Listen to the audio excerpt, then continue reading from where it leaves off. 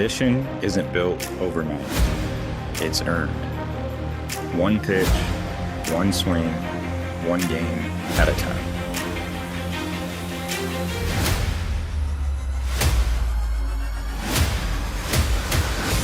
Here at Tabor College, baseball runs deeper than the lines on the field.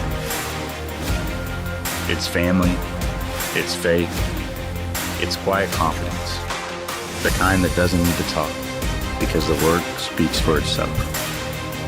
Around here, winning is the standard.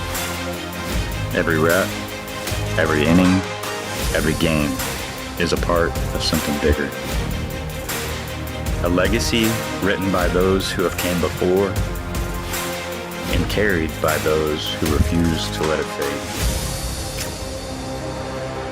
Postseason isn't the exception, it's the expectation. And when the lights get bright and the pressure hits, we don't flinch. Pressure is a privilege. It means you've earned the right to play when it matters most. We don't chase moments, we create them. With heart, with grit, with family beside us. This is Tabor Baseball, where tradition never graduates and champions are made, one pitch at a time.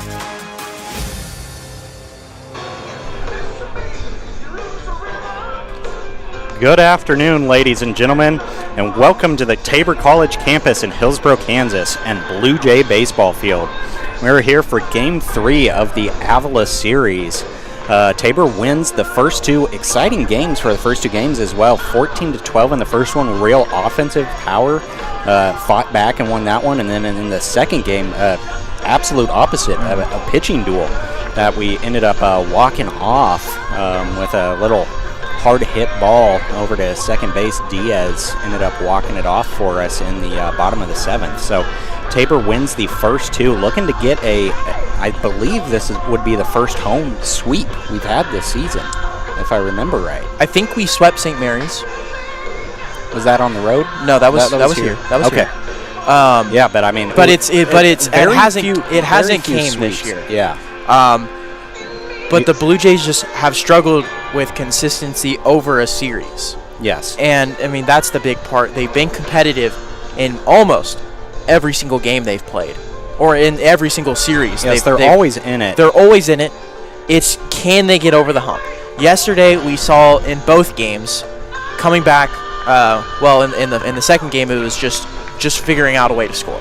That was the hard one. But then in the first game, coming back, having the big eighth inning, to come back from a big run deficit. I mean, those are the things that you need to go your way heading into the conference tournament here in a couple weeks. Yes, and I mean, you mentioned the coming back from a deficit. That was very good to see in the first game yesterday. Went down by 6 multiple times in the game and fought our way back. I mean, traded blows all day long with them. And whereas in the past, we've kind of seen them as soon as they get down by 4 or 5, it seems like sometimes the team just gives up. And they did not do that yesterday. They fought back, they battled, and won 2 close games. And that was great to see. And that's what you got to do this time of year, especially when you're fighting for a conference standing and postseason berths. But we're looking here to face Avila today for Game 3, hoping for the sweep. Avila's lineup today, pretty similar. Got one little wrinkle in it. But batting first will be Tommy English, the first baseman, number 27. Batting second will be the second baseman, number 30, Isaiah Ramos. Batting third will be the catcher, number 9, Caden Stillwell.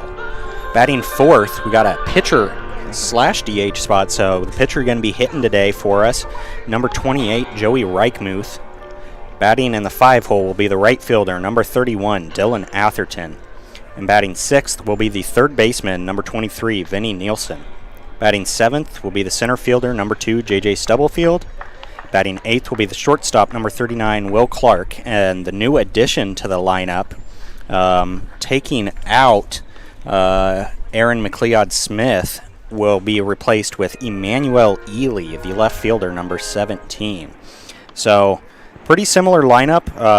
They played well yesterday. So I mean, I don't see any reason why to make many changes. Avila was in the games just as much as Tabor was. Yeah, and it's just you find that couple missing pieces, whether that's Emmanuel Ely, but you're also switching Tommy English up at first base. You're putting Stillwell back at catcher. Yep. He was the shortstop for game 2, so Did catch the first game. Yeah, but it's a little weird Yep. to switch between catcher and shortstop. You don't see that very often, but we'll see how the Eagles respond. I mean, this is, I would assume, not talking to the coaches or the players. Those are emotional 2 games that you lost right there. Yeah, very hard hits. You were up 6, but multiple times in the first game, and then you had a great pitching performance by Schranz. Schranz. I was going to say Strother, honestly, but Schranz. It was a great outing by him. Player of the game, in my opinion. 100%. I mean, and he did all he could. Well, no earned runs, but you lost that game because of the defensive mistakes that you made. Yeah. And you had the chances to score more runs, but Wyatt Bauer managed to wiggle his way out of it. But can they bounce back? Because, again, emotional 2 losses. Are they mentally out of this series already? Yeah. Do they just want to leave and go back to Kansas City? That is something they have to, that internally they have to figure out. Because, their season's quickly coming to an end because they're pretty close to being officially eliminated in the KCAC tournament.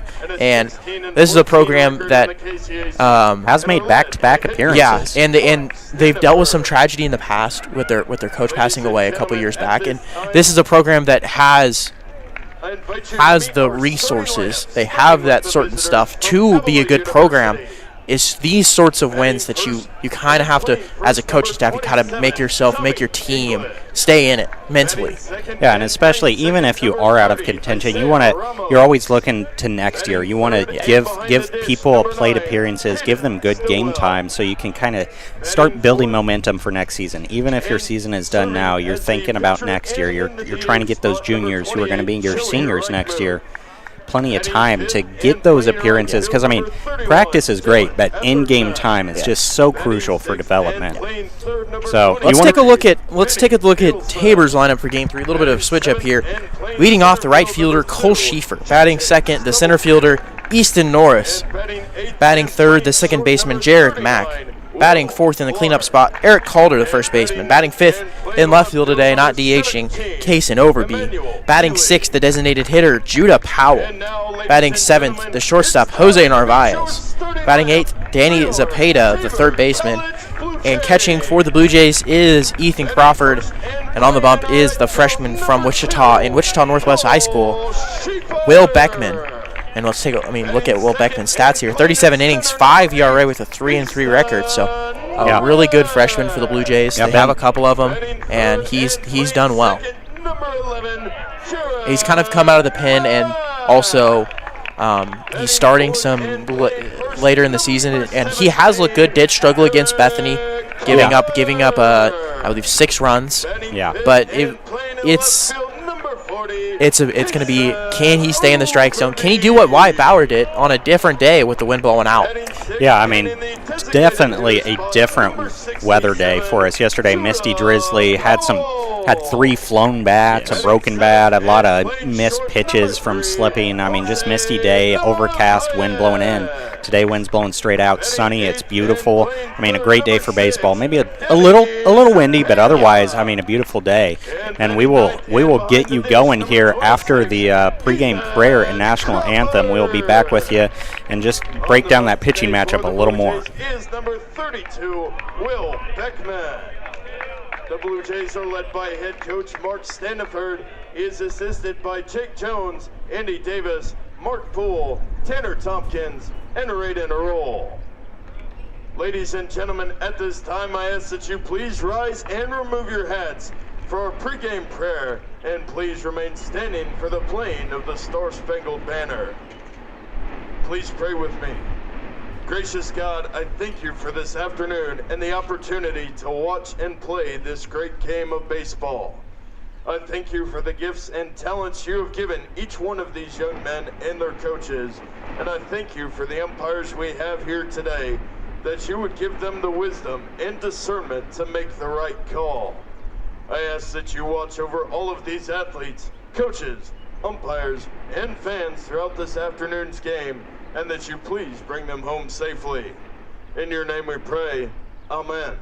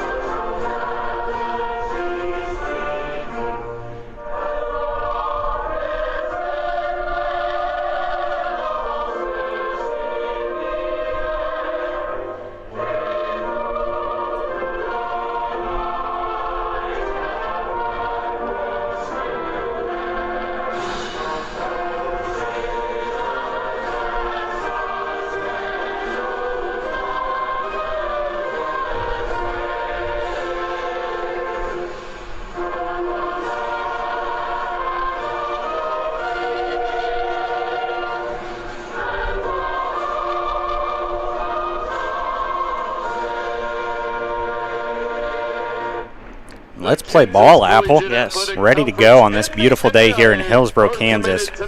I'm going back to that pitchers matchup. The pitcher for Avila will be Joey Reichmuth. He will be in his 7th appearance, so 6 previous appearances, 7.59 ERA, 10 2/3 innings pitched. Batter's going 286 against him, but does have 11 strikeouts through 10 innings, so don't be surprised if he really attacks some people, tries to get those strikeouts, and does it himself.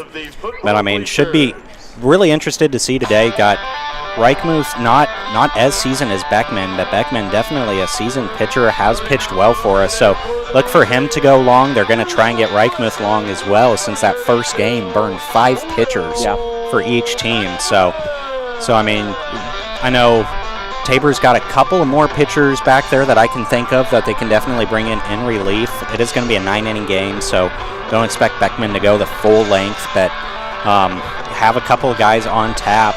Don't know what Avila's situation is there as far as pitchers they've got in store, but it'll really be, I think it's going to come down to which starting pitcher can go the longest in this one. Yeah, and it's the tale of the old story here at Tabor College. We're used to the wind blowing out here.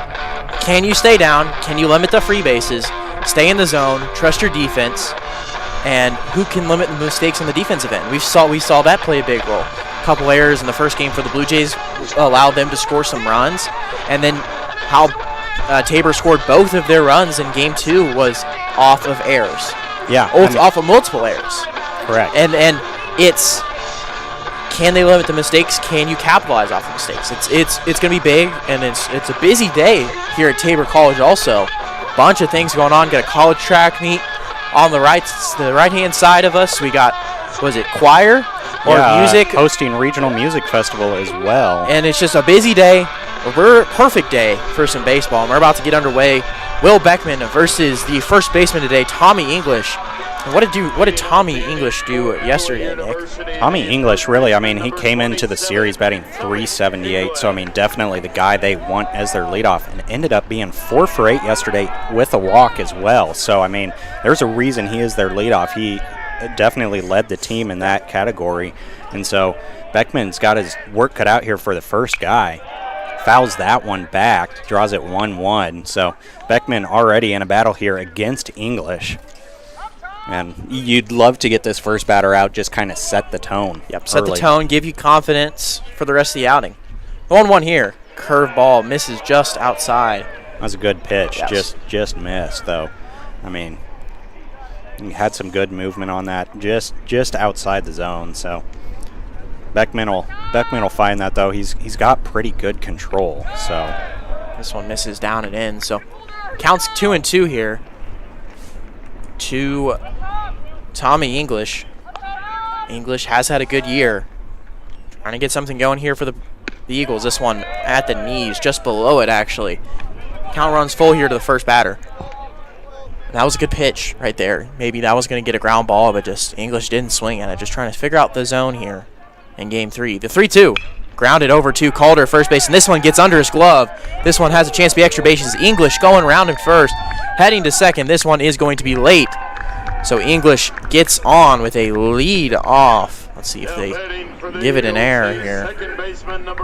Yeah, I mean, either way, I mean, great piece of hitting there. Drove it down the line hard. I mean, just came screaming, and I mean, almost just flat against the ground, too. I mean, had no bounce to it. So Calder there kind of expecting a little bit of a hop. Just snuck right under his glove.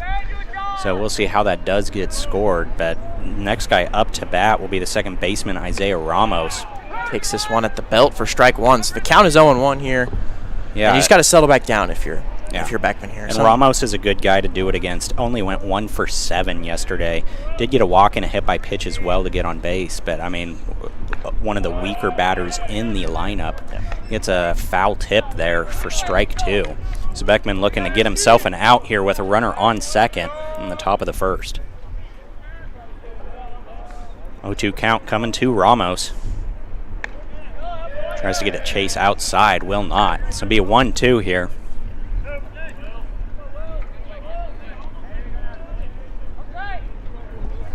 Yeah, English over here on second base does have some decent speed as well. This one misses just inside. Good pitch there.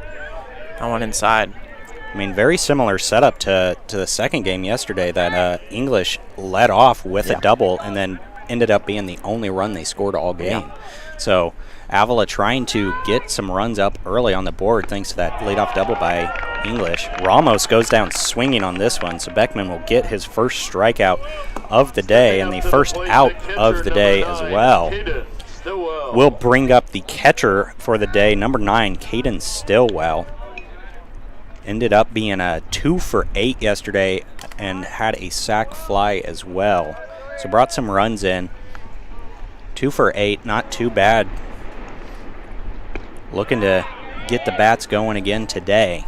First pitch misses low for a ball, and I got word from Lily Arthur, a statistician here, hit. Will be a hit for Tommy English, because I believe Calder didn't get a glove on it, so you can't really count it if he didn't get a glove. This one fouled off. Right off the top of his foot as well. That one's smart. Yeah, that one always hurts off the top of the foot. There's just no padding there. Kind of digs the laces in. It's all bone right there. Yeah. So, umpire giving him a little bit of time, walk it off. That's what a good ump does. With Avila's jerseys today, they have the white Avila going across the chest, but they also have like a lavender A going across it also. I'm not sure how I feel about that. I didn't even notice that little subtle, almost a watermark. Well, look at it. Yep, you're right. Yeah, a little lavender Avila A there and for him.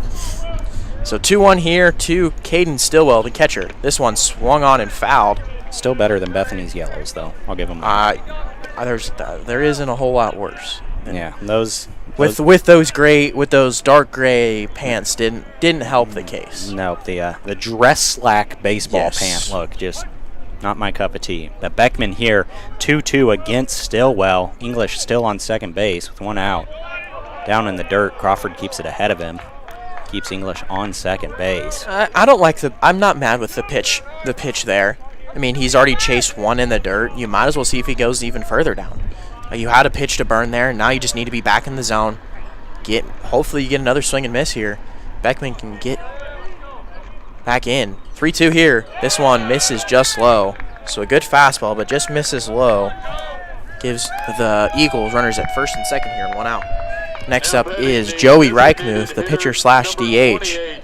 Yeah, yesterday Joey 2 for 7 and a walk as well. So I mean that's a pretty similar stat line to a lot of this lineup. A lot of 2-hit guys yesterday. So Reichmuth looking to do it right here. Got a courtesy runner coming in. 16. You've got the stats over there. I've got the roster. Gabe Maxwell, the junior from Raymore, Missouri, at first base. First pitch is a swing and a miss here to Reichmuth. Yeah, Maxwell been in 14 games, hasn't had an at-bat, so obviously a courtesy runner. Does have 1 stolen base, but caught stealing twice. Huh. So Runners on first and second with one out here against Reichmuth. 0-1 count coming up. This one hit into right field. Schieffer is just going to watch this one fly. A 3-run home run for Joey Reichmuth. And the Eagles strike first, leading 3-0. And that was just a hanging breaking ball that the young freshman just hung it, and Reichmuth just pulled it into the right place to go. Yeah, and Beckman here, I mean, that's kind of what ended up getting him yanked in the Bethany series as well, was just hung a couple. Yeah, I mean, looked really strong at the start of the season, but I mean, it's definitely, you see it pretty typical as the season goes on, the batters get better because the pitcher's arms, I mean, just war of attrition. Your arms get tired. It gets harder to pitch, gets harder to get going. It's harder to go long in a game as well. So hopefully Beckman here, I mean, as a freshman, has not had that long collegiate series under his belt, but hopefully he finds it back here against Atherton. That one high for ball 2. Atherton 2 for 7 and a walk yesterday. And also 1 broken bat. Yes. Had that broken bat, kind of scary moment there, kind of flung out towards our pitcher, and then ended up carrying the handle with him all the way to first base. So 2-1 here to Atherton, the right fielder today for the Eagles.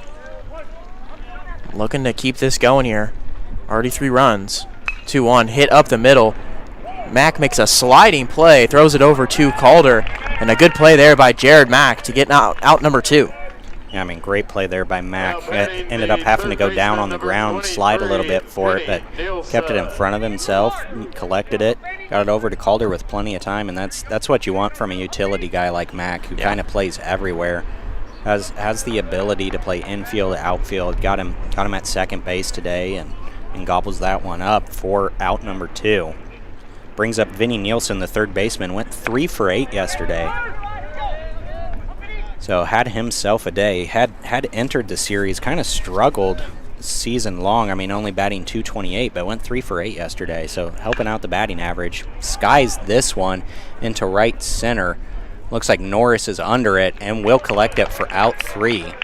So Blue Jays get the third out of the top of the inning, but not without damage from Reichmuth's 3-run home run. So Avila up early after the top of the first, 3-0. None left on pace.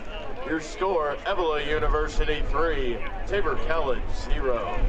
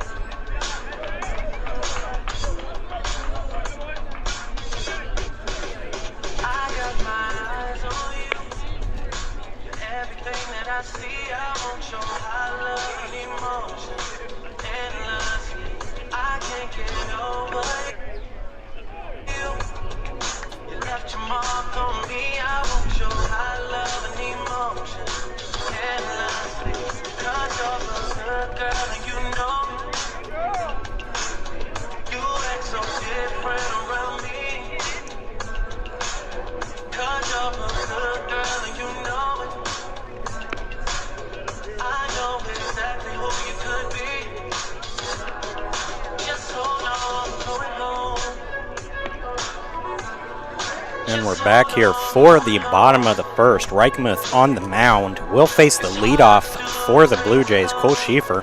Schieffer yesterday went 2 for 4. They had 3 walks and 2 hit by pitches, so great on-base percentage. Ended up getting on base 7 out of 9 appearances yesterday. So, I mean, that's what you want from a leadoff guy, finding a way on base, let the guys behind him move him around, and try and score some after Avila puts up 3 in the top of the inning. Yeah, and that's what you want. A guy that's been hurt a couple times, wearing that elbow guard because he's been hit there multiple times. I mean, 4 or 5 times it seems like, but leading, and again, Schieffer getting on base, guy that's getting on base, had a great clip at 5:17. Yeah. Just a dude that's just going to get on base any way possible. Not going to get out of the way of a hit by pitch. Has, let's see, gotta have a couple of those. 11. Sheesh. Easton actually has 14, along with Eric. So he's not even leading the team in hit by pitches. First pitch to Cole Schieffer from Reichmuth in there for strike one. Yeah, did have a chance to talk to Schieffer a little bit before the game today. Said woke up elbow a little bit sore, but he's definitely good to go. I mean, just pain management at this point in the season, especially with it being his senior year. He's not gonna step off. He's gonna do everything he can to be out there on the field. So down 0-2 early against Reichmuth. This one hit foul.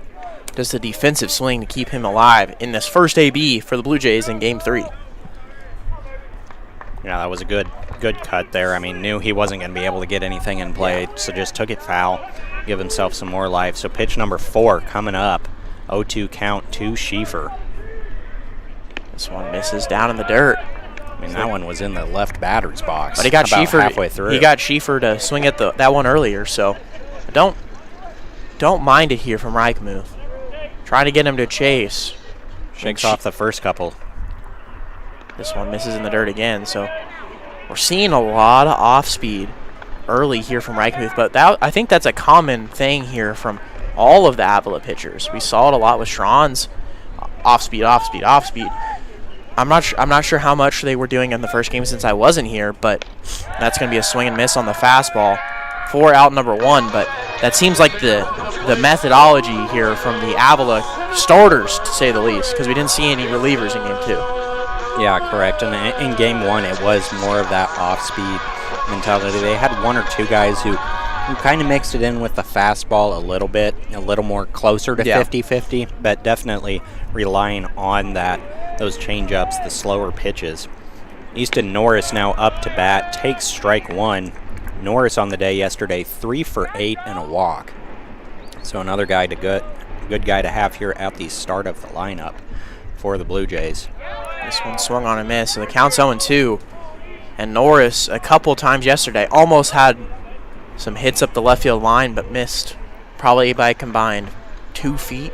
Yeah, I mean, just shy of staying in fair play. Also threw the bat almost on top of the indoor. Yes. One of those flung bats yesterday.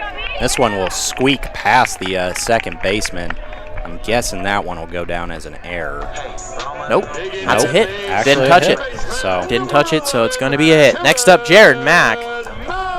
Jared Mack yesterday, 1 for 6, but had 3 walks, and we kind of talked about that, about him being the power hitter that he is. Pitchers are starting to pitch around him a little more, and so he's been a little more patient, which has been good to see. Just finding ways on base, even if he can't do it with the damage with the barrel of his bat, doing it on the base paths. Yeah, and this is the day where he can get something loose here.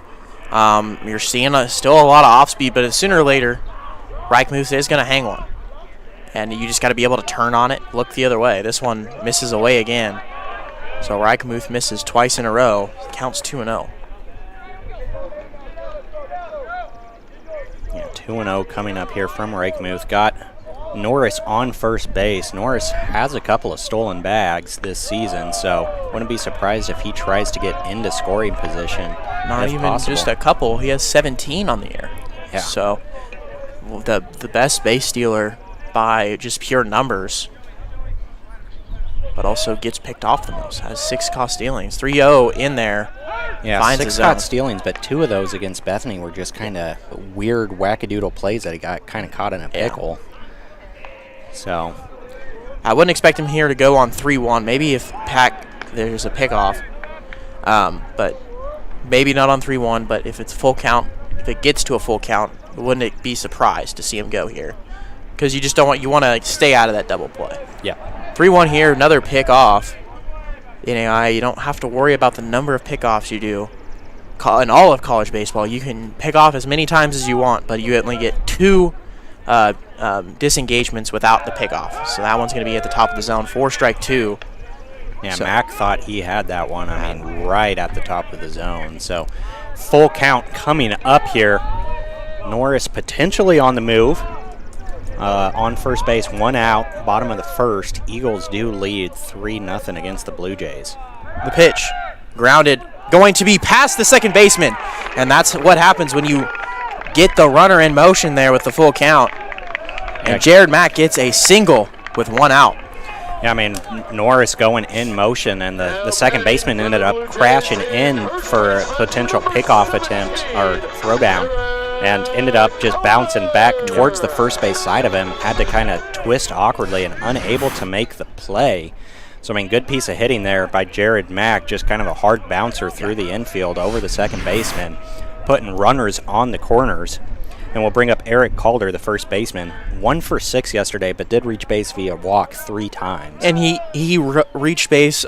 He was the winning run that scored, but Trace Copper did score it. But he had a great at bat in that 7th inning yesterday with a cut. It was a really long at bat. Found a way to get on base, did his job, and he's going to do the same here. He's a guy that just does what's needed here in the situation. 0-0 count, or the 1-0, I believe it's 2-0 now. Yeah, I mean, even that 1 for 6 is a little misleading, as he did have a fly out that advanced runners that ended up scoring later in the game. Also had a hit and run in the first game as well. So, I mean, 1 for 6, but had productive at bats, and a couple of those that just don't show it batting average wise. So 2-1 here to Calder, and that one caught the outside corner. It looks like it's going to be a high zone today. Yeah. And with this wind blowing out in the high zone, that's going to lead to a lot of runs being scored today. So 2-1 here to Calder. Runner from first is Mack, and he's going to go. This one is not going to be cut off by the second baseman, and Mack slides in safely for his 11th stolen base on the year. Yeah, I was really surprised to even watch the catcher throw that one. I mean, with Norris on third, I mean, kind of looked him over a little bit, but I mean, by the time he threw it, Mack was already almost on the base. So almost would have been better just holding the ball there. Don't take any chances. Get it back to your pitcher. So Calder. Go ahead. Get a step off. We're going to. All right, they don't like what the signs are being, since they do not use the pitch watch or that device. You see the catcher and the pitcher.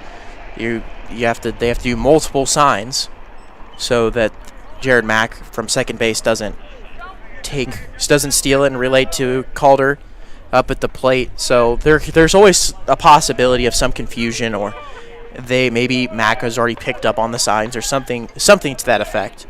But we'll see what Calder does here in a 3-1 count. This one hit into right field. This one deep. That's a chance. Deep to right center, and this one's going to be caught. J.J. Stubblefield makes a great catch, crashing into the wall, but Calder does his job, scores in a run, and I mean, you give that thing maybe catch. 3 more feet, and that's over the wall. I mean, caught it against the wall.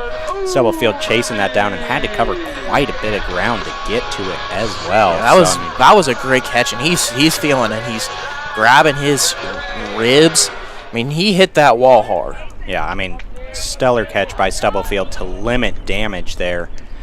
We'll bring up Overbay. Overbay will see the first one in for a ball. Overbay yesterday DHing, had himself a day as well, 3 for 7. Also had a walk and a hit by pitch. So found his way on base pretty consistently. Sees the next one down and away for ball 2. And that's what Reichmuth has struggled with, is getting strike 1 early. And he's been behind in a lot of counts, and that allows the Blue Jay hitters to kind of load up on one. And so that's one's 3-0 here. And that one trying to test that top of the zone. Yeah. That one, though, up at Kayson's eyes, so will not get it. 0 count here. Kayson most likely just going to keep that bat on the shoulder, make Reichmuth prove that he can find the zone. This one misses upstairs again, so Overby gets on base. 3 base runners in this inning for the Blue Jays. Next up is Judah Powell, designated hitter, making his first appearance in this series and first start. Yeah, Judah Powell, one of those guys that kind of a mid-year transfer, actually came in for spring semester. They were able to pick him up. I mean, they're excited about the potential of Powell. I mean, he's a big guy, has power, two-way guy as well, had some pitching outings earlier in the season, looked okay in a couple of those. His batting average does not show it this year, but I mean, it seems like there's just that one little thing missing, that if he could get 1 or 2 hits, it would turn everything around for him. And this one gets away. Mack's going to score easily. So another run scored, and this is a 1-run ball game. And Overby moves up to second base. So 3-2, the Eagles lead, and that one just got away from the catcher. Yeah, be a 1-1 count here coming up to Judah. And like I was saying, just feels like if he could get 1 or 2 to drop, just the entire season would shift for him. I mean, he's got the power to take it deep and to be a good power hitter for us. Just had some unlucky hits, too. I mean, just screaming at line drives right at shortstop or just some hard dribblers over to second base. I mean, just had some unlucky bouts as well. So hopefully the ball starts to break the right direction for him here. 2-1 count coming up. Overby on second with 2 outs. 2-1 is misses away, so Reichmuth struggling to find the zone again. And after Schieffer, it's just not been a lot of strikes being thrown. Norris was ahead in the count when he got his single. Same way with Jared, and then Calder up 3-1 and then had to battle his way back and got the sac fly, and then Overby walked on 4 pitches. The 3-1 here. This one off speed in there for strike 2. So Judah going to have to protect here with a full count and 2 outs. Yeah, I mean, and even the at-bat with Schieffer got him on the chase pitch as well. Yeah. So not consistently in the zone, but trying to stay around that, going to get the chases. So it's going to be important for the Blue Jay batters to be patient today. Good take there by Judah to get himself on base. And that is something he has, even though his batting percentage is like .08 or something. I mean, his on base is .350. So he's doing all right as far as getting on base. Just the batting average hasn't shown this year. Really hope he can get it going for the Blue Jays because he would be a great piece to add in to the lineup if he gets caught. Jose Narvaez now up to bat. The shortstop went 3 for 8 yesterday with a walk as well. That one up high. 4-1. Reichmuth again. Yes. Just down in the count early. And I think Jose, safe to say, has the best mustache on the team. That is a solid mustache. I'll give him that award. The 1-0 here misses up in the zone. I mean, just a nice little lip. Yeah, and Jose, too. I mean, shout out to him, actually, in the Bethany series. After Game 2, ended up getting baptized here on the field. So even though we didn't win the series, we won a life. Yes. And that's more important than anything out here. And we're glad that he was able to get baptized in front of the team. And the team's just excited about that. And everybody was out there hugging him. And, I mean, that's what you love to see as a worker at Tabor, seeing that kind of thing. That's why I work here, is for the life transformation that occurs. So that was great to see. But I also want to see some winning baseball. Yes, and that 3-0 is going to miss up in the zone. So Reichmuth has walked the bases loaded here. And Danny Zepeda, the third baseman today, is going to be coming up to the plate here with the bases loaded and 2 outs in the bottom of the first. I'm going to get a mound visit as well. I'm also very surprised that we haven't seen anyone kind of warming up here for the Eagles, and no one even stretching out. I would be very worried here in this scenario. Reichmuth has not been in the zone, especially very much at all. I mean, 3 straight walks, 2 of which were 4-pitch walks. Yeah. So I mean, he's going to need to find something. Does have 2 outs, though, so can get himself out of this with the Eagles ahead if he can get out Zepeda. Zepeda did not play yesterday except for 1 pinch hit. Came in for Diaz in an opportunity to try and score and ended up, if I remember right, struck out on his 1 appearance. So 0 for 1 yesterday. Yes, indeed, did strike out on his 1 appearance yesterday. So 0 for 1, but, I mean, has been kind of in the infield here and there. I mean, as the Blue Jays been trying to figure out who they want in the lineup. Gets a called strike there. That one looked a little high for me, but strike 1 nonetheless. 0-1 coming to Zepeda. This one swung on a miss. A good off-speed pitch there by Reichmuth. And looks to be settled down here. Yeah. The 0-2 here to Zepeda. Bases loaded. Overby at third, Powell at second base, and Narvaez at first. Blue Jays trying to tie this ball game up after giving up a 3-run home run. Steps off here in 1 disengagement. And Reichmuth was the one that hit the 3-run homer. So he's hurting himself here. Gave himself the 3-run cushion and then has hurt himself. The 0-2. This one is going to be looked at for strike 3. Yep. Umpire didn't think it was strike 3. But he called a strike. He didn't think it was strike 3. We end the inning here in the bottom of the first. Rung up ever. We end the inning here in the bottom of the first. Blue Jays trail the Eagles 3-2 after 1. After the bottom of the first inning, 2 runs, 2 hits, no errors, 3 men left on base. Your score, Avila University 3, Tabor College 2. You shut it out, but I can't hear a word you say. Attention fans, the public restrooms are open and are located south of the football bleachers. And be sure to stay up to date with all things Tabor College athletics by going to www.taborbluejays.com for all the latest news, scores, and schedule updates. And be sure to check out www.kcacsports.com and click on the baseball page to check out the conference standing and schedules across the league. Break the shell, you take your aim, far away, far away. You show me love, but I'm not falling. I am Titanic. You show me love, but I'm not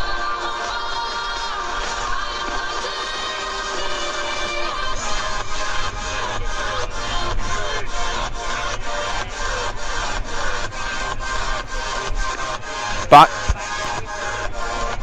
we're back here into the top of the second. Blue Jays trail the Eagles 3-2 after 1. Blue Jays worked up Reichmuth's pitch count there after he was the one that hit the 3-run homer. Blue Jays did get most of it back.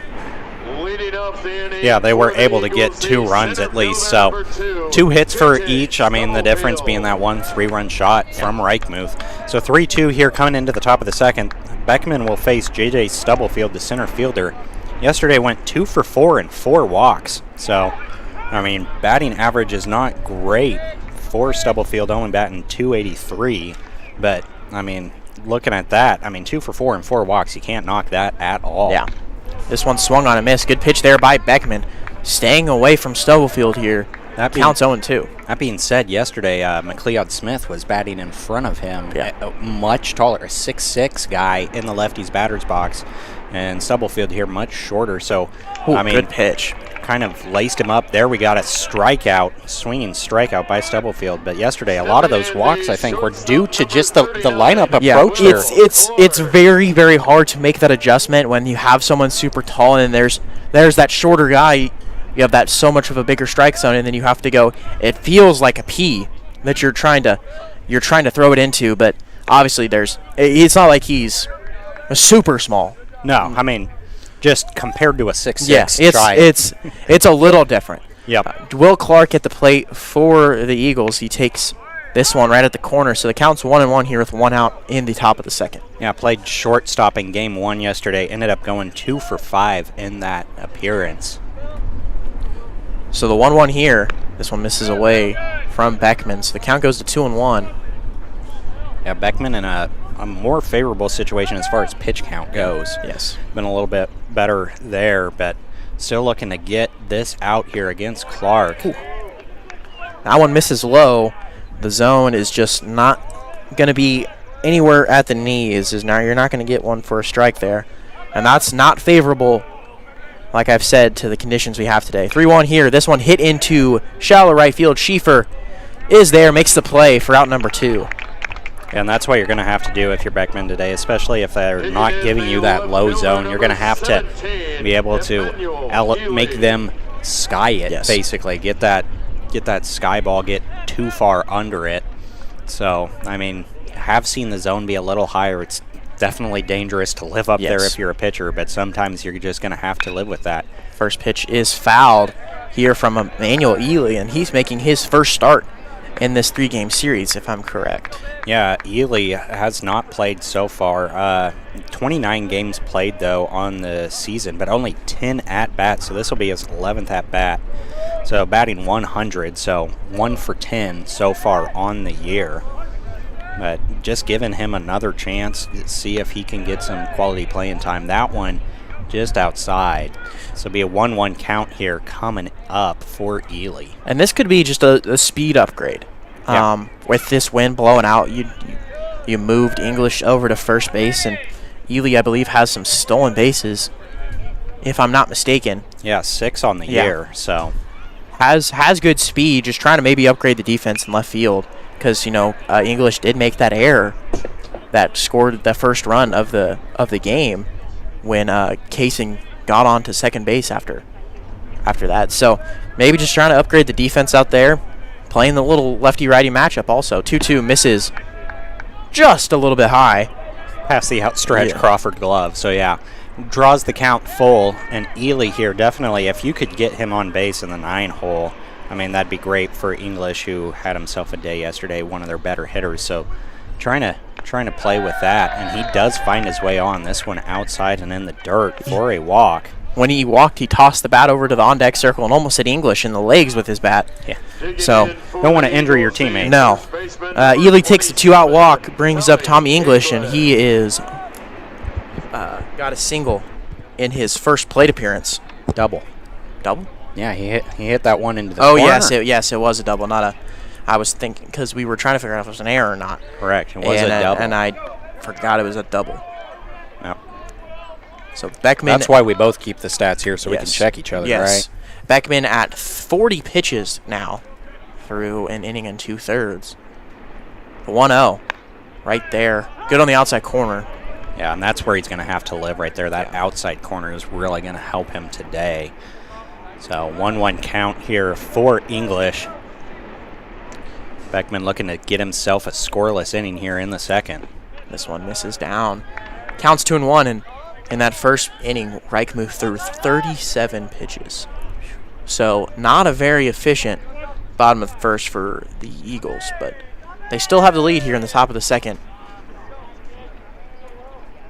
The 2-1 here. This one hit into right field. Schieffer is coming in on it and makes the catch for out number 3. So a 2-out walk doesn't amount to anything here in the top of the second. 3-2 Eagles. No run, no hit, no errors, 1 man left on base. Your score, Avila University, Tabor College, 2.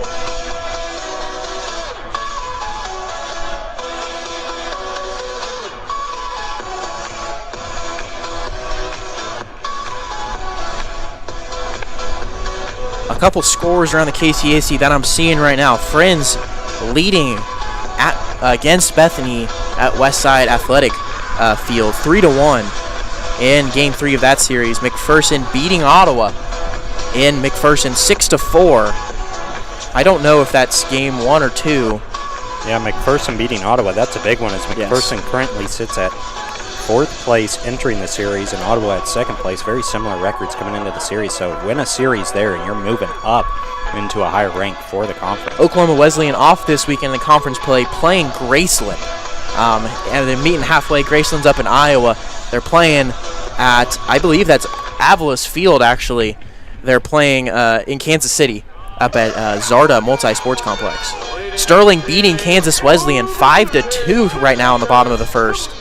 That would be a huge upset if Sterling could pull that off, as K-Dub currently ranked 12th. So Southwestern beating York 1-0 in the top of the third. So those two games just starting to get underway. We started a little bit earlier than we usually do, trying to beat the rain and also trying to beat the track meet also. yeah. We'll start this inning here with Ethan Crawford up to bat. Had himself a day yesterday. Really helped the batting average out. Went 3 for 7. So Ethan Crawford up to plate. Reichmuth does find the strike zone on pitch 1, though. Reichmuth in there for strike 2 again, and Crawford, was sitting around that 210, 220 mark, but these last couple series back up to 253 now for the catcher for the Blue Jays. So has had a better luck in the second half of the season. So 0-2 here to the catcher from Derby. This one grounded foul. And one of the coaches for Avila trying to cut off Jake Jones, and Jake Jones wasn't happy about it. He wanted that ground ball. Yeah, Jake definitely wanted it, and it was in the coach's box as well. So, I mean, for a guy to come out of the dugout, not good. This one hit to the second baseman and going to be thrown out for out number 1. Yeah, just routine play there. And those were the ones yesterday that he was actually hitting a little harder and not right at him. Yeah. That was the difference yesterday for his hits. So this time, just a soft one right at the second baseman for an easy out 1. brings back up Schieffer, struck out in his first appearance against Reichmuth. Looking to avenge that here, get himself on base. First pitch here to Schieffer is at the top of the zone for strike one, and we're seeing that consistently giving that top of the zone above the belt pitch for a strike. Here's the 0-1. This one hit over the shortstop head, a line drive single by Cole Schieffer. A good swing to get a base runner on here in the bottom of the second. Yeah, and that's how you do it. I mean, just shortened it up and kept it nice and compact. Just drove it right over the shortstop for a nice little shallow blooper line drive there. Brings up Norris, who did single in his first at-bat, has looked good this series. Now 4 for 9 on the series, so hot bat for the Blue Jays, looking to get Schieffer moving around the bags. First pitch here to Norris, grounded off the pitcher's leg. Reichmuth is going to make the underhand toss, and that one hit his ankle hard. Yeah, I mean, the fact that he was able to make that play is amazing. I mean, that was just pure adrenaline, because that ball hit his leg really hard. I wish we could see the replay here. We're probably going to get a replay once we get back. Our computer's not working, but that hit him hard.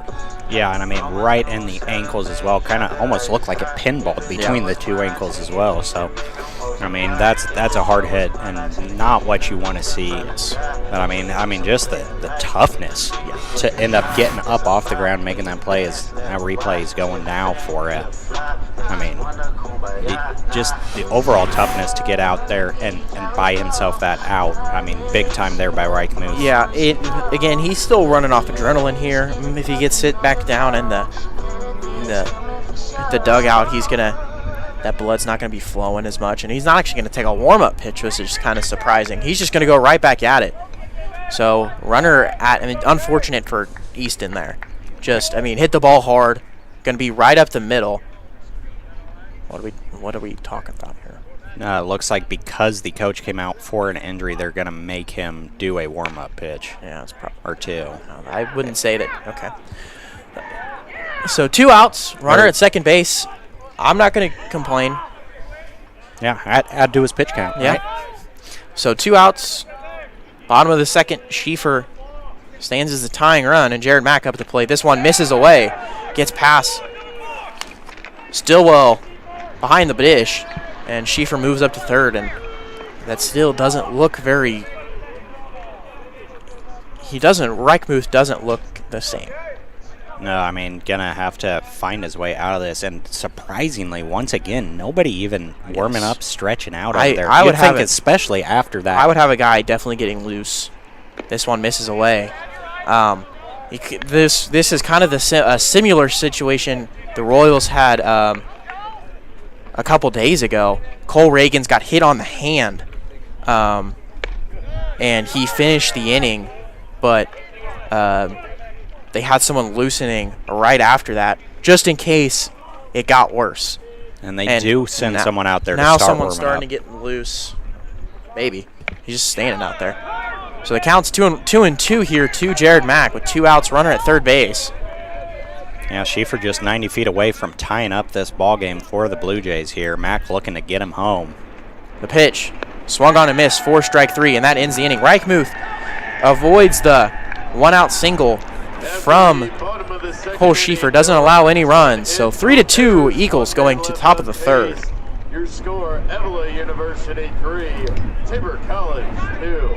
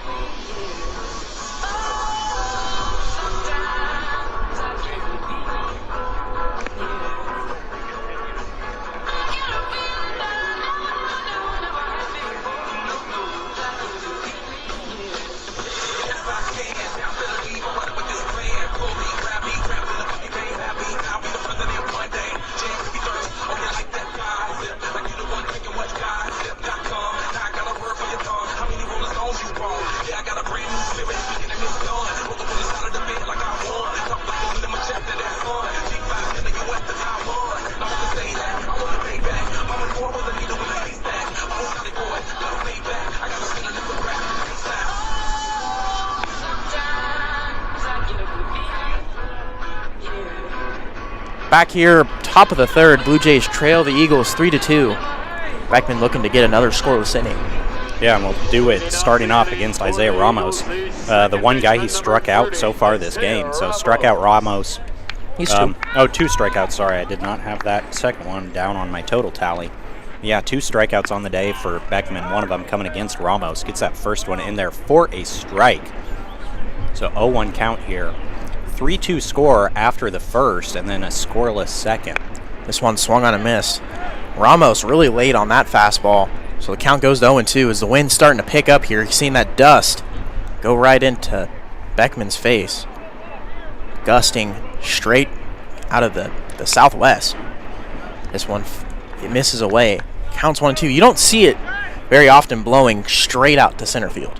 No, I mean, the last time happened was last year against Oakview, when it was gusting about 40 or 50, and they set a collegiate record for the most home runs in a single game. Yeah, it was and amongst all college sports. I mean, I think there was 23 combined home runs in that game.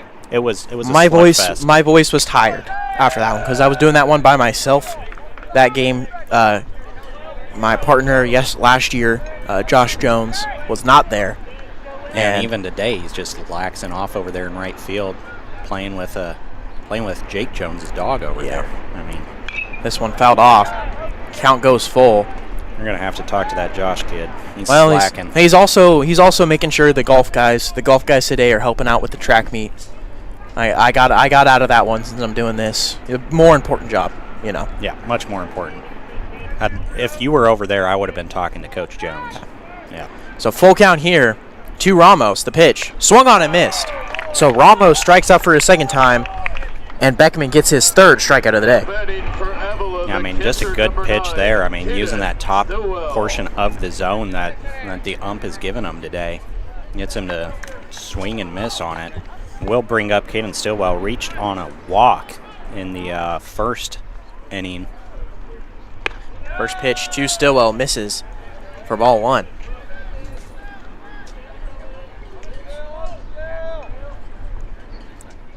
(1-0) coming up to Stillwell. Beckman delivers. Good pitch. Great pitch right there. I mean, perfect paint in the corners right there. And that's if Beckman's on, he's be able to locate that off-speed pitch, not in the middle of the plate like he did to Reichmuth, but on those corners, up and down as this one misses inside. The count goes to 2-1 here to the catcher / shortstop for the Eagles. Beckman comes set, delivers the 2-1. That one will be high for ball 3. Looking to get back in this at-bat. Does not want to walk Stillwell again. For Reichmuth, who's already hit a 3-run homer. So 3-1 here. This one right at the knees. Good pitch there. Makes the count full here with 1 out.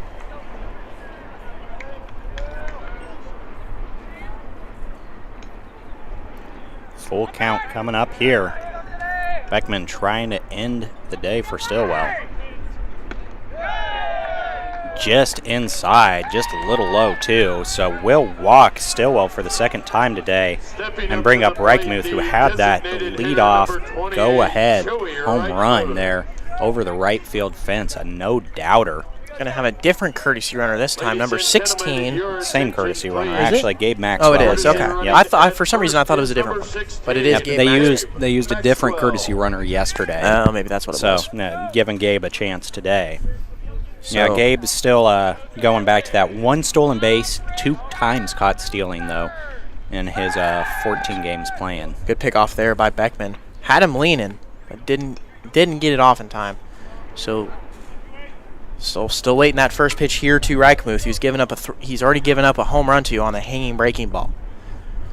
First pitch here, swung on and hit into shallow center field. This one's going to drop in front of Easton Norris, and is going to be a single for the pitcher for the Eagles. I mean, Reichmuth got to do what he can to help himself out. Yes. He's put himself into this pickle down 2. We're going to have a courtesy runner for the pitcher. You get courtesy runners for pitchers. Pitchers as well get Yes. courtesy runner. Okay. But once he is subbed out of the game for pitchers, as a pitcher, he does not get that because he will be a DH. Correct. So 32 is Rustin Traxler. Traxler's played in 10 games. he's a catcher. Yeah, it has nothing on the base paths. So first pitch here to Dylan Atherton is low for ball one. Yeah, Traxler's got no stats on the base path, so nothing to show for there. Could just be a smart base runner. You got some speed in front of you. Just someone that's not going to make a mistake. Exactly. 1-0 coming up to Atherton. This one misses low as well, so the count is 2-0. The freshman struggling a little bit here in this top of the third. Yeah, I would love to get some weak contact here. Maybe a little 6-4-3 double play to end the inning would be great.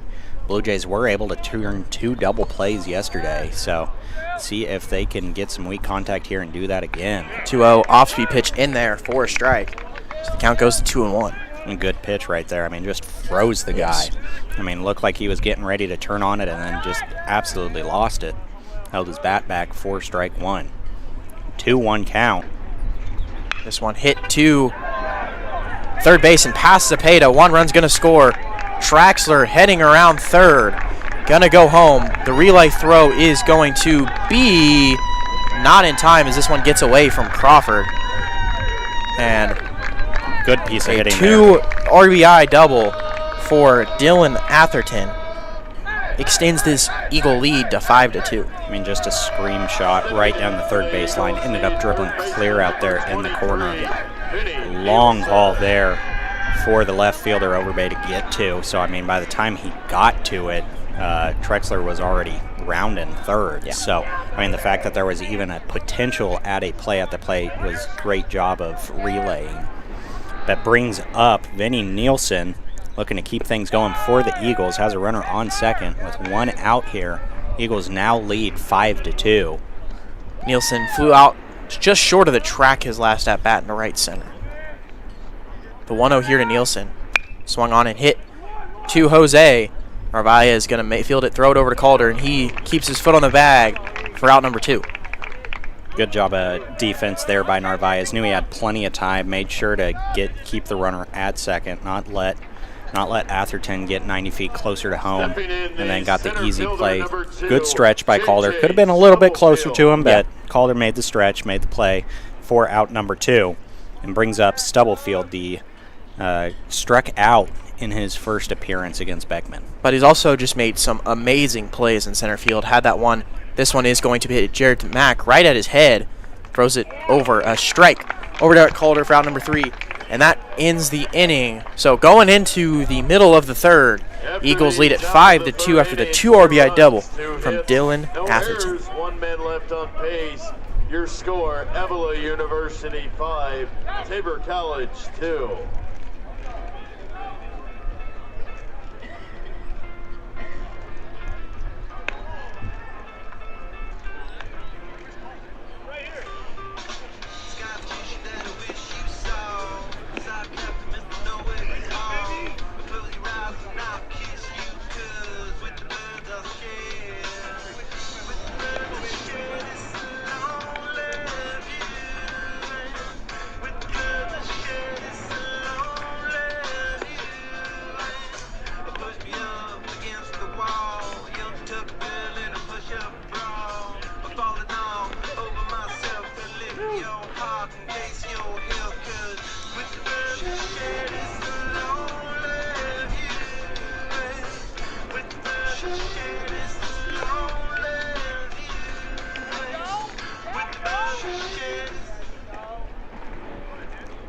And we're back here for the bottom of the third. Blue Jays looking to match the 2-run top of the third and keep this game close. And they are down 5-2. Leading off will be Eric Calder, who has the 1 RBI on the day with a sac fly to center field. Calder just wants to get on base any way he can here. Reichmuth settled back in after the mound visit. This one misses low for ball 1. Yeah, looks decent there warming up. Doesn't look like the ankle's bothering him too much. I was actually wrong. Nobody warming up over there in the bullpen for Avila, so they're looking to keep riding Reichmuth. So 1-1 here to Calder, the first baseman for the Blue Jays. Trying to get something here, trying to cut into this three-run deficit. 1-1. This one grounded off his foot, off the back foot actually. So the count goes to 1-2 here to Calder. Calder rocking the UA's jersey as the lettering's peeling off, so Yes. no Blue Jays for him, just UA's. So 1-2 here to Calder. No outs. First batter of this bottom of the third. The pitch. Grounded foul again. So Calder staying alive here in this bottom of the third. And look who made the play over there. Poole I over mean, at first base. Just a vacuum over there. Yep, cleaning it up. I actually talked to Stanford yesterday, warned us to not let Poole's head get too big. He wants to make sure that helmet keeps fitting him over there at first base. So This one grounded over to the second baseman and is in time for out number 1. So Calder is retired. First out in this bottom of the third. Next up is Kaysen Overby. Overby is 0 for 0 with a walk. 4-pitch walk to four-pitch walk, yeah. Overby in that first inning where the Blue Jays scored 2 runs. Trying to do some of the same here, get on base for the second time. This one is going to be in there for a strike. Count goes 0-1. I don't know if it's actually if the pitchers are finding the zone more or if the zone is just expanded just a touch. I think they're starting to get used to the zone a little bit. You're seeing more of be up in the zone rather than being low, and that could be, again, I've said it multiple times, detriment later in the game if you're not getting that low strike on the day like today. This one misses away. Counts 2-1. The Blue Jays we were talking about this yesterday, haven't hit a home run in about a month. That's very rare, as this one almost hits Kaysen in the head. A scary situation for a guy that just came out of concussion protocol. Yeah, actually took one on the helmet yesterday as well. So it counts 3-1 here to Overby. Trying to get on base for the second time today. The pitch. Up in the zone. 4-4. So he works his second walk of the day. And Blue Jays have a base runner with some good speed. brings up Judah Powell, who also reached via walk. Had a full count walk, though. I mean, battled his way on base in that first inning. So see if he can get Kaysen moving around the base paths here with 1 out in the bottom of the third. And Kaysen actually doesn't have a steal this year, oddly enough. Has some good speed, but just hasn't taken off yet. That is very surprising. I was looking at the stats, and I realized that he didn't have a stolen base. And there's a lot of guys that do have stolen base on the team. This team has stolen more bases than in years past. Current years past, there's been obviously back in what you were at 13, 14, 15. You were around those years. I mean, those teams were stealing bases like crazy. And those guys they were eating on the base paths. Yes. So Powell takes that one outside for a ball. So the count goes to 1-1. Pitch misses upstairs. This one just at the top of the zone, just missed it. So the count goes to 2-1 here. Blue Jays trying to eke back into this lead. Sounds like we got a Blue Jay pitcher warming up in the indoor here. 2-1 in there for a strike. Take a little look. So Judah here looking to do some damage, though. 2-2 count. It's trying to get Overbay moving around. It's Lee Souza. Okay, getting stretched out and warmed up. Hack off over to first. Overby slides in safely. So count still 2-2 here to Judah Powell. Trying to give this Blue Jay offense some life here. The pitch misses in the dirt. Good take there by Powell. Runs the count full. Powell trying to get on base for the second time today. That's something I will give him. As the season has progressed, he's been a lot more patient. Had a lot of swinging strikeouts to start the season, but he has progressed and gotten a lot more patient at the box. Full count Overbay pitch. goes. Foul Will off. have to walk back. So Powell doing his job here, keeping this at bat alive. Yeah, and keep running that pitch count up on Reichmuth, too, after that 37 pitch first inning. And just try and wear that arm out on him and get into the bullpen, which is typically the weaker part of the rotation for the Eagles. 59 pitches through 2 1/3. The pitch. This one hit to the third baseman. One is going to be out for one. Pick over to first base, and he's going to not get the ball. Was trying to make a pick, was the first baseman English, and just didn't have it. So Powell is on with the fielder's choice. And Jose Narvaez now up for the Blue Jays, and he walked in 4 pitches as well. So trying to get on base for his second time also. Yeah, really exchanging speed on the base path there. Overbay now Powell on first base. First pitch to Narvaez, hit past the third baseman for a base hit. Powell is going to round second and head to third. Will be held up there. Does not have the speed that Overbay would have had. Yeah, if Overby was over there, that's definitely has a chance to score. But a 2-out double for Jose Narvaez. Yeah, I mean, same thing that happened in the last inning for the Eagles. I mean, just screamed it down that third base foul line, got it dribbling back there into the corner. And with the way this field is built, that left fielder almost shaded a little more towards center, so it's a long run over there to collect that ball. Zepeda now at the plate, struck out in his first appearance. And they shifted even further towards that right side. As this one hit to left field, this one has a chance. The Blue Jays have got their first home run in a month. Danny Zepeda. Danny Zepeda pulls a ball into left field on a day like today. That's where you got to go, and Zepeda ties this ball game right back up. Blue Jays and Eagles tied at 5 on Danny Zepeda's 3-run home run. His 4th of the year. The Blue Jays are tied again. I mean, this one, just a good solid swing from Zepeda. Kept that barrel through the ball, and just a beautiful swing. The Blue Jays are tied back up, and the dugout is back in it. Yes, for sure. And I mean, that was just an effortless swing. Yes. I didn't even know if that was going to make it, but I mean, cleared the fence pretty easily there with the wind assist. But I mean, Blue Jays now tied up, and good job by Zepeda attacking early in the at-bat. Crawford now up to plate, looking to see if he can continue this 2-out rally in the bottom of the third here. Game is tied up at 5. We'll see strike 1. Grounded out to the second baseman in his first at-bat. The next pitch to Crawford. Off-speed misses away. Count goes to 1-1 here to the catcher for the Blue Jays. Let's see if Crawford can get a fastball up in the zone. Get something to pull. The 1-1 here. Swung on a miss. Good pitch there by Reichmuth. Makes the count 1-2 here, 2 outs.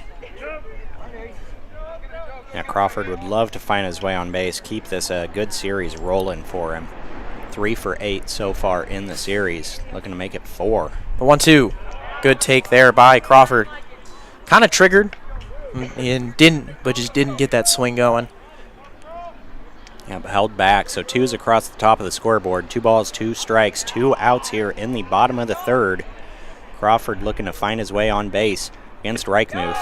Swing and miss for the strikeout.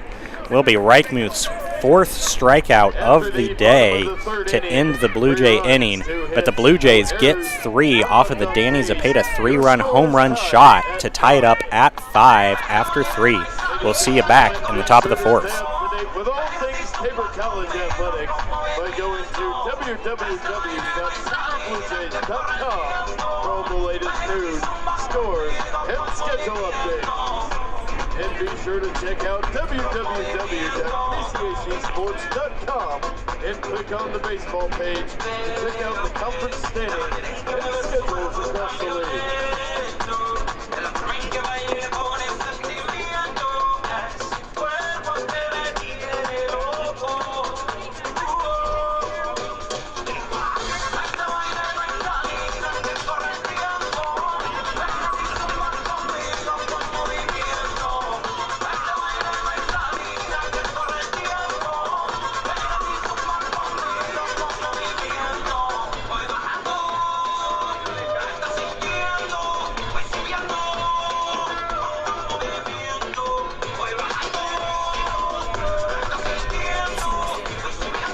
And we are back here for the top of the fourth. Beckman back out on the mound. Did have Lee Souza starting to warm up a little bit, so he could come in if Beckman starts getting hit around. Has allowed 5 runs so far this game, but one of those via a no-doubter home run shot. So hasn't looked too bad. I mean, when he's finding the zone, he's looking good, getting people out, getting weak contact, and that's what he's got to keep doing. Just left a couple, and the Eagles were able to take advantage of this. Yeah, and then that's what you do. When he gets behind in counts, he has to leave stuff over the middle of the plate, and that ends badly. Yep. And that's when he's getting hit hard, is when he gets behind in counts. But Beckman just trying to keep this game tied going into the next inning. Blue Jays have a lot of momentum here. First pitch here to Clark. Clark swings yes. and misses for strike one. I didn't have Stubblefield. Whatever he did, was it ground out? It hit ground out to the second baseman. Yes. So Clark 0 for 1 with the fly out to right field. Next pitch at the knees. Good pitch there. Yeah. Haven't been getting that one. Have not been getting it. We'll take it there. Yep. Count is 0-2 here to Clark. Clark popped it out to Schieffer in right field in his first at bat. This one misses down in the dirt. Trying to get a chase pitch there.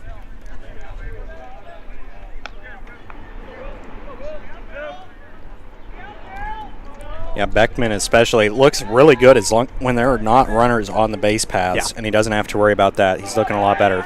Went on that, but down in the dirt, hit ball over to first for strike 3, put out. So strikeout for Beckman will be his 4th on the day as well. And we'll bring up Emmanuel Ely, who was able to draw a walk in his one at bat so far this series. And that was a good at bat by Ely. Yep. Pretty sure it's like a 6-pitch at bat as he shows bunt here. Doesn't go around, so the count 1-0 here to the left fielder for the Eagles. Yeah, and you'd love to get the 9-hole out. Yes. Especially as that 9 spot is typically the weakest hitter in the lineup. Gets him to sky this up to Narvaez at shortstop. Backpedals just a touch in the infield to make out number 2. So infield pop-up to Narvaez for out 2 and brings up the top of the order, Tommy English, who's 1 for 2 today with a leadoff double to start the game, but then flew one out to Schieffer in right field. So you just can't fall behind. You got to trust your stuff. Stay on that outside half. This one in the dirt for ball 1. But that's what he did in his last at bat when English came up in his last at bat, was just stay outside. English has been pulling the ball really well in these games, but hasn't been going to the opposite field with not as much power. So you just got to trust it. And this one misses low. Good pitch there. 4-2. Now that one just low. So, I mean, looked good, but just out. So 2-0 count. This one swung on and missed. So they count 2-1 here. And that going a little Avila workbook there. A couple off speeds and then throws the high heat. Gets English out behind it. So the 2-1 here is missing just outside. So the count goes to 3-1. Beckman does not want to fall behind. Give the Eagles a 2-out base runner here with some power behind them. The 3-1 in the dirt for a walk. So English gets to first base for the second time today, reaching base for the second time today, I should say. And Isaiah Ramos now up. He is 0 for 2 with 2 strikeouts. And that's Beckman's 3rd walk of the day, so going to have to start kind of cleaning that up. Hate to give away free bases. I mean, 4 strikeouts, 3 walks. Like to drive that walk number down a little further. But he gets Ramos to foul this one back for strike 1. So 0-1 here, 2 outs, runner on first for the Eagles. Looking to see if they can answer the 3 spot that Blue Jays put up in the bottom of the 3rd. Beckman looks down first, throws it high for ball 1. And that's what happens sometimes with the slide step. You don't stride out, or you stride out a little too far, and that gets you overextended. Doesn't allow you to release where you normally do, and it goes up in the zone. The 1-1. This one misses in the dirt again. So the count goes to 2-1 here.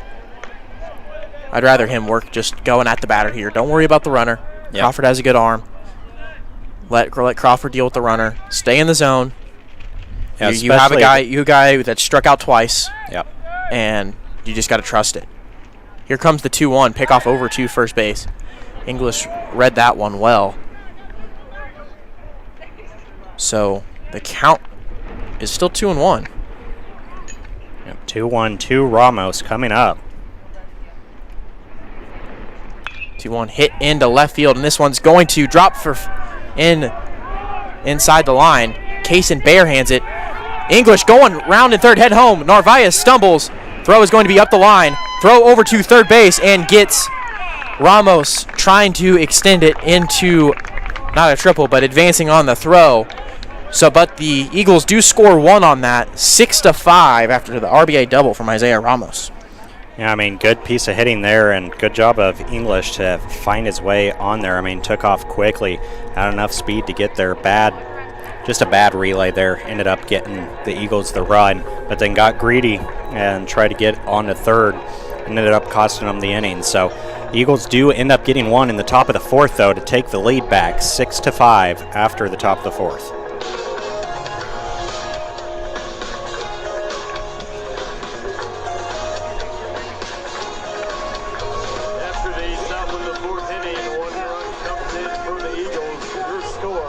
Avila University 6, Tabor College 5.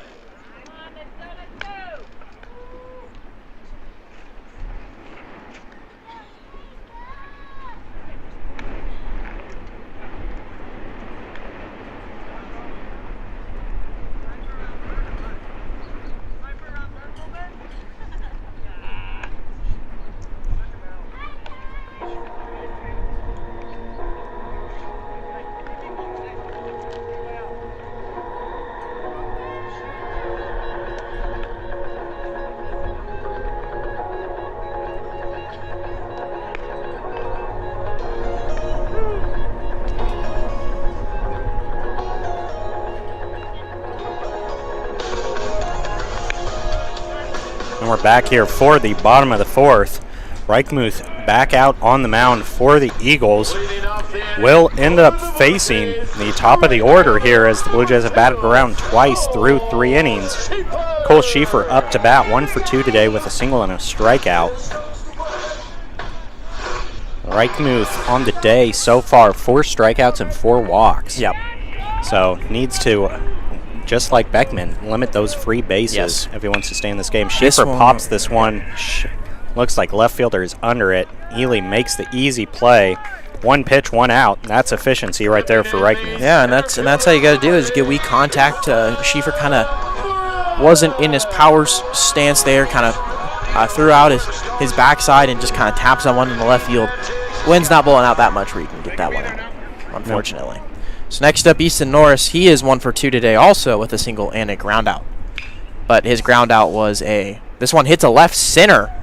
This one is going to be over the head of the left fielder.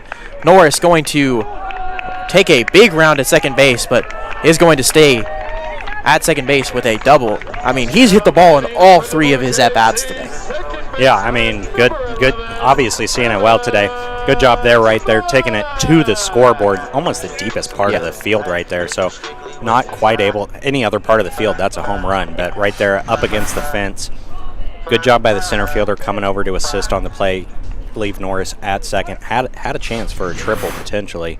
And Norris wisely holds up.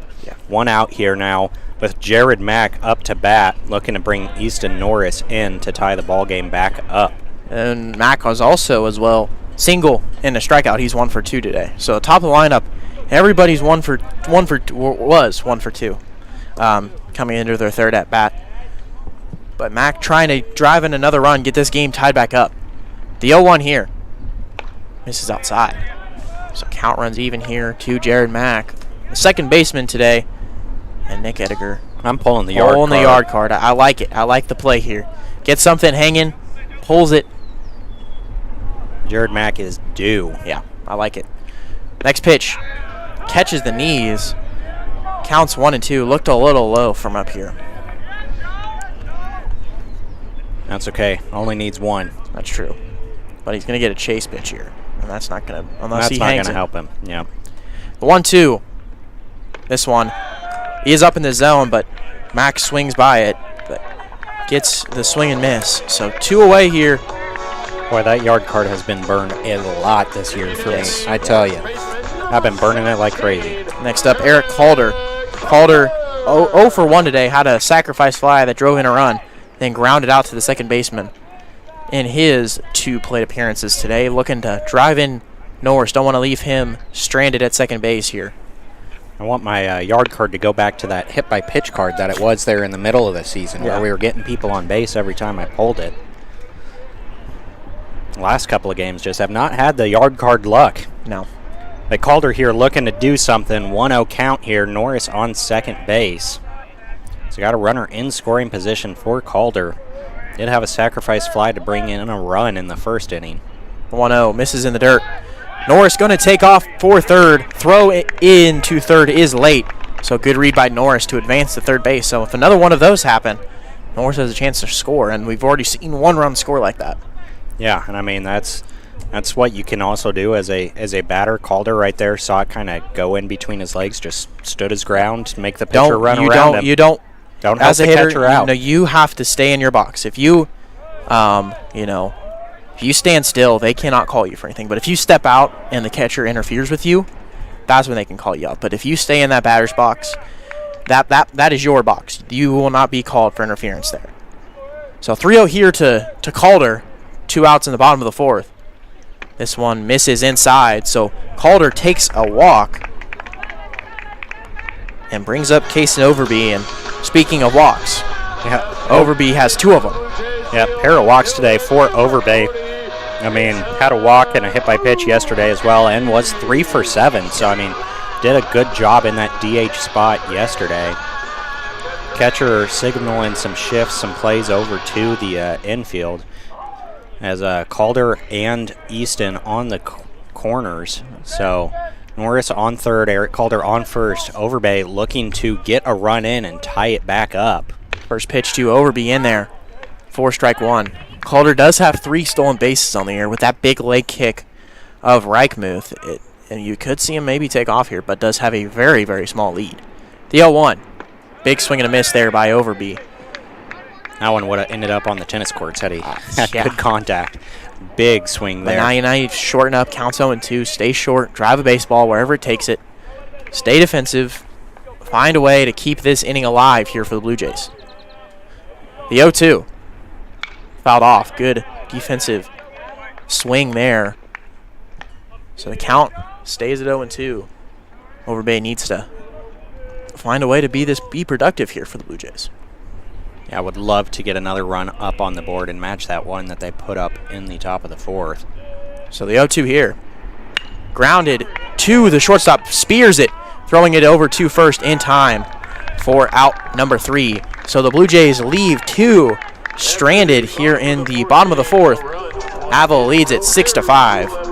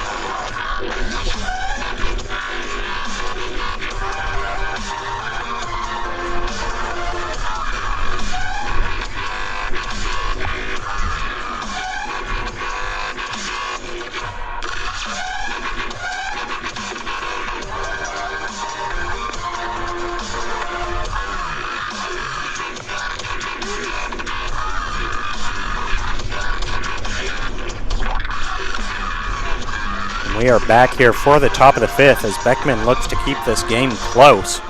Eagles are up 6-5. reverse for that on the hits, as the Yeah. Eagles have 5 hits, Blue Jays with 6. But close game, much like the first 2 games of the Yes. series yesterday. Leading up Beckman the looking inning to for the get a Eagles, the clean catcher, sheet number here 9, against the 3-4-5, and Stillwell, Reichmuth, and Atherton. Stillwell up to bat, walked in his first 2 appearances. So patient Do hitter. not want to do that here.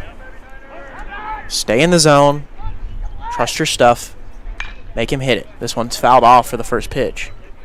Count goes 0-1. Reichmuth rocking the all black, the eye black there, pretty heavily on his face. I thought it was sunglasses. Are those sunglasses? Either way. Yeah, definitely sunglasses. Okay. I can't see, obviously. I need to go check out with the eye doctor. Yeah. I thought I was assuming it was. Maybe he has a little eye black underneath it, but the 1-1 here to Stillwell misses low. Counts 2-1. They could be prescription, where he has to wear them. Whether he's that bad or not. I've seen some prescription sunglasses. 2-1 fouled off because you don't see the sunglasses in the batting helmet too often. Very, very rarely, Yeah. and most of the time it is prescription, so they can actually see. But it's a really sunny day out here today.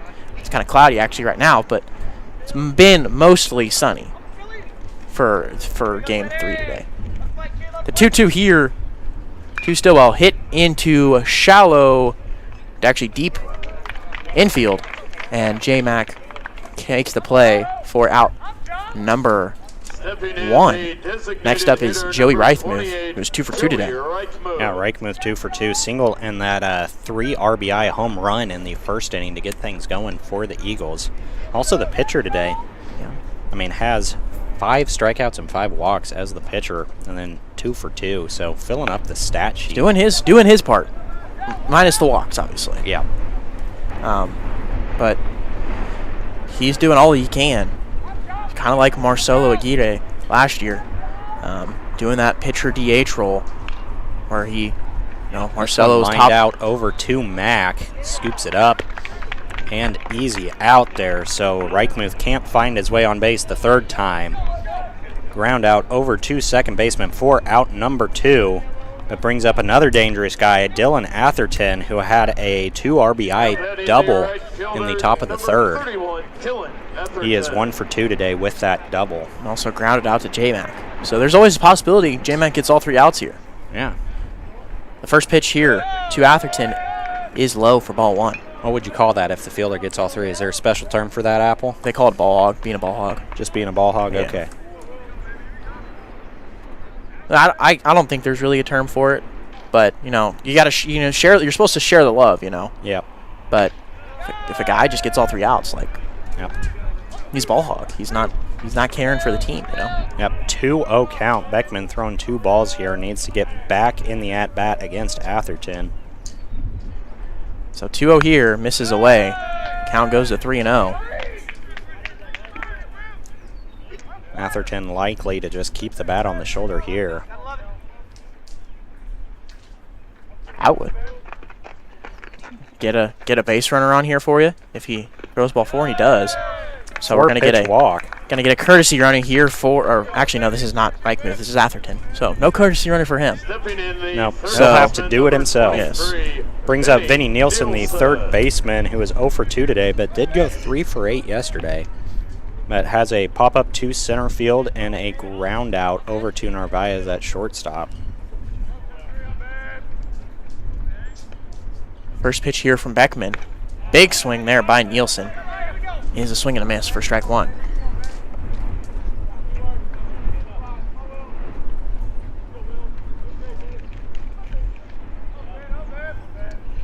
Beckman gets the pitch call in. Looks down over to Atherton at first. Delivers. This one squirts away from Crawford, but I think Atherton made the right decision in not going there. Yep, that one close, but will be a ball. So 1-1 count here coming up. 2 outs in the top of the 5th. Beckman trying to get a 0 up on the board for the Blue Jay defense. The 1-1 misses low. So 2-1. Beckman looking starting to tire a little bit. Yeah, And we did see Souza warming up for the Blue Jays. The Eagles as well have somebody out there in the bullpen finally starting to warm up. 2-1. Misses away. So Beckman sitting at 88 pitches. So this probably is going to be, if he's able to get out of this, that might be his last inning of work here. Blue Jays still trail 6-5. Beckman needs to try to finish this one here. Give the Blue Jays a chance, and this one misses low in the dirt. 4-4. So Nielsen walks. And I have a mound visit here from Standiford. This is, I would assume, this is Stubblefield 0 for 2. Yep. You're not going to take him out left on left. Maybe up for Clark, but Yep, just to calm your freshman pitcher down. Tell him get us out of this inning. 93 pitches, trying to calm him down. He's tired. As you know, every guy is sitting at 93 pitches, but especially through 5. It's a lot of pitches, sitting around 20 per inning. The freshman's tired. Maybe also given time for Souza to get hot even more. And Coach Stanford just wants him to get out of this inning. Give Souza a fresh start in the 6th inning. Yep, that would be ideal. Hate to inherit runners as a pitcher. Tough spot to come in at. So would like Souza to come in next inning with a clean sheet. But Beckman trying to put away Stubblefield now. Stubblefield 0 for 2 on the day with a strikeout and a ground out. This one grounded to Calder. Takes a bad hop on him, and he's going to step on first for out number 3. Beckman gets out of the top of the 5th with no runs, and the Blue Jays still trail by 1 going into the bottom of the 5th. After the top of the 5th inning, no runs, no hits, no errors, 2 left on base. Your score, Avila University 6, Tabor College 5. I'm gonna give you my heart, 'cause you're a sky full of stars, 'cause you light up the park. I don't care, go on and tear me apart. I don't care if you do.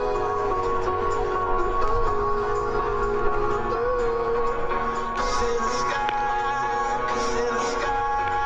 full of stars. Got a couple of defensive substitutions here coming into the bottom of the 5th. Reichmuth still out on the mound, but Stillwell, the catcher, will work his way over to shortstop. And then Dane, who caught game 2 yesterday, will now be the new catcher for them. Substituting Will Clark out. Yeah, so Clark is out of the lineup. Otherwise, the same lineup out here. Emmanuel Ely still over there in left field. He actually gets a ground ball from English and left from first base is the shortstop. Getting ready for the ceremonial pickoff. I guess. You know, and didn't see it coming. But so leading off is Judah Powell. Powell is 0 for 1, fielder's choice, and also had a walk, but has had both had good ABs. yeah, and been a lot more patient at the plate. Looking to do that here as well. Get on base. Wouldn't be surprised if he does get on base. See maybe a pinch runner get some more speed on the base path for him. Big swing there by Powell for strike 1. Eagles number 8, JJ Tate. So Powell swings at the first one. Counts 0-1 here. Again, Blue Jays down 1. Looking to tie this game back up. The pitch misses away for ball 1. And it's not like overall this series Blue Jays have taken both games, but it's not like they've been leading for a lot of this series. They've been down in both games. I mean, even game 1, Avila jumped out to the early lead.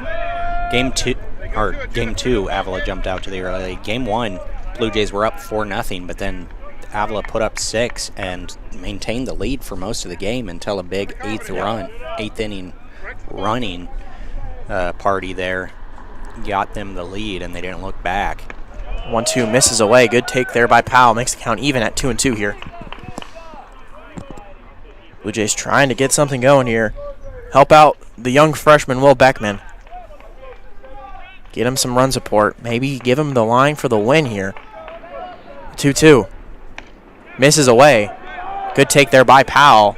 Runs the count full here in the first batter of this bottom of the 5th. And that's something he was not doing at the start of the season. He was never facing a full count. He was going down early in at-bats. He's gotten much more patient. Great to see. See if he can get on base here. This one misses inside, so Powell takes a walk. Again, I would assume that we're going to get a runner here for Powell. You would think. Maybe not. A little early for it, I guess. See what Narvaez does. Maybe once, if Narvaez can do a little hit and run, maybe a little bunt action. That's what I'm thinking. Or maybe pull the bunt card here. Get Powell moving here. Narvaez 1 for 1 on the day with a double and a walk. Had that double down the left field line. First pitch to Narvaez. And Narvaez has been surging. He has definitely been surging. He's been a bright spot for the Blue Jays in the batter's box over the past couple of series. Definitely trending in the right direction. This one misses away. 2-0 count. J.J. Dane trying to appeal, or no, he's just telling him he was a good job. I was like, why is he appealing over to the second base umpire when there was no swing? But he was just telling him it was a good pitch by Reichemuth. So the 2-0 here. Big swing there by Narvaez. Trying to take the lead right there. Was he right there? Yep. 2-1 count now after the swing and miss by Narvaez. Powell over here on first. Small little leadoff. Does not have the speed to go for a stolen base for sure. 2-1. Flared into right, shallow right field. This one is going to drop foul. A diving attempt there by English, but yeah, I mean, I'm amazed he even got out to that ball. That one was in kind of halfway to the wall. English with some speed over there to even get. That's what happens when you have an outfielder playing first base, I guess. Yeah, that is true. He played outfield yesterday, moved to first base today. It'll be a 2-2 count here for Narvaez, looking to get Judah moving around, maybe tie up the ball game. Pitch hit into shallow right field again. English. This one's going to drop fair. Going to be a tough play to throw to second. He didn't throw it to second at all. He actually threw it to third base. Powell not going to move up to third. Smart decision by Powell, but a scorcher of a base hit. Yeah, I mean, almost the same exact location. Just went just a little bit fair. 2 feet closer into fair territory. Kind of no man's land there, and shallow right foul line. And Judah Powell ended up having to go from first base. He was waiting for the tag. I mean, ended up having to go, and then just a miscommunication defensively that they threw it over to third. Had they thrown it to second, they had a chance. And maybe the right fielder was trying to throw it to second. He just, he's trying to throw off his back foot, all of that momentum. It's hard to make that basically a 180 turn the way he was running. Has to backstep it and make that throw. That's a tough throw to make. It is. So we'll take it. Blue Jays have runners at first and second here. No outs for Danny Zepeda. Zepeda 1 for 2 today. Had that 3-run home run in the bottom of the third. Checks his swing on the off-speed pitch. So count goes to 1-1. And then that's what you got to do. He's gonna pitch you further out away now since you hit that bomb. Just you gotta spit on that stuff. Yeah, Reichemuth trying to get something going here in this inning for the Eagles. Swing and miss by Zepeda for strike 2. Zepeda on the series 1 for 3.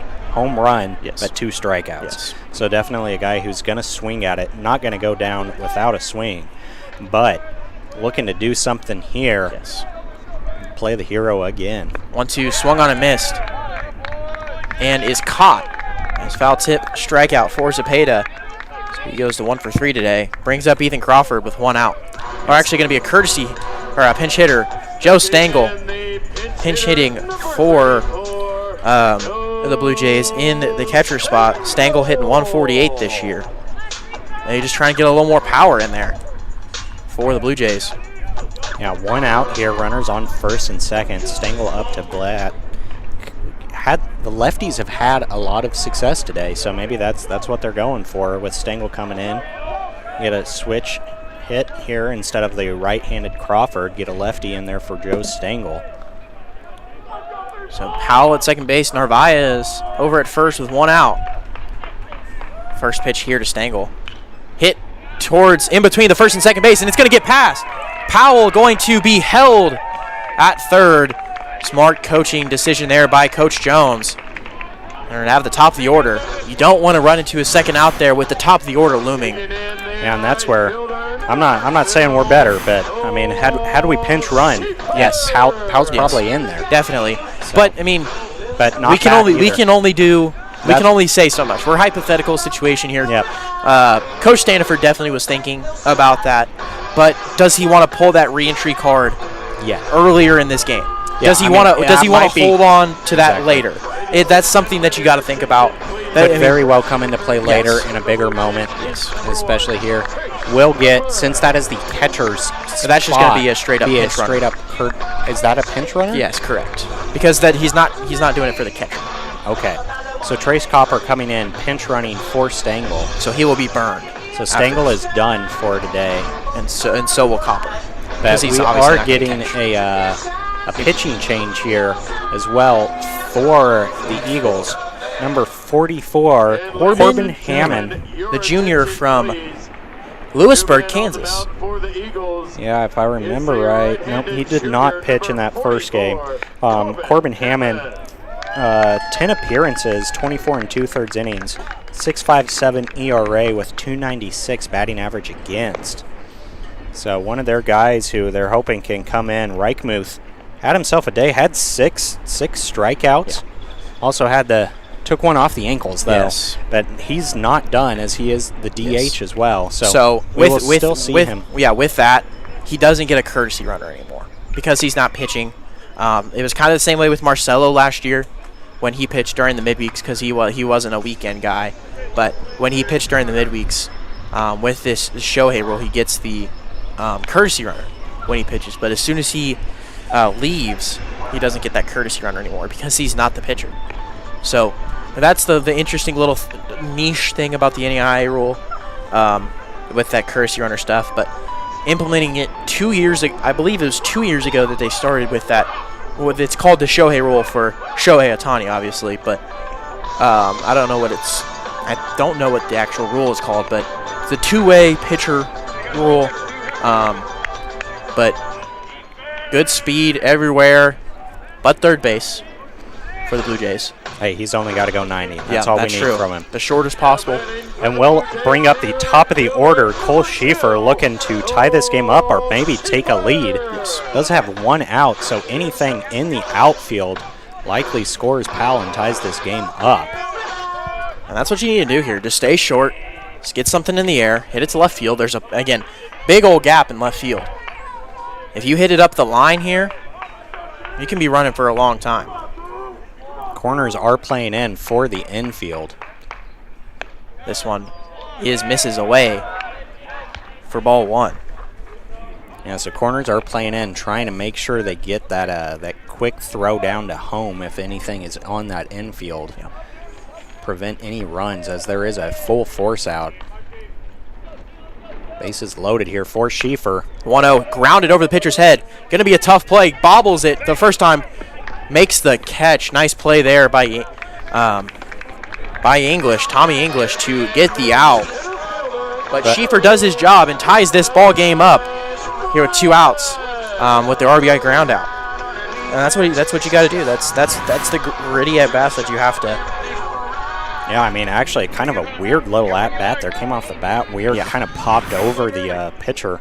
Had a chance to make it, I mean, but good job by the second baseman to come up on that quickly to get it.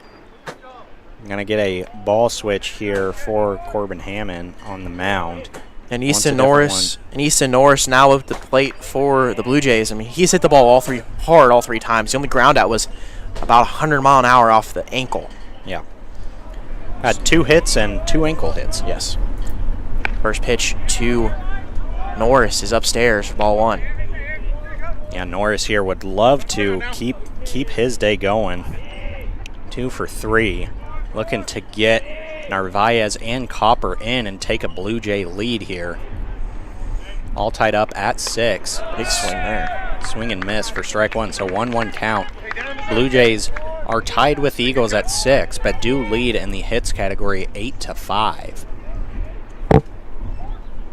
And the Eagles are the first to flinch on the pitcher as well, as Gordon Hammond came in for relief for Reichmuth. Norris looking to do something against him. 1-1, swung on and missed. The count goes to 1-2 here, 2 outs. Yeah, Norris wants that one back. You can see him just shaking his head. Noon. He shouldn't have gone on for that one.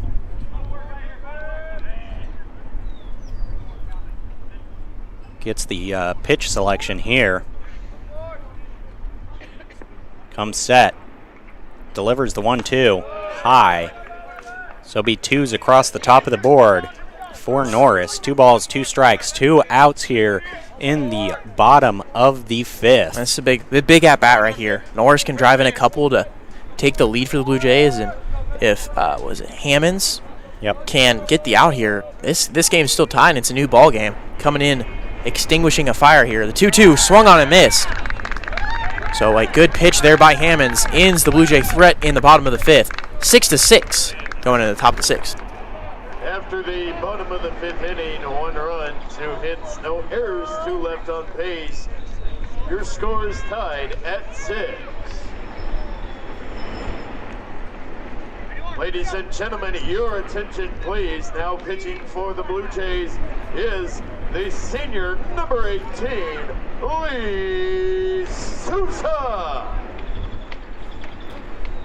New pitcher for the Blue Jays, Lee Sousa. Sousa, 13 innings of work. The senior from, let's see. Hawaii, right? Yeah, I'm trying to find the city. Wailuku, Hawaii. The new father for the Blue Jays. Just had a kid recently in the last 3 or 4 months. An adorable little girl. Yep, Sousa here trying to keep this game tied as a kind of another one of our fastball specialists. Jorge Rijo, the other one, pitched yesterday, came in relief. Lee Sousa, definitely one of those who's got some speed behind that arm. Struggles with control sometimes, so it's all a matter of can he find the zone, and when he does, he is a dangerous guy to go against. So hopefully he can do that here and keep the score tied at 6 after the Blue Jays got 1 there in the bottom of the 5th to tie it up. So we are going into the 6th, 9-inning game today. Going to go the full distance, but we've got another barn burner. I mean, another close game. Yeah.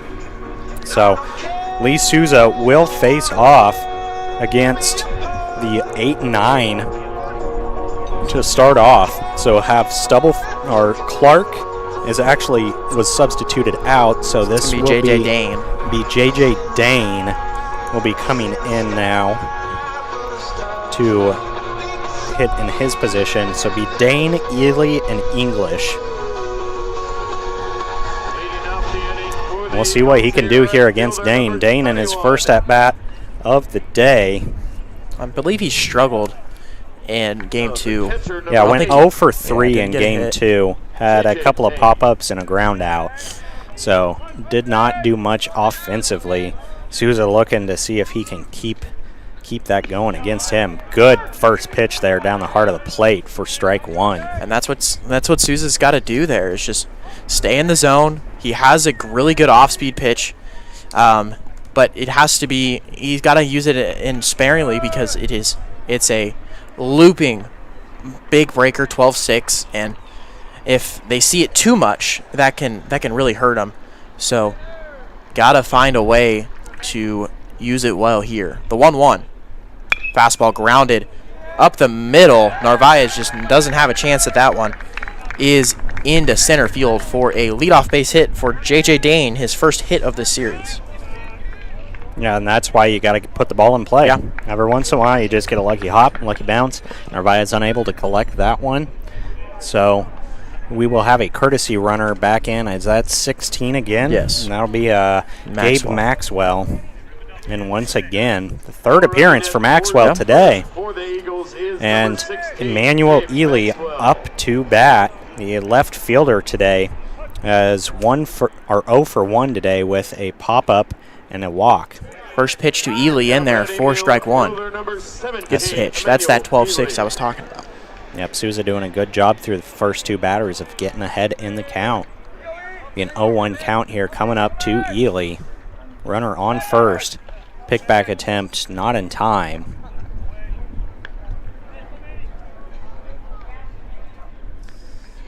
Souza getting the pitch selection coming in. Likes the call, eyes down, first base, throws it in there on the dirt. Wild pitch. So will advance Maxwell to second. And that's been one of the things that Souza has struggled with in his career is those wild pitches, allowing batters to get by. Yeah, has 3 hit by pitches in 13 innings. Or 3 wild pitch. Did I say hit by pitches? The bunt here by Ely is foul. Counts 1 and 2 here. Ely trying to do his part, just do a little small ball, but now 2 strikes. Probably going to have to swing. Try to move Maxwell over to third base. Or maybe even home. The Eagles definitely hoping home here. The 1-2 here to Ely. Looks at strike 3. The big breaking ball from Lee Souza gets a strikeout looking, and that is a big first out for the Blue Jays. Yeah, that's definitely a great way to answer back after that wild pitch, allowing Maxwell on to second. Get the strikeout for out number 1, and we'll bring up the top of the order, Tommy English, who is 1 for 2 today with a double pop up to right field and a walk. First pitch, good block there by Crawford. Keep that ball in front of him. So the count's 1-0 here to English. English 1 for 2 today. Double, flew out to right field, and a walk.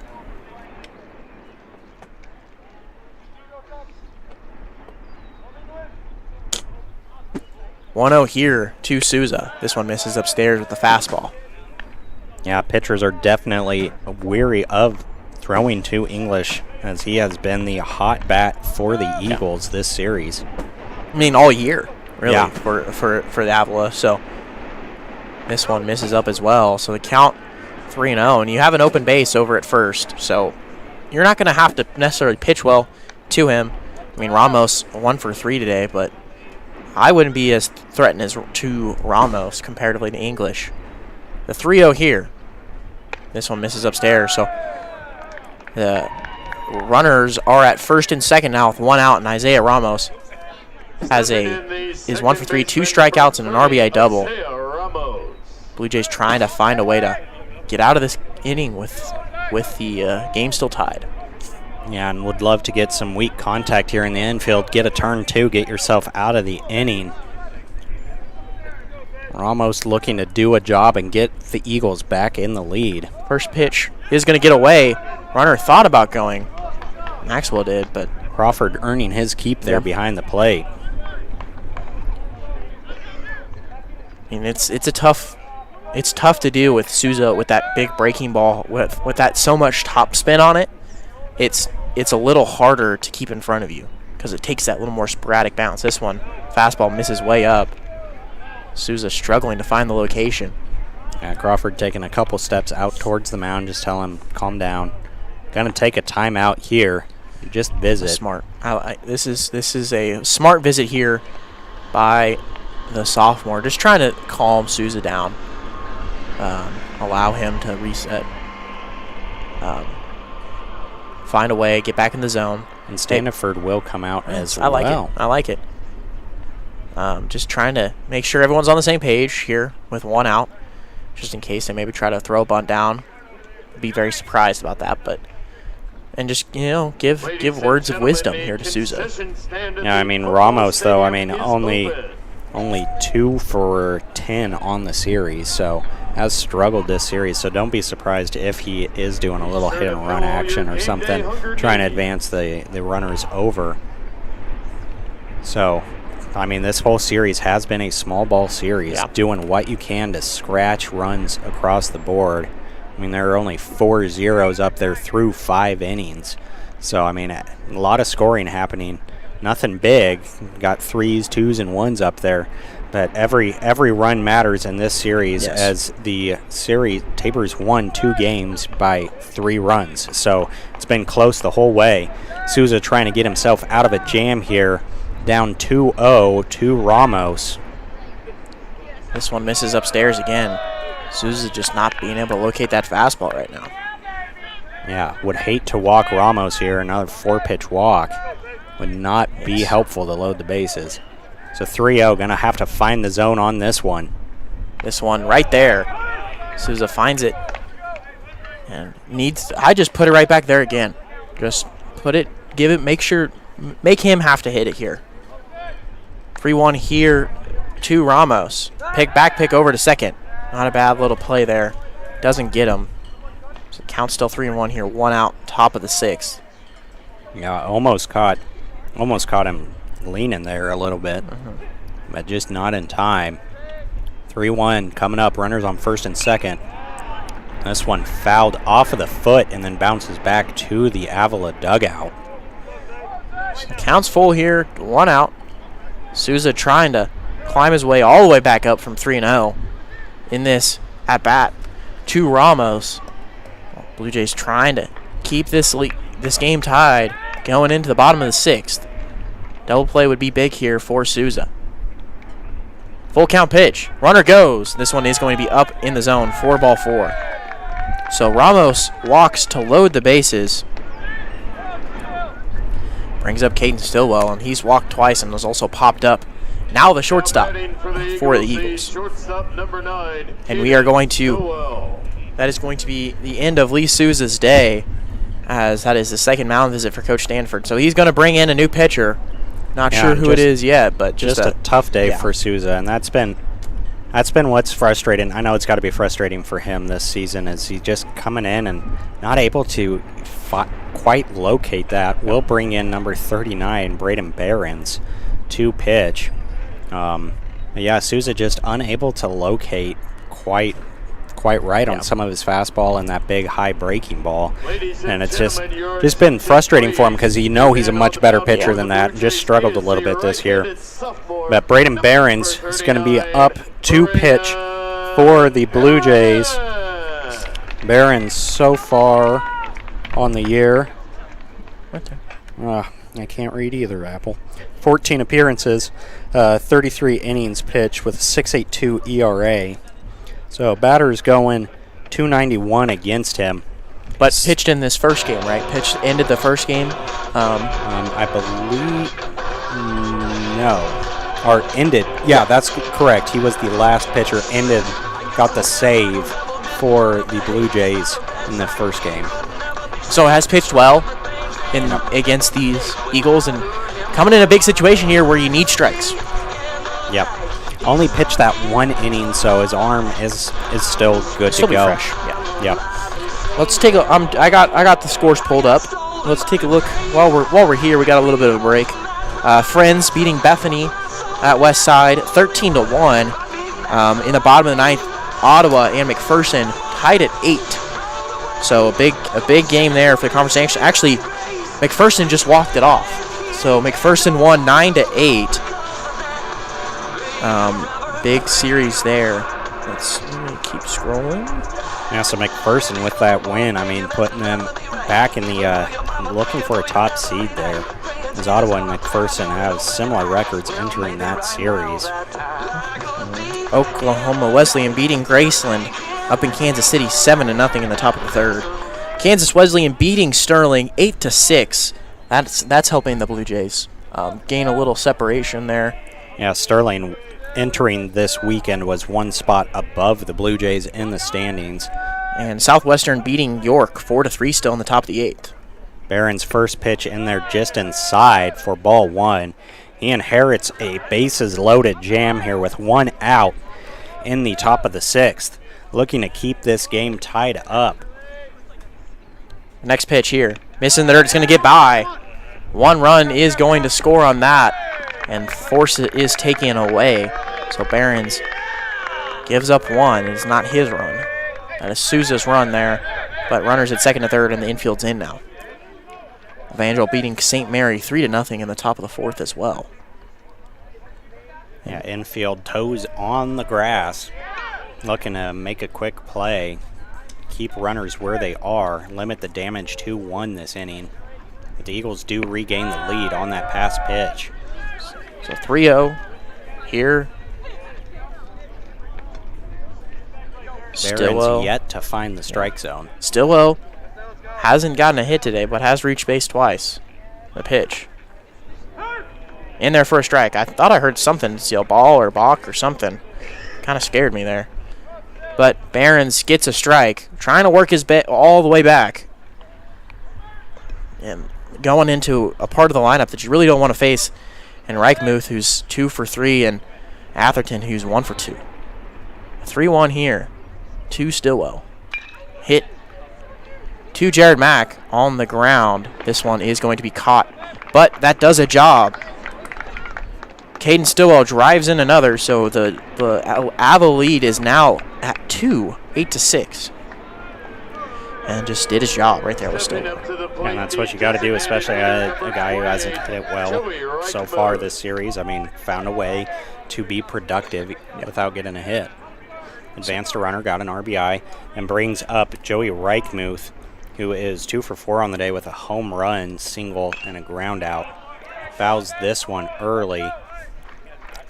Maybe off of the toe as well, the way he's walking. That one right off the toe hurts. Yeah, he was definitely ahead of that pitch. Yeah, so Barron's here looking to get the crucial third out. Runner on third, though, so looking to extend the lead are the Eagles. Reichmuth, a guy who can do it. As I said, 2 for 3 on the day, 4 for 10 on the series. So a dangerous bat in the box for the Eagles. Barron's ahead 0-1. It's a swing and a miss there on an off-speed pitch in the dirt. But it was fouled off, so the counts 0-2. Blue Jays trying to limit the damage here. Leave Ramos sitting at second base. Third base now. Third base, that's what I meant to say. I saw him over there.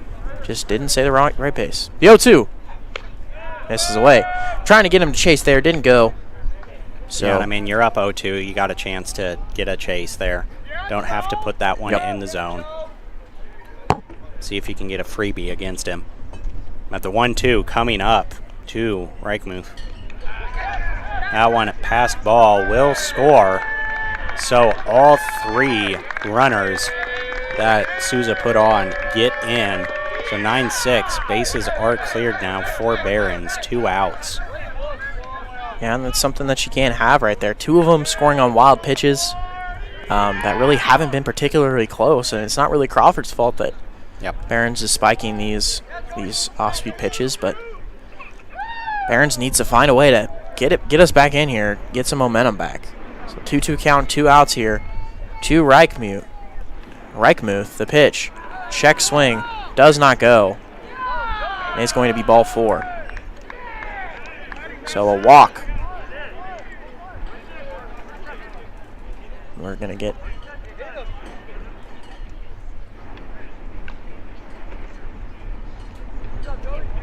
a warning here for Eric Calder, I believe.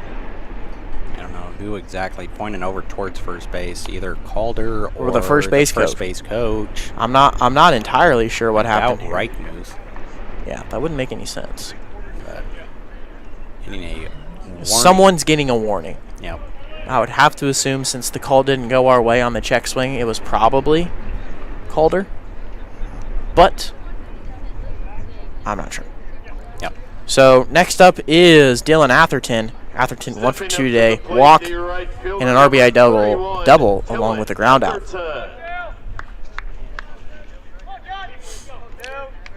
Now, Barron's looking to get themselves out of this inning. 3-run inning for the Eagles. Gives them a 3-run cushion, 9-6 here. Barron's just 1 out away from ending the damage. This one popped or hit into deep center field. Norris is going to make the catch, running into the wall. A nice play by Easton Norris to end the inning. But the inning ends, and 3-run score, all Lee Souza's, and we'll be back going to the bottom 6. Blue Jays down 3. 1 man left on base. Your score, Avila University 9, Tabor College 6.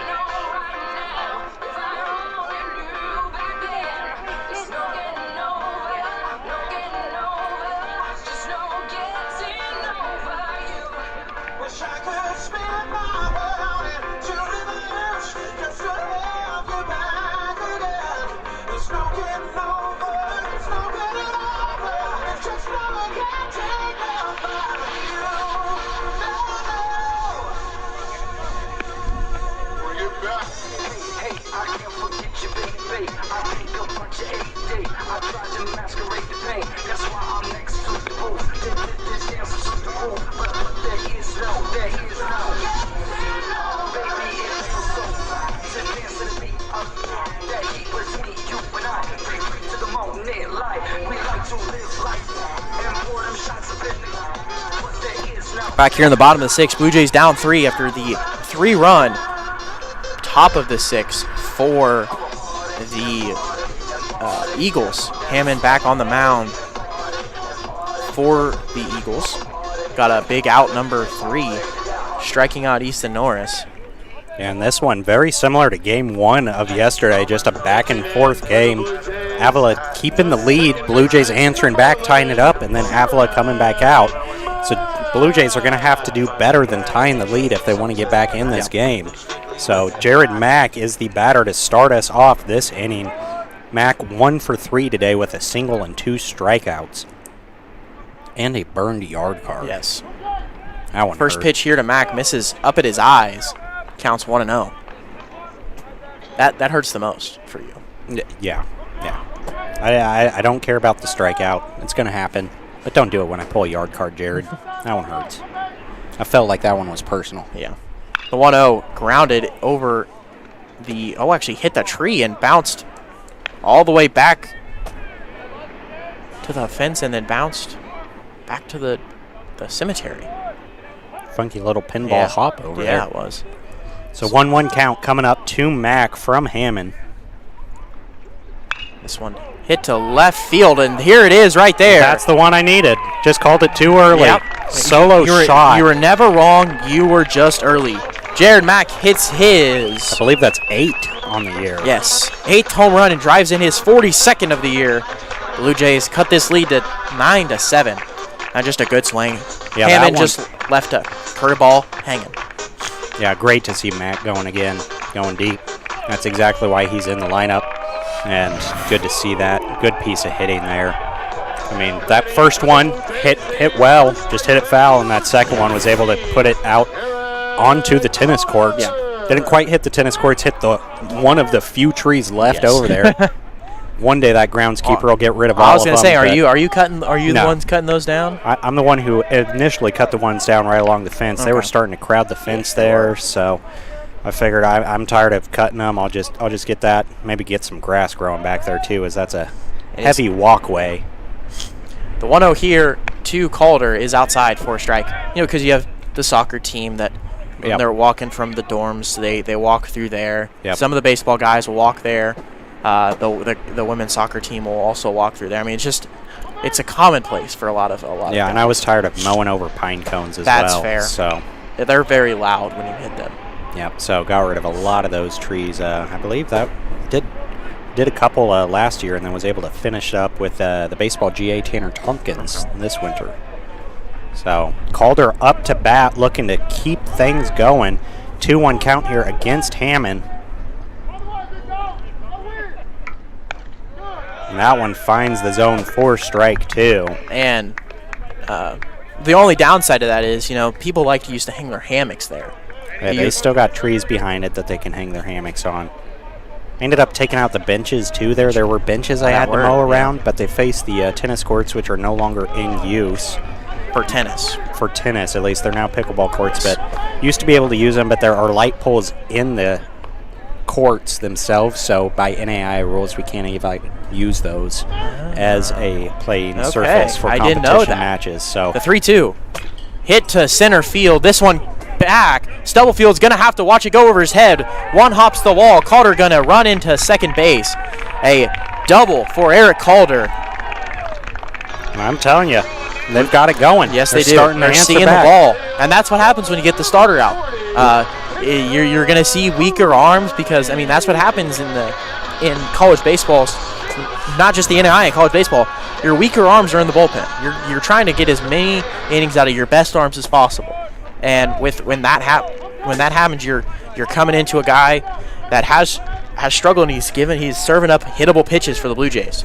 Yep. Next up, Case and Overby. Overby 0 for 1, 2 walks and a ground out. So still no outs for the Blue Jays, down 2. This one misses upstairs.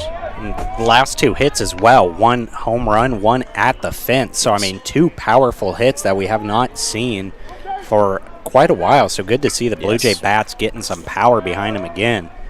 Been seeing small ball for a little while. Good to see some big hits. This one in there. Catches the top of the zone for a strike.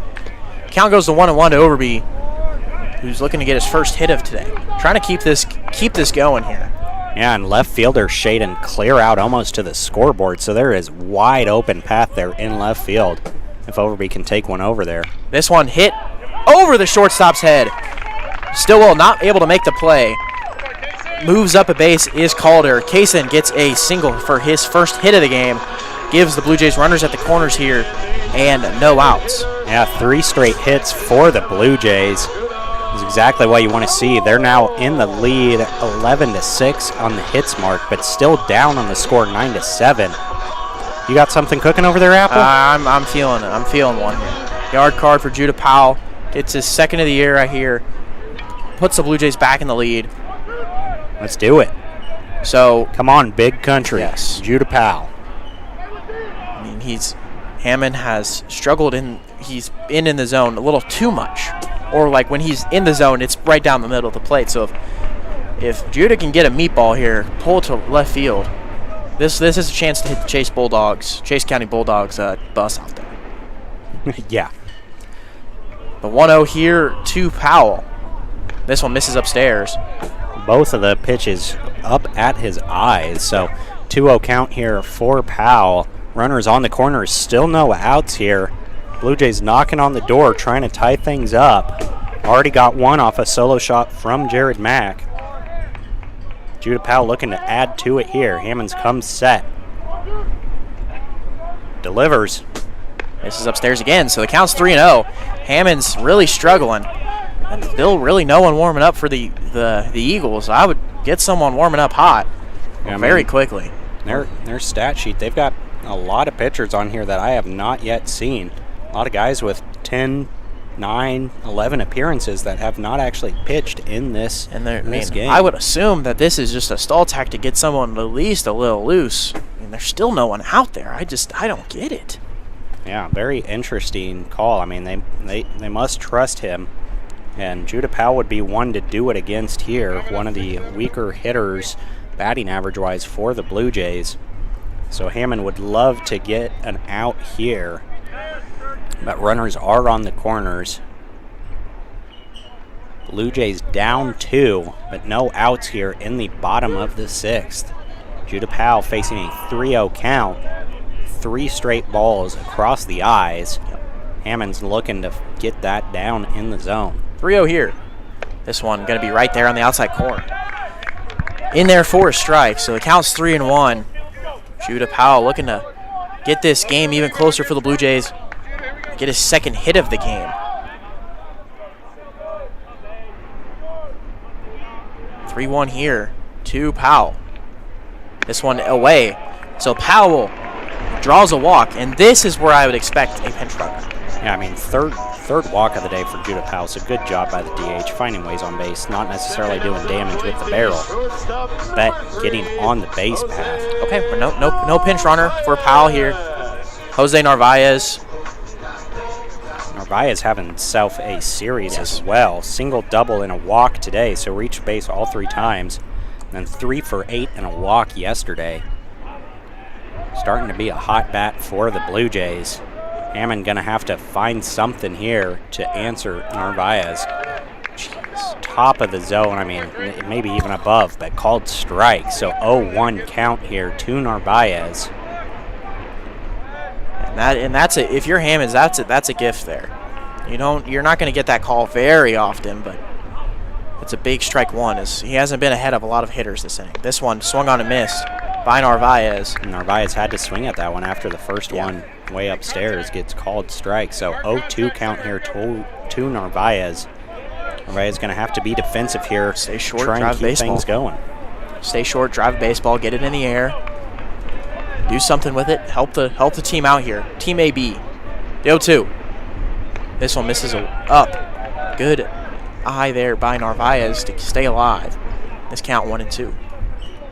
Yeah, left fielder not quite as far shifted towards center field, but still plenty of room out there if you're able to pull one down the third base line. 1-2 here to Narvaez. Grounded over the third baseman's head. Past the shortstop. One run's going to score. Overby rounding third and heading home. A game-tying RBI single by Jose Narvaez. His third hit of the game. ties this game up at 9, and the Blue Jays answer right back with 3 of their own. Yeah, big piece of hitting there. And Narvaez, I mean, player of the series for the Blue Jays so far is offensively. I mean, gets 3 hits this game. Goes 6 for 11 so far this series with a pair of walks as well. So, I mean, just lighting it up, filling up the stat sheet. Gets 2 RBIs on that one. Still no outs. Runners on first and second. Brings up Danny Zepeda, who had a 3-run home run shot to give the Blue Jays the lead in the 3rd inning. That one misses upstairs for ball 1. Looking to see if he can get the Blue Jays the lead again. Yeah, find a way. And Danny has my favorite walk-up song this year. That's the Hardy Boys walkout song in the WWE. Yep. It's just it's a good one. So the 1-0 here to Danny Zepeda. Big swing there. Wanted it. He was trying to pull that one the same place where he hit the home run last time, but didn't get it. Counts 1-1 here to Zepeda. Runners on first and second, still no outs. Game tied up now.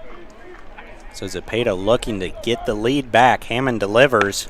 This one once again high. Hammond, I mean, just living almost above the helmet. Yeah, and still no one warming in the Eagle bullpen. And you'd think, I mean, especially with the fact that all 3 games have been tight, you'd want to win this one. You'd want to be able to get someone in there for him.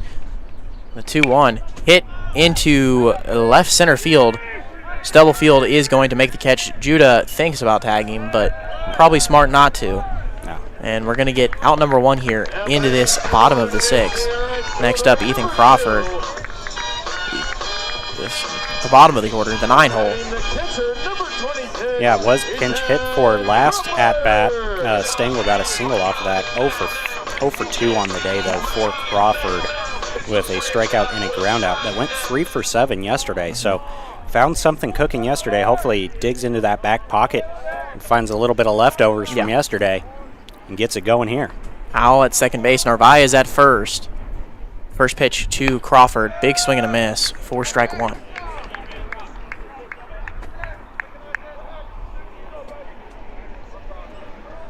Wind still blowing straight out. Crawford does have the ability to do it. Hit a walk-off home run last year in a big spot on senior day. So has the ability to if he can get one elevated. He just has to get that bat hit around. He's more of a guy that goes the opposite field. His hands kind of trail him, his front side a little late. And if he's able to get that bat head around and bat head moving, he has good bat speed. He just has to get it out in front of him, and he just doesn't do that as often as some of the other players on this Blue Jay team do. Yep. So 0-2 here to Crawford, 1 out, trying to get this lead for the first time. This one misses down in the dirt. Count is 1-2. The Blue Jays have not led in this game at all. They've tied it a multitude of times, but haven't taken the lead yet. And trying to do that here. Yeah. Now Crawford looking to play hero, get the Blue Jays up and ahead. 1-2 count with 1 out here in the bottom of the 6th. All tied up at 9. 1-2 is swung on and missed. So Crawford goes down swinging. Brings back the top of the order, though, in Cole Schieffer. Schieffer 1 for 4 today with a RBI single. And an RBI groundout as well.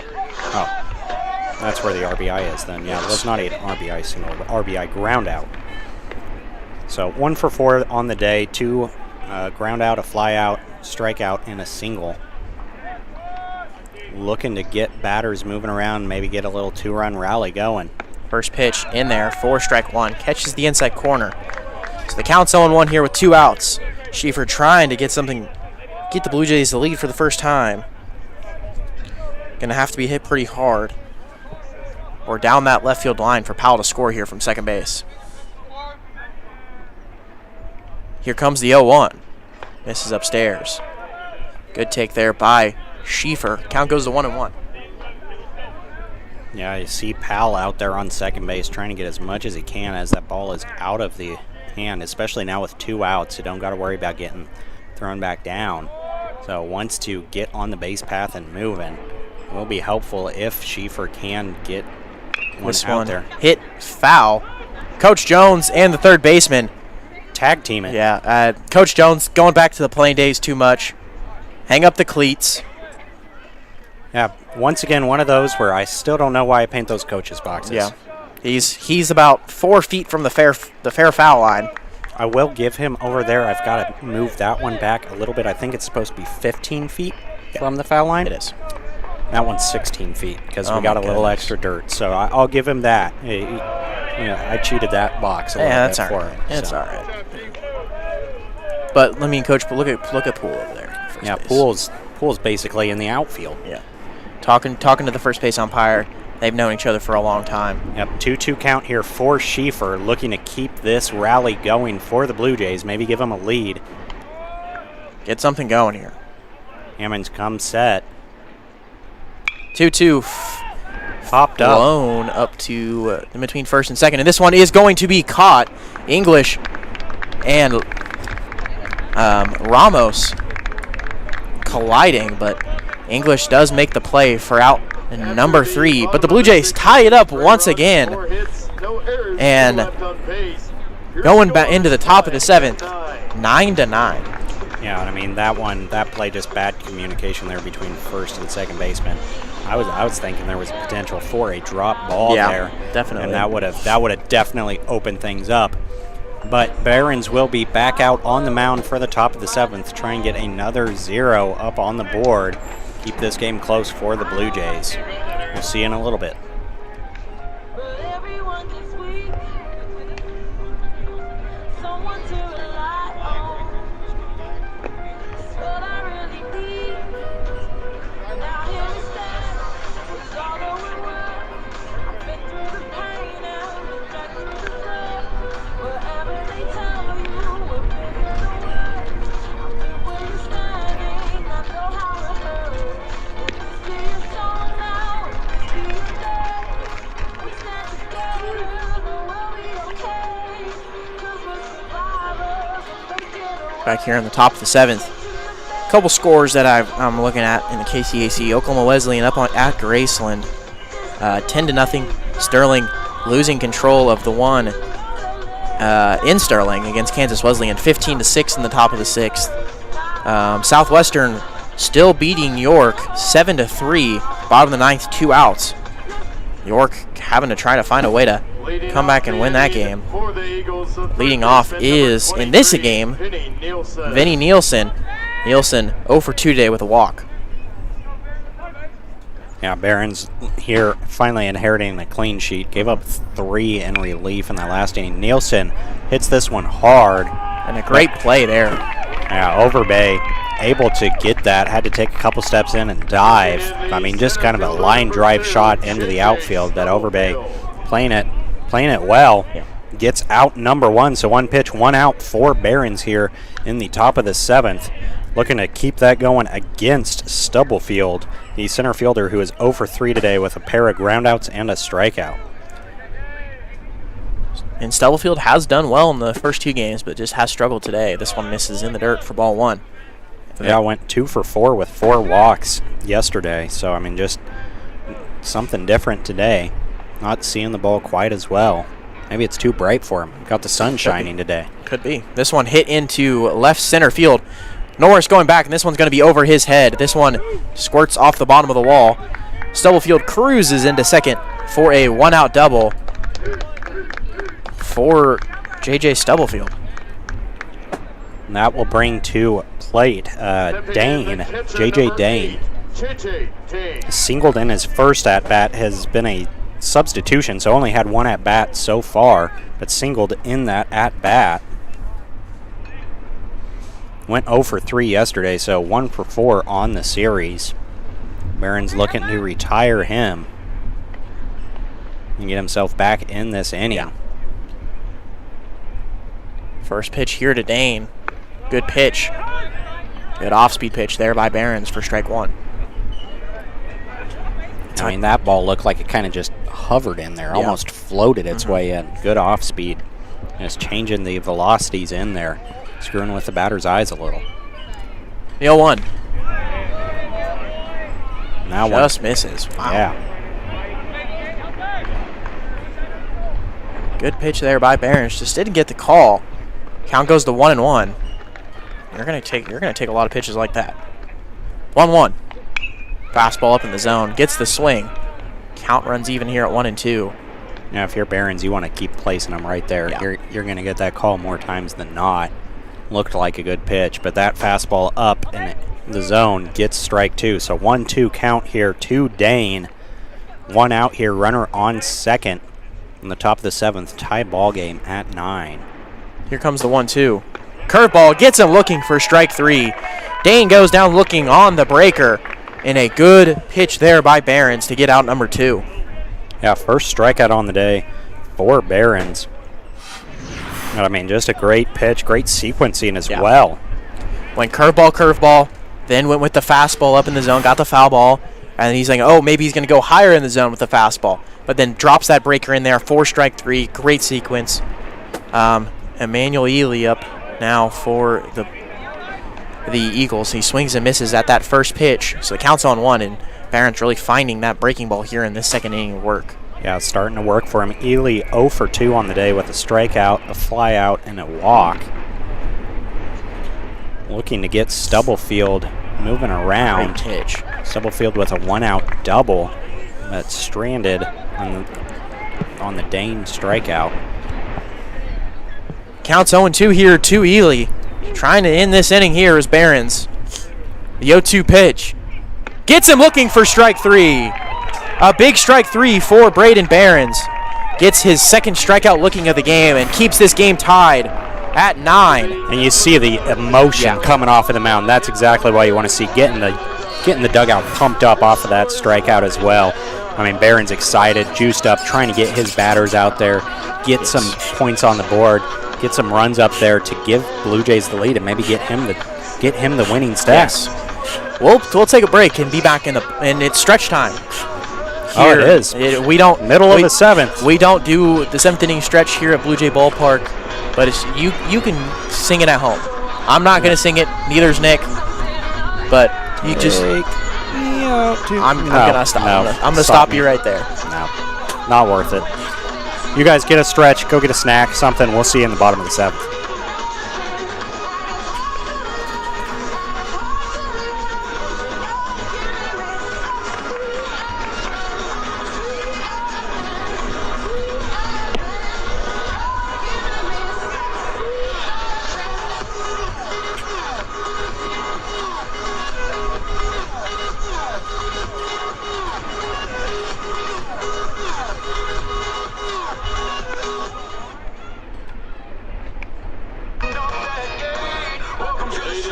Back here in the bottom of the 7th.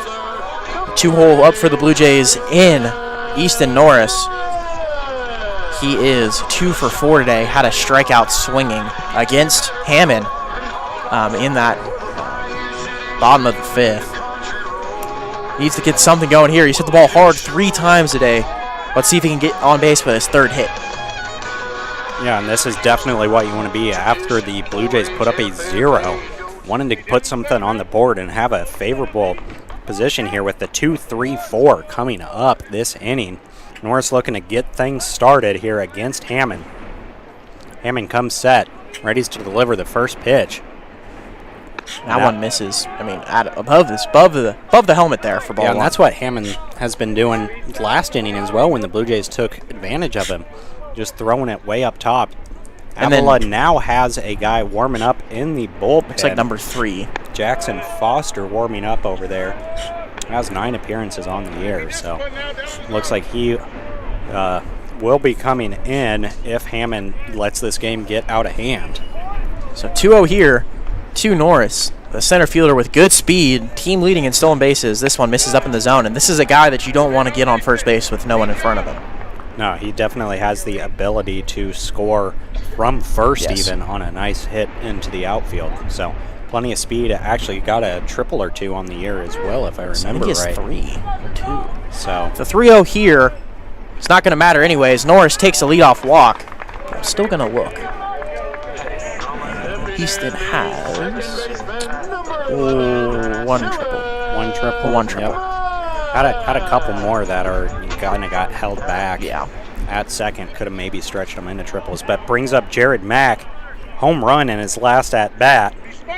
Early for you Yep. on the yard card, but J-Mac got one to hit. Took his 8th of the year as this one misses upstairs again, so that's 5 straight for Hammond, and this could be a very quick hook if he's not able to get J-Mac here. Yeah, Mack 2 for 4 on the day, single home run and 2 strikeouts, so going for broke today, and hopefully he can get Easton moving around, hopefully get the Blue Jays in a place to take the lead for the first time today. That one fouled back for strike 1. This will be a 1-1 count here for Mack, looking to win a duel against Hammond. Already has 1 homer off of him. Trying to get another here. 1-1. Misses upstairs. And I mean, Hammond has, when he's in the zone, it's being very hard. And then when he's not in the zone, it's not very close either. So 1-1, 2-1 count here. Jared Mack at the plate, the second baseman for the Blue Jays, trying to do something here, get the Blue Jays the first lead in this ball game for them. The pitch hit into left field, and this one's deep. And this one's gone.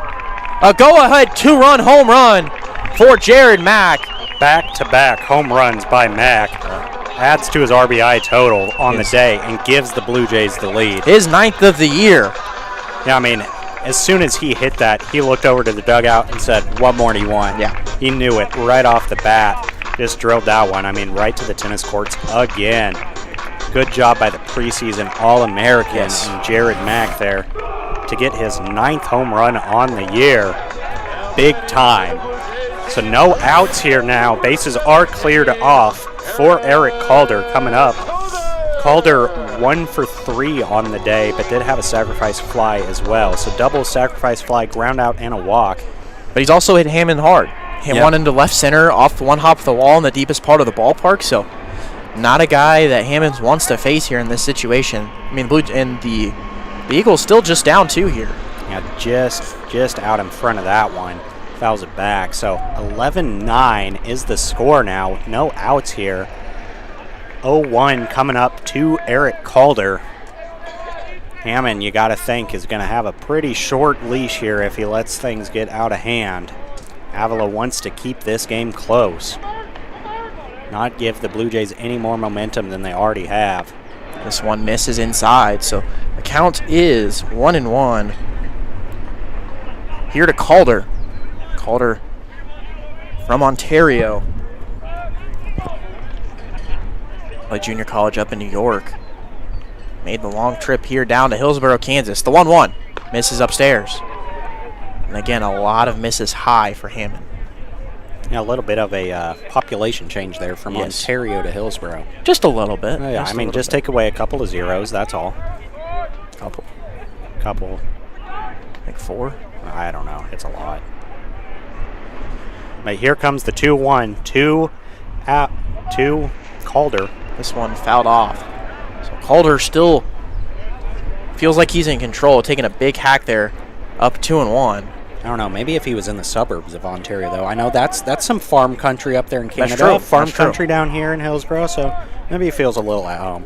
I don't know. Haven't asked him. Have to ask him next week during practice sometime. So 2-2 here to Calder. Still no outs. The pitch in the dirt and actually hits Calder in the foot. Would have been a great bunt. I mean, that's a perfect bunt right there. Yeah. Off the foot. But he gets on base for his 3rd time. And 3rd time in a row. Brings up Case and Overby. A lot of hit by pitches yesterday. That's the first one on the day. Sorry, I cut you off. No, you're good. And we're going to get a new pitcher anyways. So, yeah, we will have the new pitcher, I believe that was Number 3, I Number 3, Jackson Foster, has appeared in 9 games so far this year. 9.77 ERA with a 1.2 record. Does have 2 saved games. 15 2/3 innings pitched. Batter's going 387 against him, though. So 387 against. Blue Jays going to have to take advantage of that.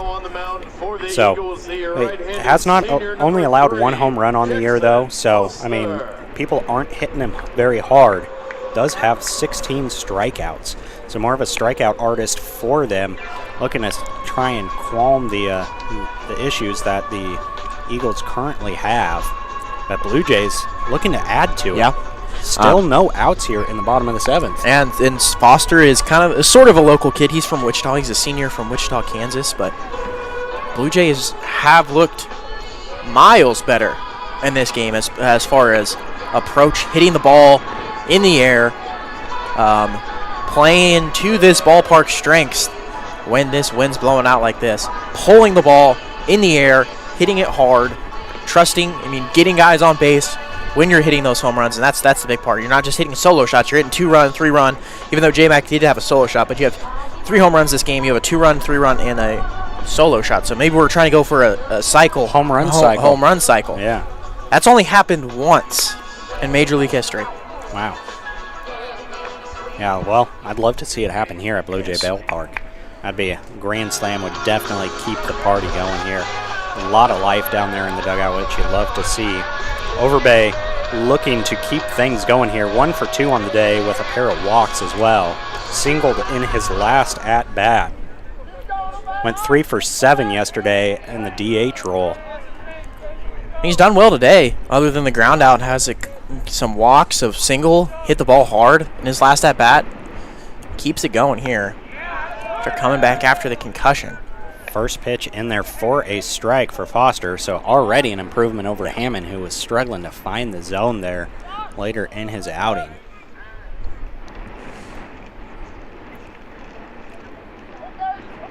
Here comes the 0-1. Big swing there.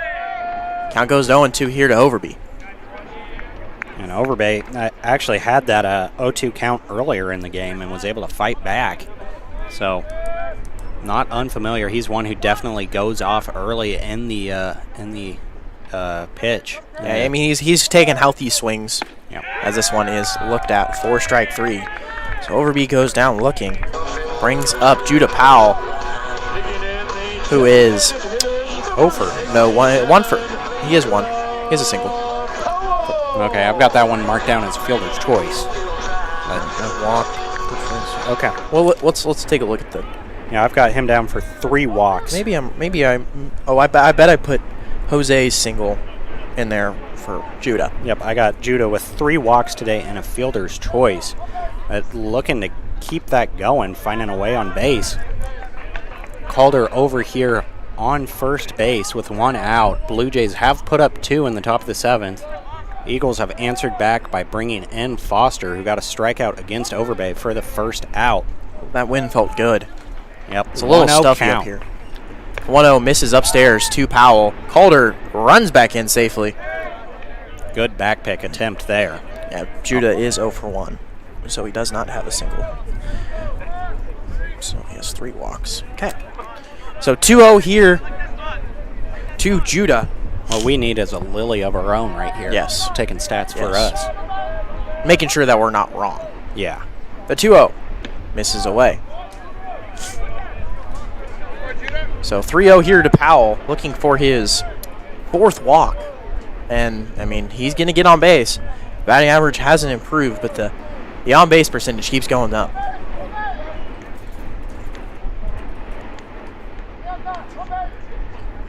So here comes the 3-0. Big swing there. Green light from Judah Powell, 3-0. That was definitely going to be a strike. Yeah, So- it definitely was. He could have opened this game wide open had he gotten on that one. Made contact but fouled it back. So 3-1 count now to Powell. Looking to move Calder from first. Get him advanced up. Blue Jays have taken the lead this inning. Looking to add to it. The pitch in there for strike 2. So full count here, 1 out. May see Calder take off from first here. Just trying to maybe stay out of the double play.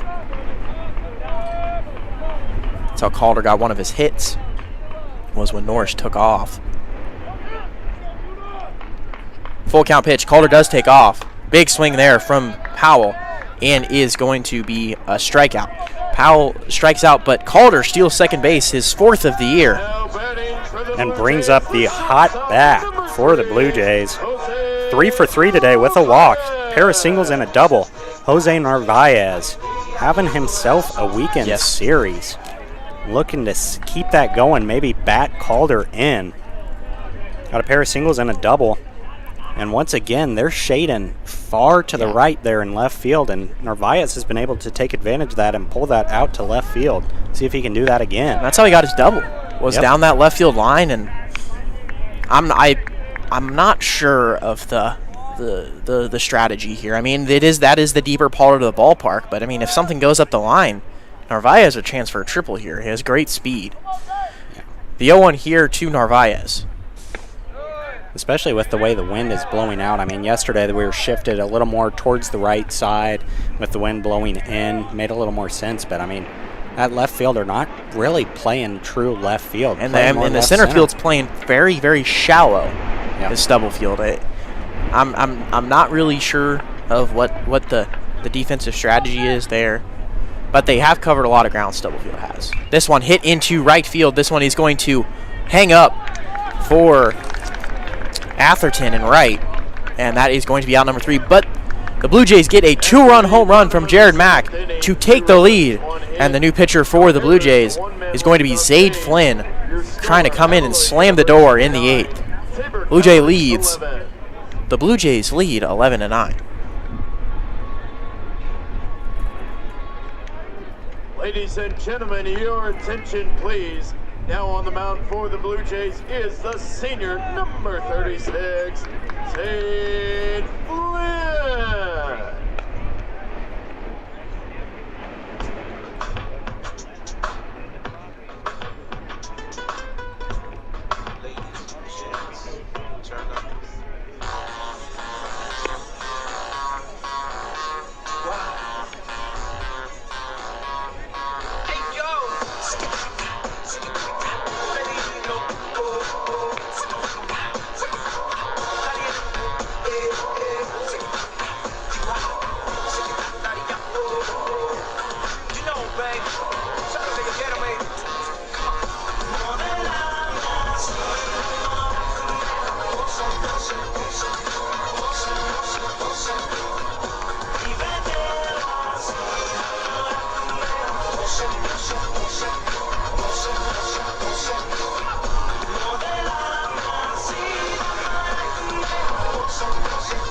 Back here in the top of the 8th, new pitcher for the Blue Jays is Zade Flynn, the senior from Edmonds, Washington.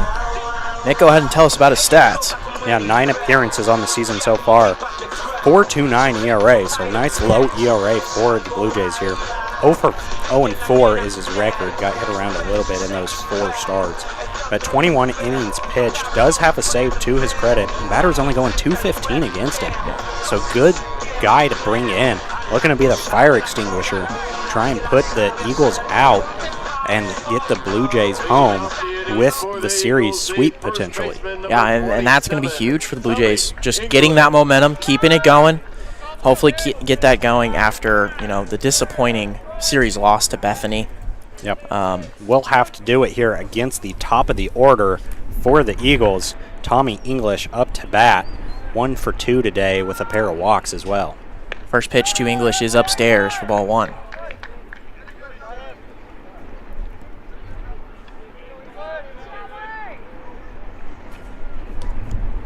So the 1-0 misses upstairs again.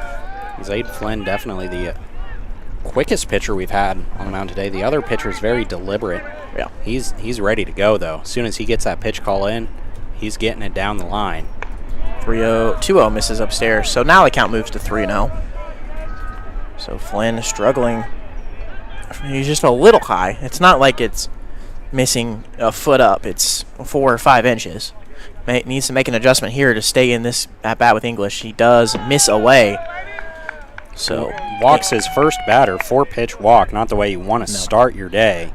Next up is Isaiah Ramos, who is 1 for 3 with a walk, an RBI double, and 2 strikeouts. The second baseman, number 30, Isaiah Ramos. Yeah, we'll have to see if the Eagles here can answer back. Blue Jays have put up 5 unanswered to take the lead, 11-9. Eagles looking to get back in this game, keep it close. First pitch to Ramos misses away, so Flynn has thrown 5 straight balls, trying to find the zone here.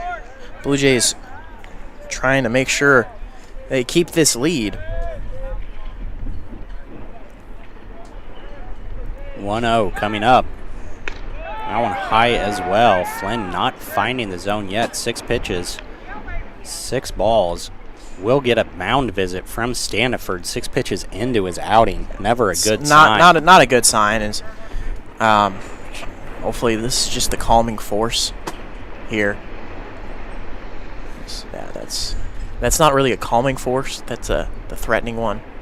You see that finger going. It's like, come on, man. Yeah. I'm gonna lip read here for you. Come on, Zaid. You're better than this. We You got trust this. you. You're in this situation for a reason. We trust you. You just got to get in there and throw strikes. I mean, you always don't want it to boil down to that, but I mean, if that's what it comes to, is executing your pitch call.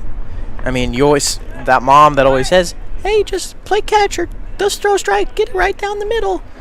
That's always frustrating as a pitcher to hear because it's not always as simple as that. But hopefully, Coach Standiford just got into his head a little bit, gets him to settle down, and gets Flynn back in this. Yeah, and I mean, Flynn has looked good in all his other outings, so just struggling to get things going here. Needs to calm himself down, find the zone. 2-0, misses up in the zone. So the count's 3-0. Now that one, once again, I mean, just a tad high. It's not like Hammond where he was throwing it a foot above the zone. He's just a couple inches, but just needs to get it to drop a little bit and get a strike. 3-0 right there. So Finally finds it. Yeah. First strike of the day for Flynn, but 3-1 count. Kind of built himself a little hard situation here. Yeah. Walked the first batter. 3-1 count here to the second. This one misses upstairs again. So Walks Ramos. yes. Back-to-back walks to start the day for Flynn. Brings up Caden Stillwell, who is 0 for 2 today with a pair of walks. Shortstop number 9, Caden Stillwell. No shortstop. So find something here. You might see a bunt here, trying to move the tying run over to second base. First pitch, off-speed pitch, misses away for ball 1. Just trying to mix it up and just not getting anything yet. Now that pitch had right height there, Yeah. just too far into the other batter's box. So 1-0 here. Misses away again. Flynn not finding the zone. This may be quick. So, hopefully someone's warming up in the pen. For the Blue Jays, just Flynn not finding the zone right now.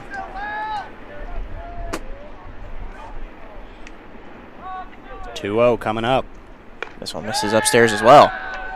So not very many strikes here for Flynn. Down 3-0 once again. Yeah, thrown 12 pitches, 1 strike.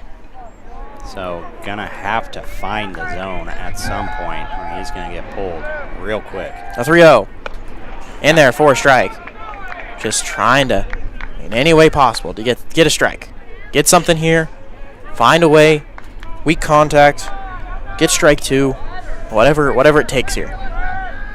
So 3-1 here to Stillwell. This one misses upstairs, and that is ball 4. 3 straight walks for Zaid Flynn, and that's gonna be his that's day. gonna do it. So Flynn walks the bases loaded, only throws 2 strikes, and that is his day over. So coming into the ball game looks like Ben Laird. Got any stats on him? 8 2/3 with an 8.3 ERA. Gentlemen, your attention, please. New man on the Yeah, mound rough for the outing Blue there Jays from is Zaid the Flynn. He's much right-handed better than junior, that, but he will be on the hook for 3. Blue Jays do have a 2-run lead, but bases are loaded for the Eagles. So Ben Laird got his work cut out for him here. We'll be back with you after the warm-up. Get you going again here in the top of the 8th.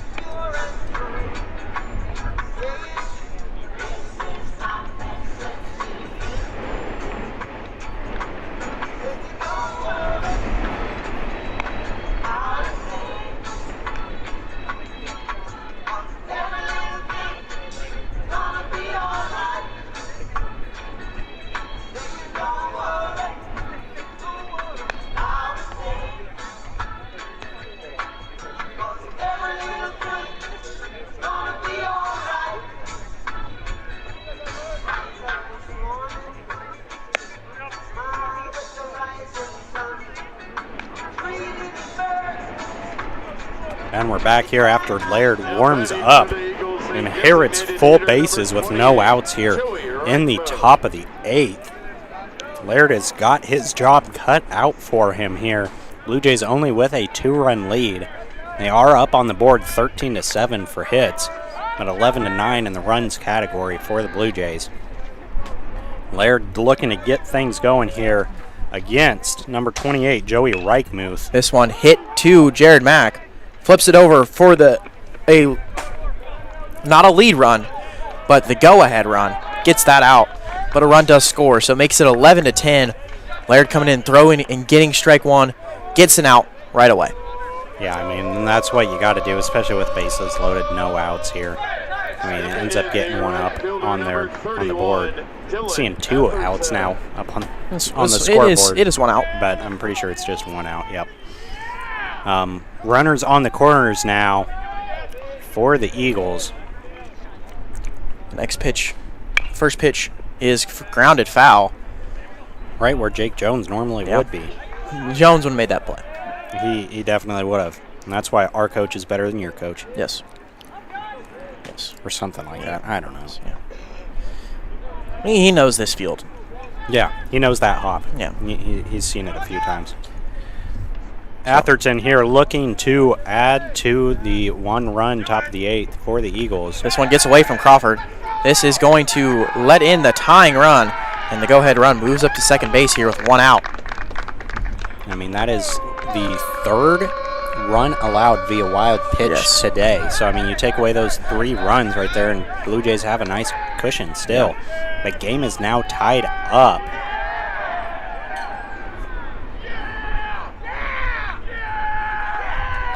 So Atherton at the plate. Blue Jays trying to keep this game tied. Atherton has done well this series. Trying to do something here. The 1-1. Misses inside.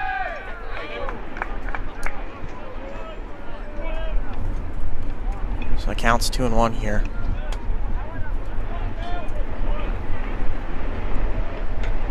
Game's tied 11-11. 2-1. Misses down in the dirt. This one bounces away from Crawford, but keeps it in front of him enough to hold Reichmuth at second base. Counts 3-1 to let from Ben Laird. Yeah, and the Eagles today, 11 runs off of 7 hits, so doing damage when the Blue Jays are giving them 3 bases. Yeah. 3-1. Big swing there. Good pitch by Laird. Gets the swing and a miss, so the count runs full. Laird needing an out to try to keep this game tied. Go ahead run for the Eagles at second base here in the top of the 8th.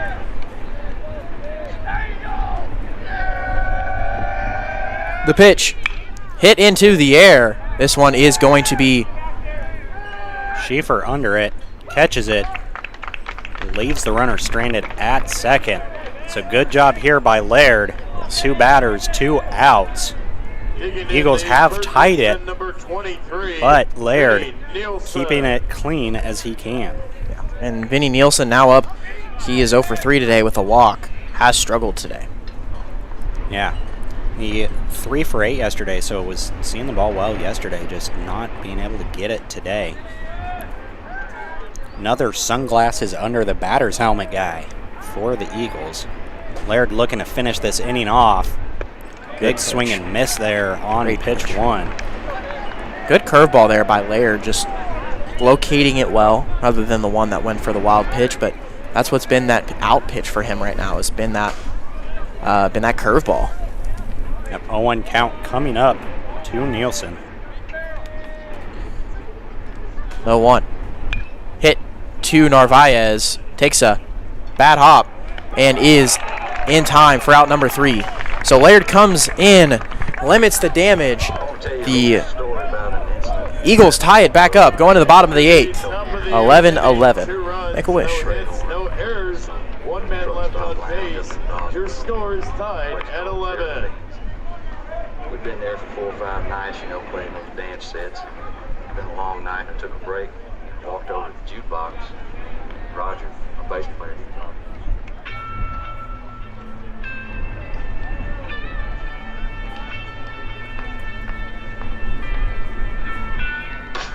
Come my lady, come my lady, you're my butterfly, sugar, baby.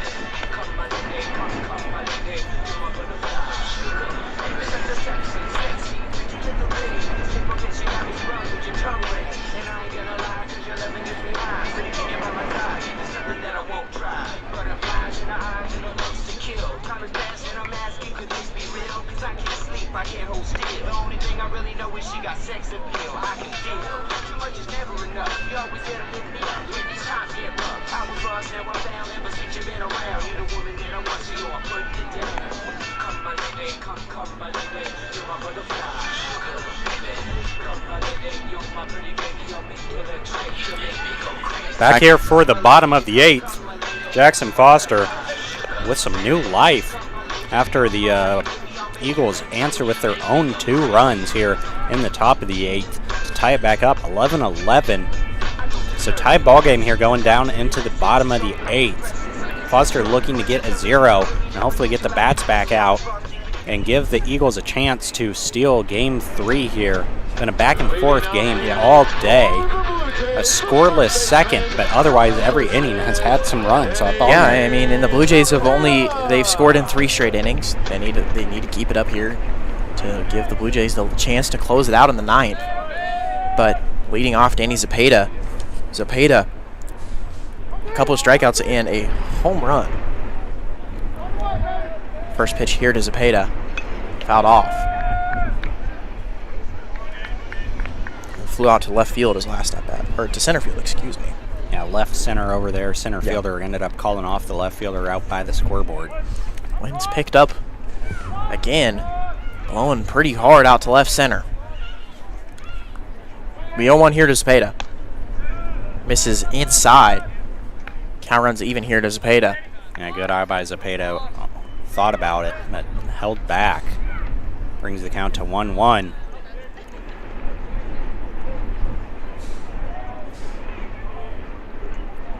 Here comes the 1-1.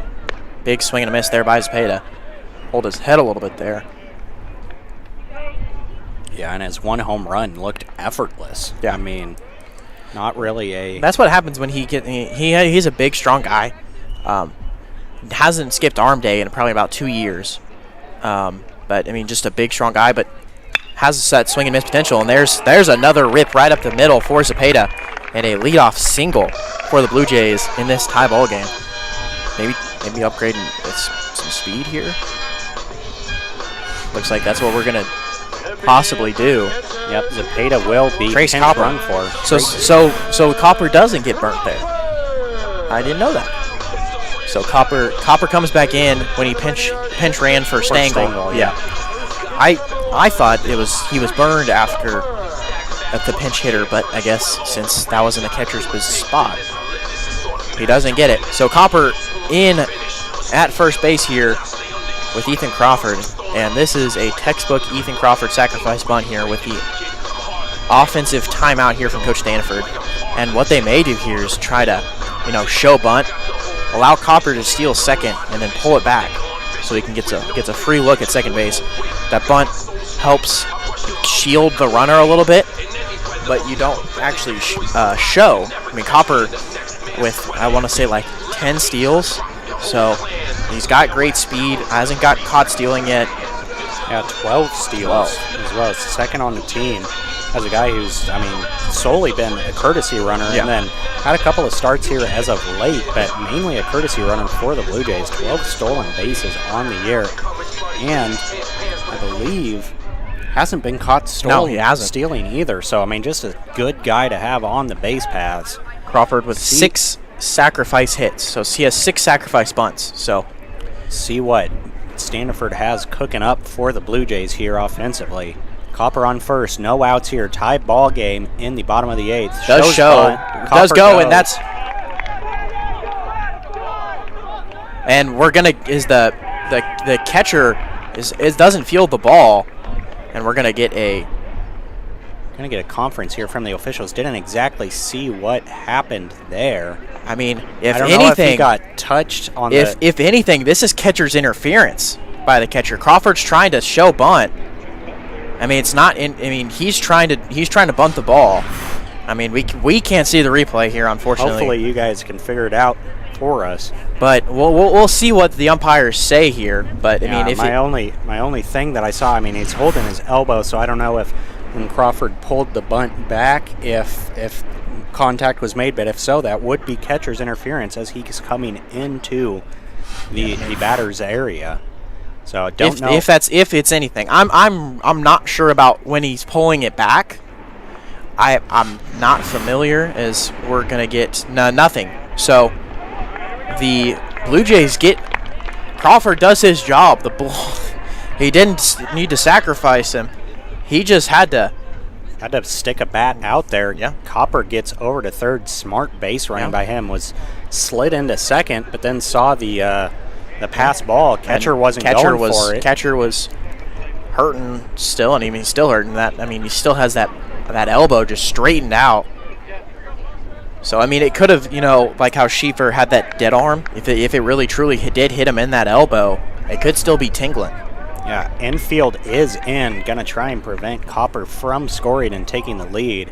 Crawford, 1-0 count here, no outs in the bottom of the 8th. Tie ball game, runner on third. Crawford needs to do a job here to give the Blue Jays the lead back again. The next pitch into that is a ball. So 2-0 count, the first pitch was a ball. So Crawford ahead in the count here. Blue Jays have a chance to really open this game up in this bottom of the 8th. Here comes the 2-0. Big swing there from Crawford. Fouled it off. So the count's 2-1. I like that swing from Crawford there, trying to do some damage up in the count. Yeah, especially because anything out in the outfield scores Copper, gets you the lead. So as long as Crawford can elevate this one, get it over the infield that's playing in, got a shot. And taking the lead. So 2-1 count coming up to Crawford. Copper on third. Here comes the pitch. This one gets away. This one's going to score Copper with ease. I'm not even worried about the throw. And as Trace Copper gets in, Blue Jays got the lead. Crawford gets Copper home. Yes. From first base. Doesn't even swing the bat. Exactly. I mean, that's efficiency is what we call that. Yep, good job there by Copper. Smart base running on his part to give the Blue Jays the lead. So now Blue Jays back in the lead, 12-11. No outs here. Crawford with a 3-1 count against Foster. Here comes the 3-1 pitch. Misses upstairs for ball 4, so Crawford gets on base. We're going to get a courtesy runner for him. And so now Copper's officially done after he actually pinch ran. We're going to get number 15, Robert Diaz, who started at second base the last 2 games. I mean, just talk about another guy with just pure speed. Yeah, I mean, lightning fast. Does he got any stolen bases? I believe he does. He's got to. Robert has 6, and he's only been caught once. So again, I would screw it. So do it the same thing. Exactly. Show bunt early, you steal. Why not? You got no outs. You're in the same exact scenario. You're able to get one up on the board, get a freebies here. Cole Schieffer looking to do the same thing that Crawford just did, find his way on base, move a runner around. Blue Jays now lead 12-11 here in the bottom of the 8th. No outs. Runner Robert Diaz does go. Diaz is going to be in there. The ball got away. I couldn't tell because the umpire was in our way. But Diaz steals his 7th base, and the count's 0-1 as Schieffer took a strike. It looks like Diaz maybe slid in a little awkward there, maybe hurt his shoulder a little bit, but gets into scoring position for Schieffer. 0-1 count coming up to Schieffer, looking to add to the Blue Jay lead, give whoever we got coming back out in the 9th a little bit of a cushion. I think I'd go back out with Ben. Yeah, he looked great. Got 3 straight batters out, so see where they go here. But that one down and away, 4-1. No. Diaz just about goes off of the bobble there. Smartly jumps back as that bobble was right at him. Yeah, Coach Jones is telling him to calm down a little bit. I like the aggressiveness, but that was just the coach and me just saying, do not do that there. Don't want to run yourself into an out here with no outs you have the lead now. The 1-1 here to Schieffer. In there, 4 strike 2, good pitch. There makes the count 1-2. Foster looking to just keep this lead at 1, and someone warming up in the Avila pen. Looks like number 40. 40 would be Aiden Sims. Has 5 appearances on the year, 7 1/3 innings pitched. The 5'9" senior, sophomore from Vidor, Texas. This one's past the outstretched glove of the first baseman. Diaz is going to score. Bobbled by the right fielder. I mean, just a great piece of hitting there by Cole Schieffer. Drives in his second run and his second base hit today. I think Diaz is halfway to Kansas City. He didn't even stop. He hit that home plate. You got a little bit of a break, and then he's going to run right back through the dugout when they're doing their little celebration there. I mean, I'm surprised I don't see him over here at the CRC or anything. I mean, he was just full speed through the dugout. So good job there. Good piece of running, good piece of hitting as well by Schieffer. RBI single gets the Blue Jays a 2-run lead. And Easton Norris now at the plate. Now, let's see Schieffer go here. He does. Big swing and a miss by Norris, and that is going to be in time. Throw a little bit high from Dane. And Blue Jays have stole 3 bases, 3 straight batters at first base, or runners at first base have stolen. And that is, that is Schieffer's 12th of the year. I mean, just rinse and repeat is what this inning has been. Yes. And some of it's on the pitcher, just not picking off over to first base. It's not the best throws. This one hit into left field. This one's going to drop. This one gets past the left fielder. Norris has a chance to run for a while. He's going to round second and head third. Schieffer is scoring. Easton Norris gets, I'm not sure what we're going to call it there. I don't know if we're going to get an error.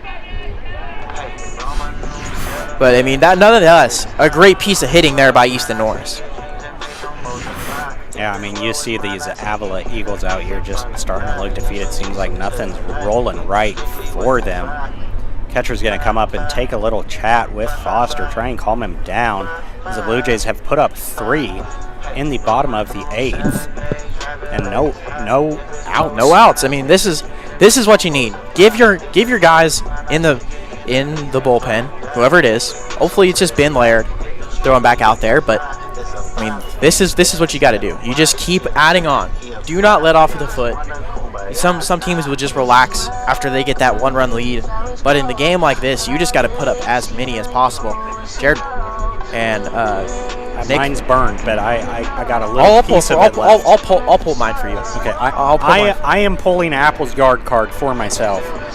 Jared Mack, back-to-back home runs. Let's make it 3. Have a day. Yeah, I like it. I don't know why. Why not? Yeah. I mean, we're hitting the ball hard off of Foster here, and I don't know if we're gonna pull him, but we're not sure. We should be done with the mound visit already. I don't know what's going on here. Umpire trying to put an end to it. So Foster still stays out there. So we will get back to it, but. You said Norris is credited with a triple. So I think just he didn't touch it. Yep. There was no misplay there, just bad reads. It looks bad. It's an error in most coaches' minds, but it doesn't go down as an error in the scorebook. So Jared Mack at the plate, runner at third base, still no outs. Easton Norris, great speed. Any wild pitch gets back to the fence area. Let's get that cherry on top here, Mack. Give me a homer. First pitch in there from Foster. A called strike 1.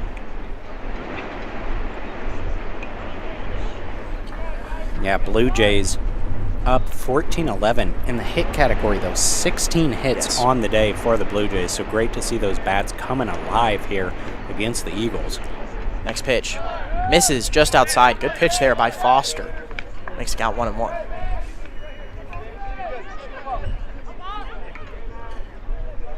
Norris over there on third, 90 feet away from extending the Blue Jay lead.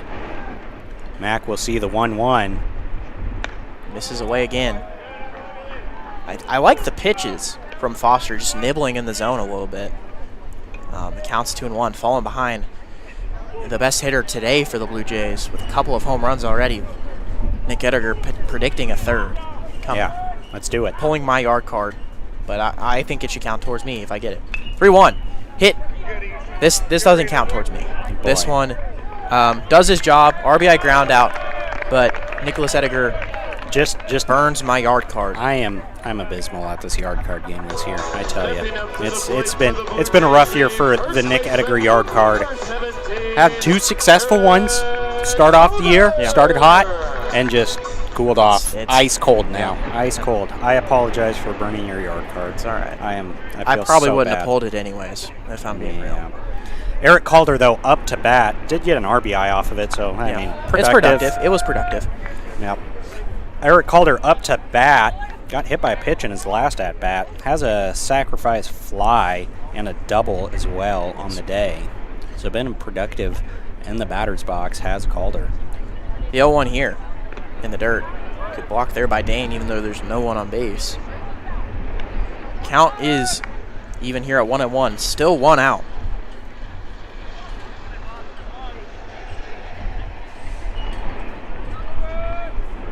Eagles looking to get out of this inning and have a chance in the top of the 9th. They are down 4 right now. Have not put up more than 3 in an inning, though. So they're going to need a little bit of magic there in the top of the 9th. But in order for that to happen, Foster is going to have to keep this where it's at. 1 out, bases are cleared. 2-1 count coming up to Calder. And that starts with getting in the strike zone early. He's fallen behind in almost every batter. Hasn't gone well for him in this second inning of work. Good news is the wind's still blowing straight out for the Blue Jays. Starting to go a little bit towards left field instead. Starting to straighten out just straight south. Yeah. Not as much towards from the west. Here comes the 3-1. This is in the dirt. So Calder gets on base. His second walk of the second day. walk, 4th time on base. As bringing up Case and Overby. Overby 2 walks, a ground out, and a single and a strikeout looking. So a productive day for Overby. I mean, productive day all around from the entire Blue Jay lineup. Like I said earlier, this inning, 16 hits for the lineup. Everybody except Crawford has got a hit. And Crawford has found his way on base and been productive. Yeah. So, I mean, it's even him doesn't have a hit, but been productive in the batter's box, which is what you want. Building some momentum as we near the end of this season. Yeah. Trying to get this positive play going for postseason play in Salina. Yeah. 0-1 count coming up to Overbay. Calder on first with 1 out. That's 1 outside for ball 1. This will be a 1-1 count here. Calder trying to maybe find his way in the scoring position as well at some point. Already does have 1 still on base. Yeah. So maybe he gets another. Here comes the 1-1. Misses, actually catches the outside part. So the count goes to 1-2. Overby trying to get another hit today. Move his line to 2 for 4.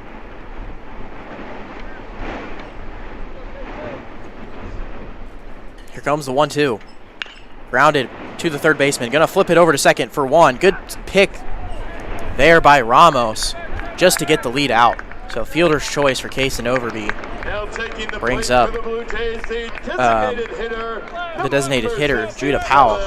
3 walks, fielder's choice, and a strikeout for Powell. Yeah, I mean, Ramos there trying to turn 2, but I mean, had to end up picking that throw over from third, so doesn't have time to get it over there.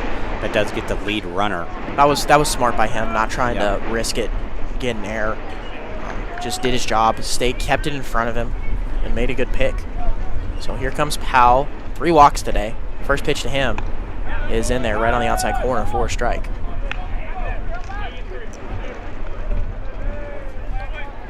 So 0-1 here with 2 outs. Not Calder now, it's Overby, excuse me. At first. Join the party, pal. Gotten on base a couple times. I want to see you do it with the bat. Here's the 0-1. Big swing there, just under it. So the count goes to 0-2. Blue Jays up 4 after answering the 2-run top of the 8th from the Eagles. Blue Jays have 15 runs on 16 hits and no errors. Eagles have 11 runs on 7 hits and no errors. Here comes the 0-2. Grounded, foul, just missed the tarp hole. Good effort. Had a Good rim effort. out yesterday as well in game 1. So, I mean, 2 rim outs this series. That would have been doesn't go down as a hit, but I think that gets you all-time bragging rights here at Tabor. That's 1 million points, not 1 bajillion points. Okay. Here Foster. comes the 0-2. This one hit into left field. Does it stay fair? It doesn't. That one out into the middle of the cemetery. I mean, that one's just powerful rocket, but way foul.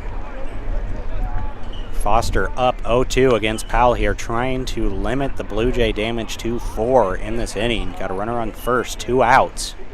0-2 count coming up to Powell. Runner goes. Judah crushes that one. I mean, I didn't even see where that went. That was over the shed, just left of the. I mean, that one was hit very hard. I mean, that's the power he has. Is if he's able to connect with it, has a lot of swing and miss in the game right now. But when he makes contact, he's gonna hit it very hard, and that's what he did there. His, I believe, 2nd home run of the year. Yep, 2nd home run and 6th RBI, and that's going to do it for Foster. Giving up 6 runs in the bottom of the 8th and making this, and the Blue Jays doing their job. Yeah, I mean, Blue Jays that's the way they won game 1. Yeah. Just a big outburst in the bottom of the 8th. So, I mean, finding ways to get into the bullpen and then taking advantage of that. But, I mean, absolute rocket there from Judah Powell over the scoreboard. I mean, I think I'm going to find that one on Monday when I'm mowing. I don't know if they're going to be able to track that. I think that's in the tennis courts because it went over the white shed. Okay. And I'm if I had to guess, that's in the tennis court. Okay. But either way, I mean, that is why Powell is in the lineup right there. Yes. I mean, just the threat of that is intimidating, and he has that kind of power, and it's good to see him finally get one there. 2nd home run of the season for Powell. The first one came in the first series. Yeah, so, I mean, it's been a long time coming, but he gets it. The new pitcher for Avila being number 40, Aiden Sims. I believe Sims might have actually pitched in the first game as well. No, he did not. Sims is a sophomore from Vidor, Texas. Yeah, 5 appearances, so did not pitch in that first game. 4.91 ERA through 7 1/3 innings pitched. So 26 at-bats for him so far. Batter's going 231 against him. Does have 2 hit by pitches, 8 strikeouts, 4 walks, and 4 earned runs. So he's looking to come in and, I mean, at this point, trying to stop the bleeding. I mean, if nothing else, make this game look better than it is. I mean, this game tight until the bottom of this inning. Yeah. I mean, we are tied going into the bottom of the 8th at 11. Now it's 17-11. So, I mean, Avila just heartbreakers this entire series. I mean, this game isn't over either. The Blue Jays have yet to really stifle the bats. I mean, it hasn't been really the bats so much as giving up the free bases. So, yeah, I mean, the Eagles have scored in 5 of the 8 innings that they've been up to bat, so definitely can do it. Haven't scored more than 3 though, so that 6 looks pretty big. Narvaez looking to keep things going here. Bases are cleared from that 2-run home run by Judah Powell. First pitch floated in there for a strike. Not sure if that was a knuckleball. I have no idea what that was. It was funky for sure. Narvaez 3 for 4 on the day. Comes the fastball, hit to right field. This one has on the warning track and caught. The right fielder has enough room to make the play. So that ends the inning, but a great inning from the Blue Jays nonetheless. 6 runs. Ben Laird coming out to try to finish this game out, get himself a win. Blue Jays up 17-11.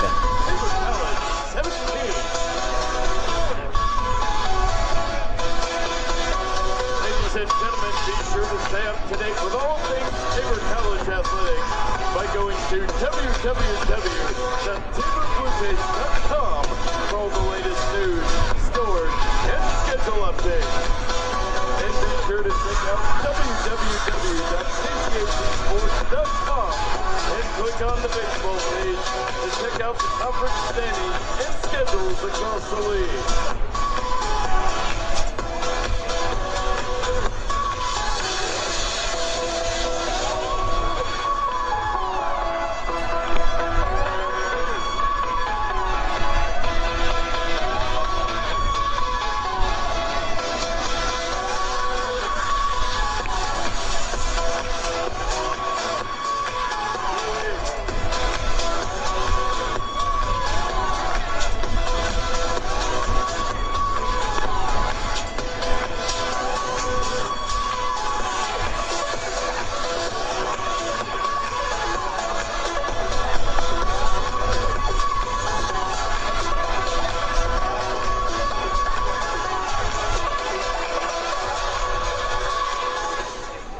And we're back here for the top of the ninth.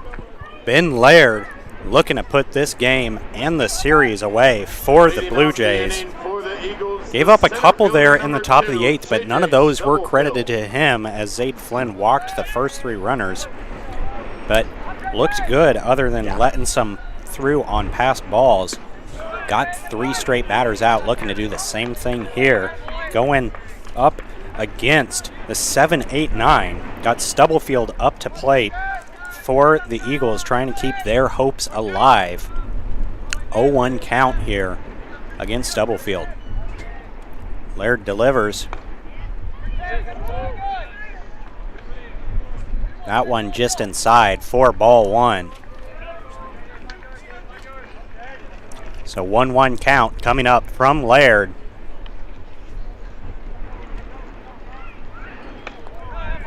Ooh, we'll take that. Yeah. A gift of a strike there for Ben Laird. Counts 0-2 here to Stubblefield, or 1-2, excuse me. Laird looking to get the first out of this top of the ninth. 3 outs away from a series sweep are the Blue Jays. Here comes the 1-2. Swung on and hit up the right field line, and this one's going to be fair. Stubblefield going to round first, head to second. Schiefer going to make a throw. It's going to be not in time as Stubblefield has good speed, so a leadoff double. And back-to-back doubles for Stubblefield. Yeah, back-to-back. I mean, good piece of hitting there. We'll bring up J.J. Dane, 1 for 2 on the day with a single and a strikeout. Or actually, I believe this is a pinch hitter. 29. Yep, Aiden Johnson, batting .250 on the year. Got 4 doubles as well, 13 RBIs. Someone open the door. Papers are flying everywhere. Yeah, Laird looking to put this away here against Johnson. First at bat of the series for him. This one finds the zone for strike one. Did you say his stats? Yes, Johnson batting .250 through 44 at-bats. Has 4 doubles as well. 0-1, big swing there by Johnson. Makes count 0-2. Laird way ahead here. Yeah, on base 370 for Johnson. He's a senior right-handed pitcher slash catcher slash infielder from Austin, Texas. Everything. You could just put utility, right? You could, but you know what's the fun in that? Why not list every position? Yeah, 0-2 here. Misses, gets away from Crawford, but Stubblefield makes the smart decision not to go up there. No reason to get an out. Yeah, you need 6. Don't get greedy there. 1 run doesn't matter. Yeah. Runs mean way more than outs right now. Do not get an out if you are the Eagles. They need 6 here in the top of the ninth just to tie. Yes. Laird getting ready to deliver the 1-2 to the pinch hitter, Johnson. This one misses in the dirt as well. Good stop by Crawford. Keeps it in front of him, so the count goes to 2-2. And Stubblefield, the first guy to actually hit anything off of Laird there, as Laird retired 3 to end the 8th. Looking to retire Johnson here with a 2-2. comes the 2-2. Misses in the dirt. Good block by Crawford once more. Laird just not locating that off-speed pitch right now. Yep, 3 straight balls into the dirt. Maybe trying to lull him to sleep. Maybe play some games with him. Throw one down the middle. Be an interesting strategy. Not the best strategy, but it's a strategy. It is definitely a strategy. So Laird needs one here. Full count pitch. Hit in between the shortstop and third baseman. 4 base hit. Stubblefield gonna stay at third. Moving station to station. This one gets away. Johnson's gonna stay at first base. Smart there. And we are not gonna. Johnson's gonna run for himself here in that catcher spot. So we got another pinch hitter, number 25, Nick Bowers, the senior from Windsor, Missouri. Bowers 143 on the year through 21 at-bats. Has 2 doubles and an on-base percentage of .250. So a guy that, I mean, you think you got to take care of this one. Yeah, you got to stay aggressive. Don't want to put yourself behind in the count. Laird got ahead of Johnson, but had not good enough. He didn't execute his 2-strike pitches well enough and to let Johnson back in the count to get him a hittable pitch. First pitch here in the dirt for ball. And Bowers a bigger build as well. Kind of almost looks like their version of Judah Powell out there. So definitely a guy with power that they're looking to maybe bring in 3 if he can get something elevated out to left. This one right at the knees. Good pitch there by Ben for a strike. Yeah, 1-1 count now. Runners on the corners, no outs. In the top of the 9th, Blue Jays have a 6-run lead. Looking to put it away here. Here comes the 1-1 in the dirt. Crawford blocking it again.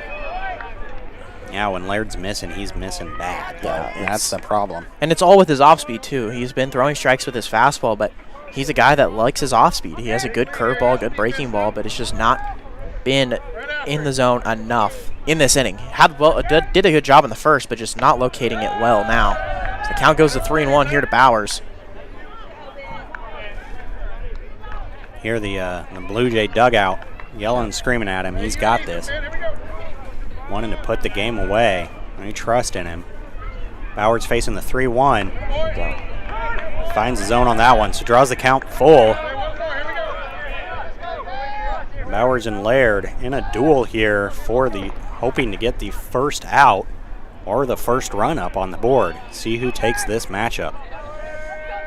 Here comes the full count pitch. This one misses away, loads the bases. So the Blue Jays have walked the bases loaded in back-to-back innings, and we're going to get a player mound visit here from some of the players. I don't see Coach Staniford quite yet. Nope, not coming out. I don't know if he's. What is the amount of mound visits? Do you know? I believe it's 5. Okay, so he has not reached that total. Yeah. But and those and they don't count if there's a pitcher switch, correct? Correct. Yep. Yeah. So yeah, I think he has 2 or 3. He's got to have a couple left in his back pocket, but Laird here, bases loaded. Just needs to get some weak contact from Tommy English. English has been their batter on the year. I mean, team leading 387 average coming into the series. Went 4 for 8 yesterday. 1 for 2 today with 3 walks. So, I mean, 4 walks on the series, going 5 for 9 as well. Yeah. So, a very dangerous bat here. Laird going to need to play carefully with English. Bases are loaded. Just get a ground ball here. Get a turn 2. Take a deep breath. Get it out at least. First pitch misses away. Not bad. Yeah, look there by Laird. Pretty good. Much better miss than he's had previously. Definitely. So 1-0 here to English. Pitch misses upstairs. Count goes to 2-0. Laird going to need to fight his way back into this at-bat down early 2-0. This one right there. Good pitch. English maybe wanted that one. Yeah. Nods his head after that one. That's maybe his spot right there. 2-1 here. 2-1 for number 21, Ben Laird. Down in the dirt. English way ahead in the count, 3-1. Laird danger of walking another and possibly being pulled out of this game. Yeah, Laird needs to do something here. 3-1 count would walk in a run. This one catches the top of the zone. Good pitch there. English on his way to first. Hey, Thought he had it. sometimes you just got to sell it. You Yeah. know? That one looked pretty good, though. Yeah, So- I agree. So full count here coming up to English. There's going to be a run or an out in this matchup here. 3-2 pitch. Hit into left field. This one back. This one is gone. So English puts up 4 with a grand slam. So the Eagles have life. Makes two. it 15-17. No outs here in the top of the 9th. Bases are cleared again. If you were going to get a substitution for a pitcher, this would do it, I think. I mean, bring a pitcher in. That's what we got. And I think that's what's going to happen here is Standiford is getting a mound visit. So grand slam shot by English. Drives in 4 to cut the lead to 2. And Laird is indeed done. Jorge Rio coming in for the Blue Jays. And Rijo did pitch in that first game. Looked pretty good in the 8th inning, I believe, of the first game, and then Barons came out and finished the 9th. So only pitched 1 inning, if I remember right, in that first game. Looked pretty good. Maybe 2/3 of an inning as well. I can't quite remember what it was, but did not pitch very much, so should have a strong arm, and he did look good in his outing. Thought he was going to come back out, but they ended up bringing Barons in for the 9th. So Rijo coming in, looking to save this game for the Blue Jays, as Eagles have put up 4 on a grand slam by English. And Jorge, so far this year in 12 1/3, 8.76 ERA, 286 batting average against, 9 appearances for the Junior transfer. junior college transfer, the right-handed pitcher from La Romana, Dominican Republic. Yeah, one of those guys is great to see on campus too. Always smiling, always cracking jokes. Real fun guy to be around as well. I mean, I don't think anybody has anything bad to say about the guy. So I'd love to see him come in and get the series sweep party started. So again, no outs, no one on base for Rijo.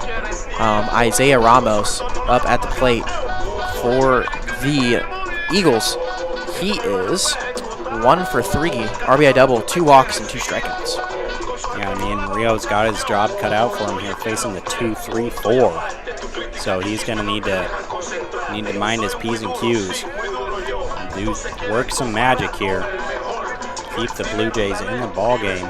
Would love to end it in the top of the 9th. Blue Jays do still have a chance in the bottom of the 9th. Yes, if it comes to if that. they need it, but would love to end it here in the top. Yeah.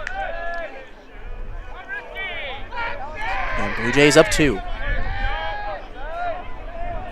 Rijo comes set for the first pitch of his outing. Delivers high for ball 1.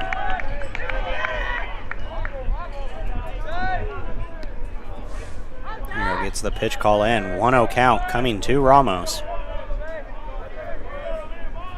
The pitch. In there. Good pitch there, right on the inside corner.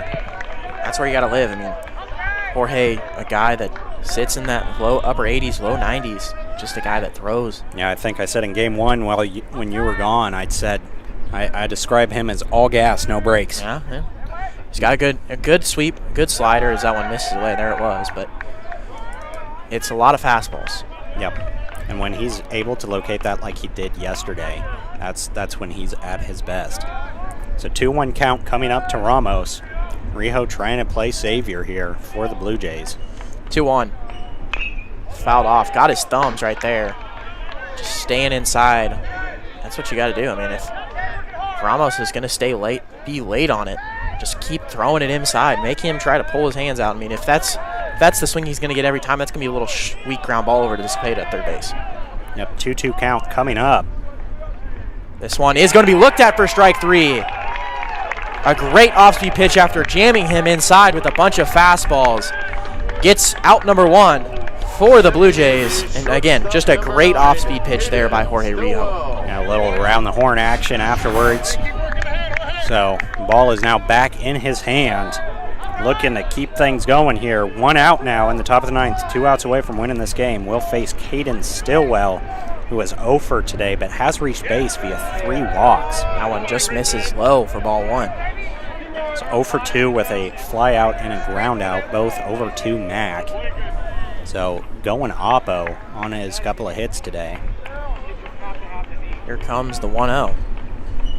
This one hit into right center field, and this one's going to be just missed by Easton Norris. This one's going to get in the gap. Stillwell going to round second and stop there. A good call there by Stillwell to stop there.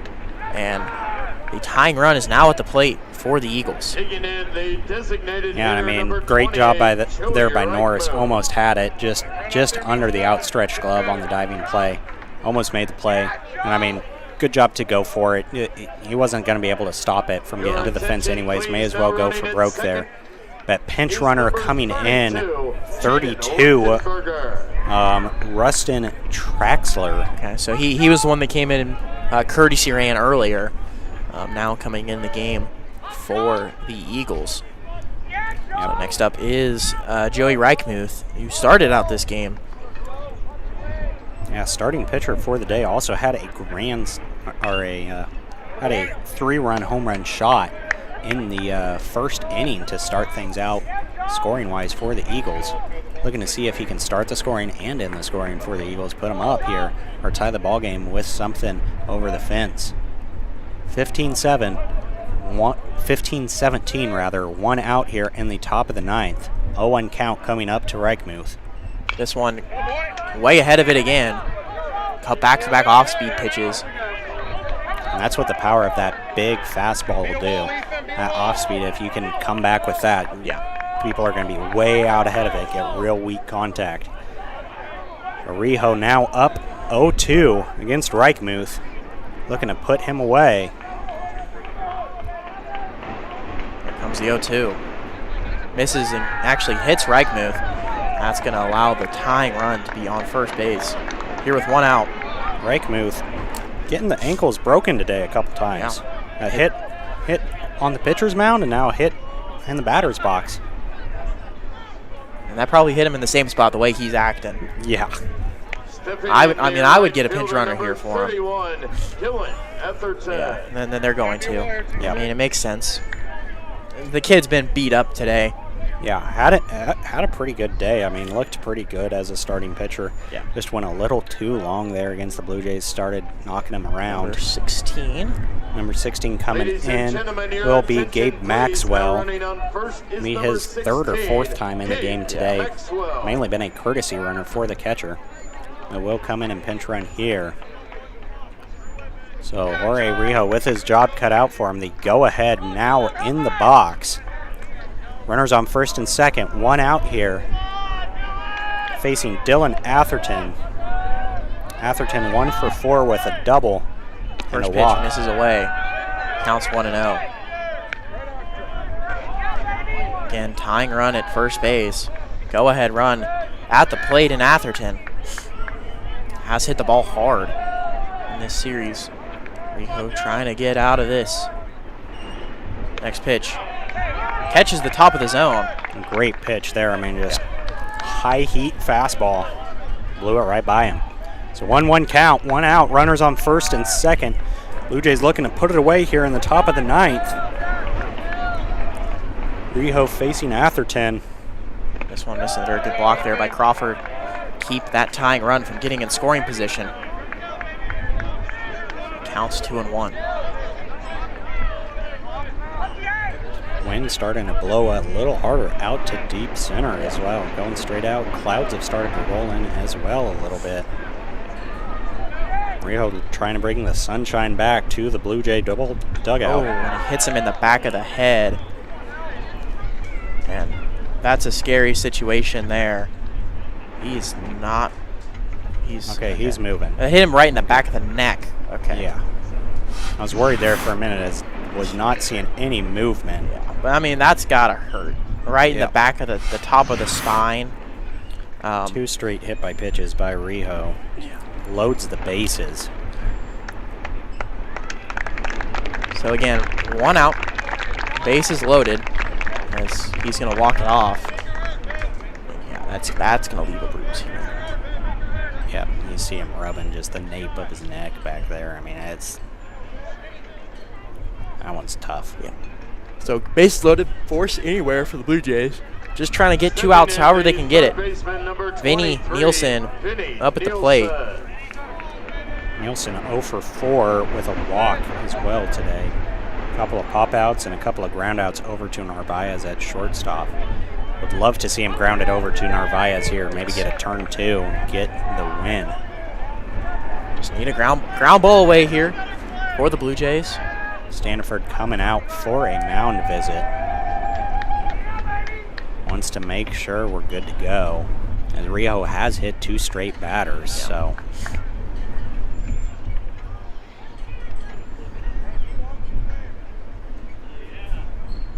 Okay, so we're going to get a pitching change here, actually.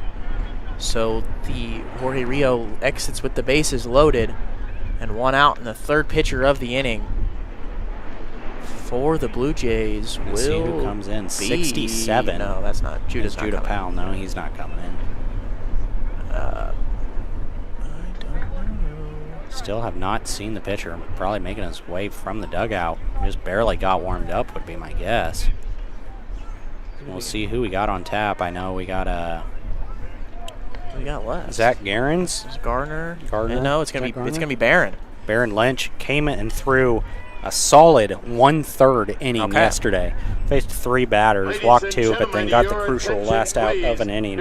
So only thrown 1/3 of an inning in this series, so does have the arm to go. Needing to get some weak contact here. Ground double play ends the game. Wins the sweep for the Blue Jays. Has work cut out for him. Bases loaded, 1 away, and we'll take a break.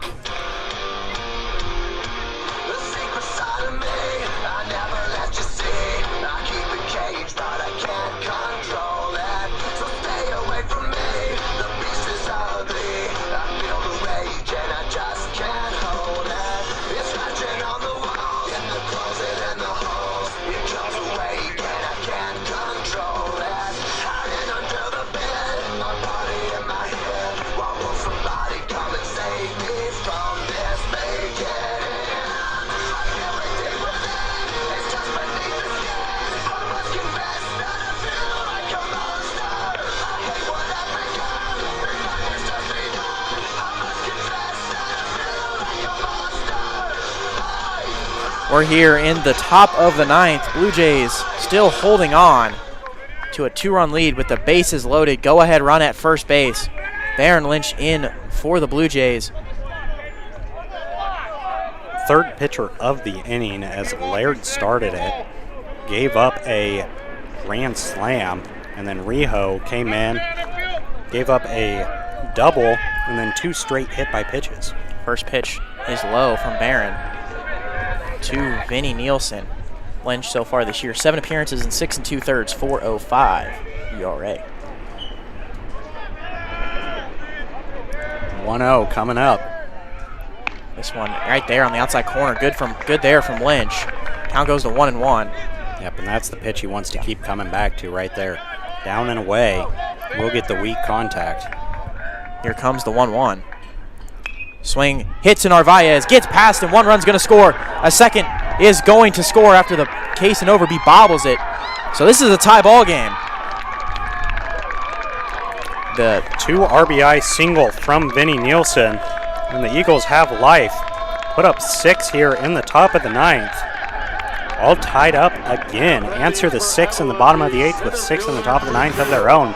But they're not done. No, Only still 1 out. And the guy that started this off, J.J. Stubblefield, with a leadoff double. And batted through. And Blue Jays, again, still have their work cut out for him here. The first pitch. Swung on and missed. Good pitch there by Lynch to get strike 1. They can't make it easy on this, can they? No, the Blue Jays team this year loves fun, interesting games. Here comes the 0-1. Swung on and grounded. This will be foul up the first base line. Blue Jay dugout makes the play. So 0-2 here to Stubblefield. Has one strikeout already today. Looking to get a second one here with that go-ahead run sitting at second base. The pitch misses. I like the pitch there from Lynch. Just didn't get the call. Counts 1-2.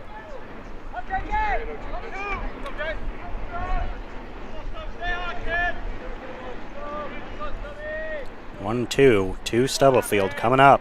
The pitch. Swung on and grounded, foul once more. Stubblefield spoiling some good pitches by Lynch. Yeah, Calder's got to be on his toes. Two of them screamed right down by him, so don't be surprised to see this one hit down that first base line. Both Jared Mack and Eric Calder over there on the right side of the infield. Going to need to be on their toes, ready to make a play here. 1-2 count coming up again to Stubblefield. Here comes the 1-2. Swung on and missed. A big strikeout for Baron Lynch. Gets out number 2. And, I mean, just getting that swing and miss, he was ahead of all of everything that Lynch was offering and got the swing and a miss. And back up is number 29. Gosh, what was his name? Johnson. Now batting number 23, Vinny Nielsen. This is not Vinny Nielsen. This is Aiden Johnson.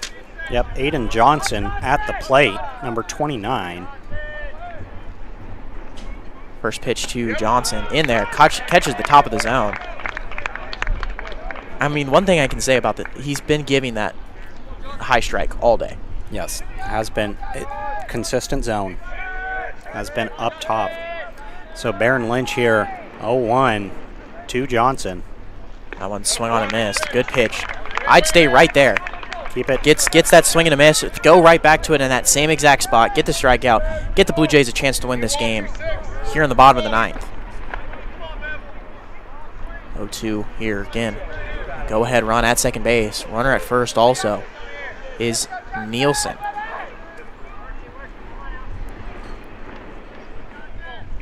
Here comes the 0-2. I like the chase pitch there. Doesn't get the swing though, so the count goes to 1-2. 1-2 count coming up to Johnson. Lynch trying to get out of this inning, keep the score tied, give the Blue Jay bats a chance to walk it off again. Here comes the 1-2 in the dirt. This one gets not far away enough. So the count goes to 2-2. Lynch looking to get out number 3 here. Has gotten one strikeout already. Trying to get a third, or a second, excuse me. Yep, 2's across the top of the scoreboard here. 2 balls, 2 strikes, 2 outs here in the top of the ninth. Eagles have put up 6 to tie it at 17. Lynch trying to put Johnson away and get out of the inning. Here comes the 2-2. Swung on and fouled off. Johnson staying alive in this at-bat. And if you're the Eagles, you're playing with house money at this point. You've already tied it up. Yeah. So the pressure is off. Pressure is all on the Blue Jay side. Johnson, though, looking to do some more damage, maybe get him a lead. Lynch comes set for 2-2. Pitch. Doesn't get the swing. So the count runs full. Runners will be going here. So Lynch needs a strike. He doesn't want to load the bases.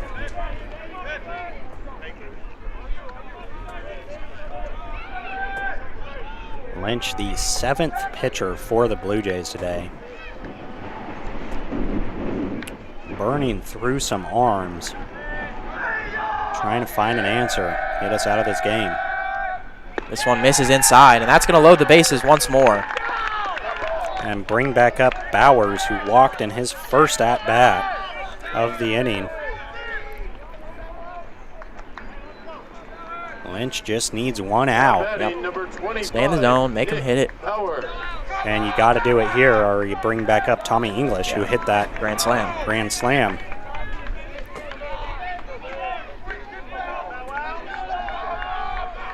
So Lynch needs to take care of business here against Bowers. First pitch misses in the dirt for ball 1. Lynch missing low. Eagles dugout up and jumping. They're having fun. Here comes the 1-0. Right there, 4 strike. Stay there if you're Lynch.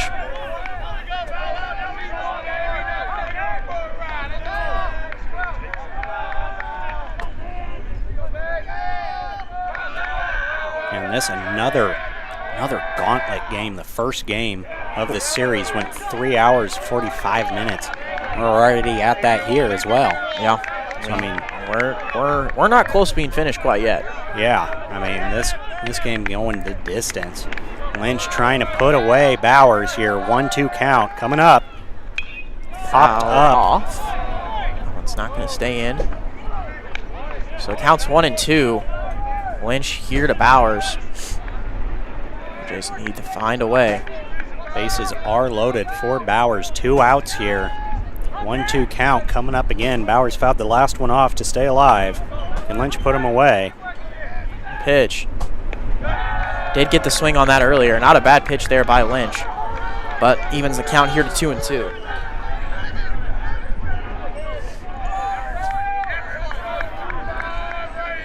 Lynch looking to find something. Pull out all the stops here. 2-2 coming in. Down in the dirt. So draws the count full. Runners will be going here.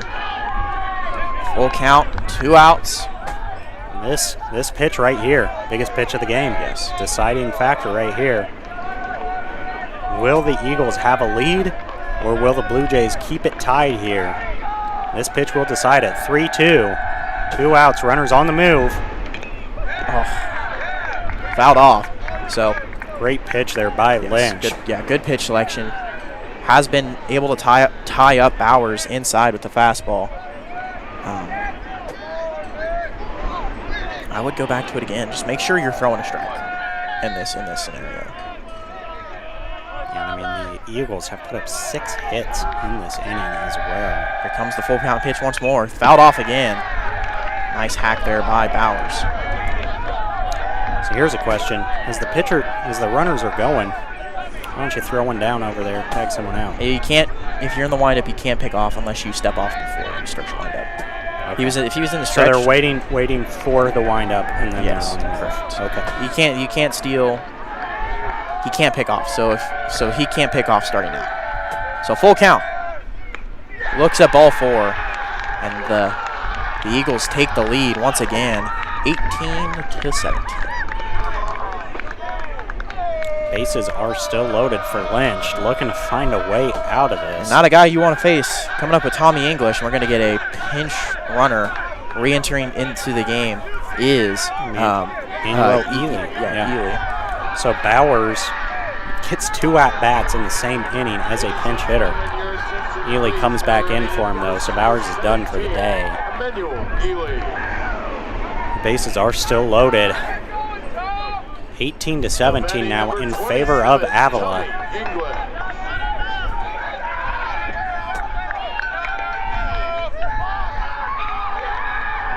And they're going to call up balk on Lynch. Standiford coming out to get some. I'm not sure what he did. Yeah.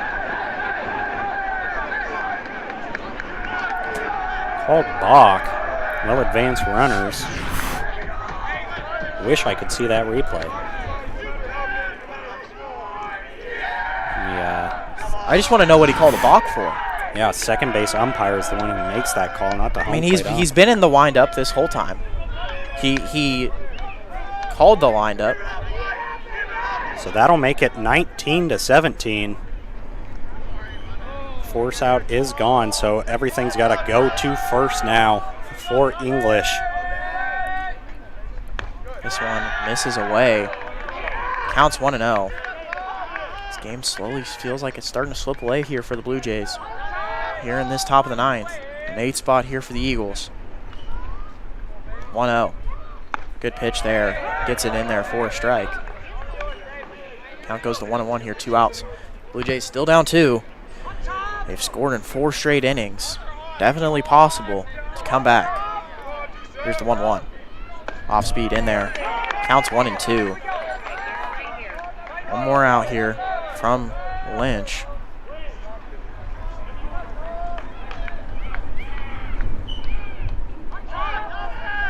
Here comes the 1-2. Misses upstairs with the off-speed pitch. Count runs even here. 2s across the top. 2 balls, 2 strikes, 2 outs. Lynch trying to find his way out of this inning that will not end for the Blue Jays. Here comes the 2-2. In the dirt, 1 run's gonna score. Ely. Over to third is Ely, so Blue Jays down now 3.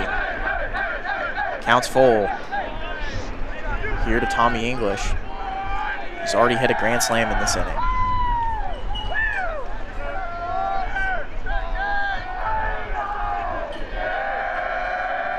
Here comes the pitch. Swung on and fouled off towards the Eagle dugout. Count still full. bullpen catcher takes one off of the back of the leg there on that one. Couldn't see that one. Yep. Was he trying to field it, or was he just... No, tried to shy away from it. Hit him right in the back of the quad. Well, that's what you get for not for playing running the ball. away. Yep. Full count here once more. Swings at this one. It's going to be past the outstretched glove of Narvaez for a base hit. And this Eagle lead goes to 4. 21-17. 3 touchdowns for the Eagles here. And that's going to be it, most likely, for Baron Lynch. Going to get the fourth pitcher of this inning for the Blue Jays. We'll take a break and tell you about the next pitcher.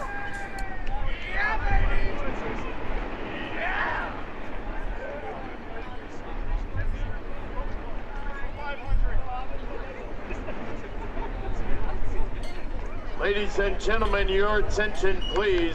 New man on the mound for the Blue Jays is the junior, number 33, Javier Timberano.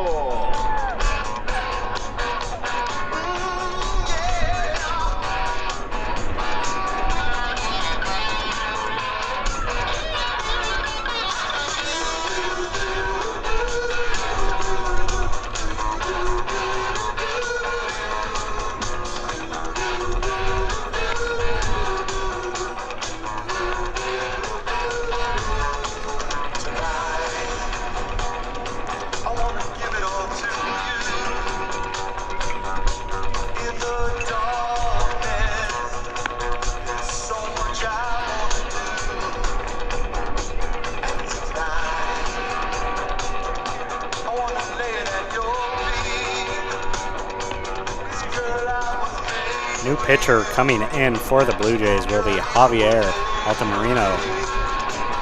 You got some stats on him, Caleb? His 6 appearances for Javier, 8 1/3, 8.64 ERA, 3.94 batting average against.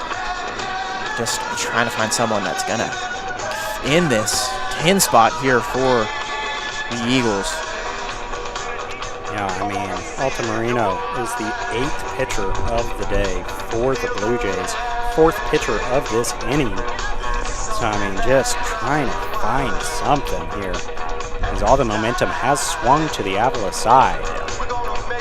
Tabor looked after the bottom of the 8th. Looked like they were pretty comfortable to walk away. Up 6 after 8, but giving up 10 here in the top of the 9th. Just hasn't got another 0 up on the board, but not the one you want. Yeah, just it's too many free bases, and then accompanying that with the timely hitting from the Eagles in situations, and it's just it's just a snowball effect that's going on right now, and the Blue Jays just haven't found an answer. I mean, just all day.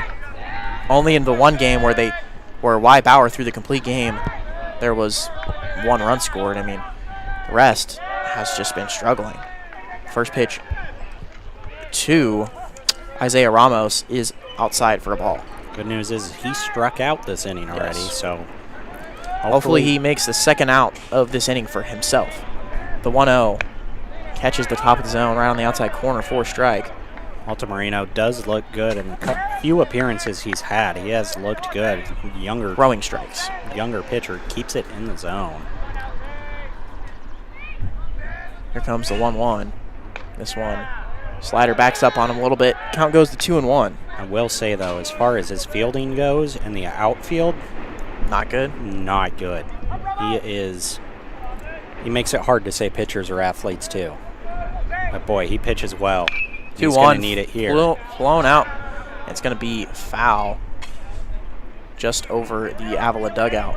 So the count 2-2.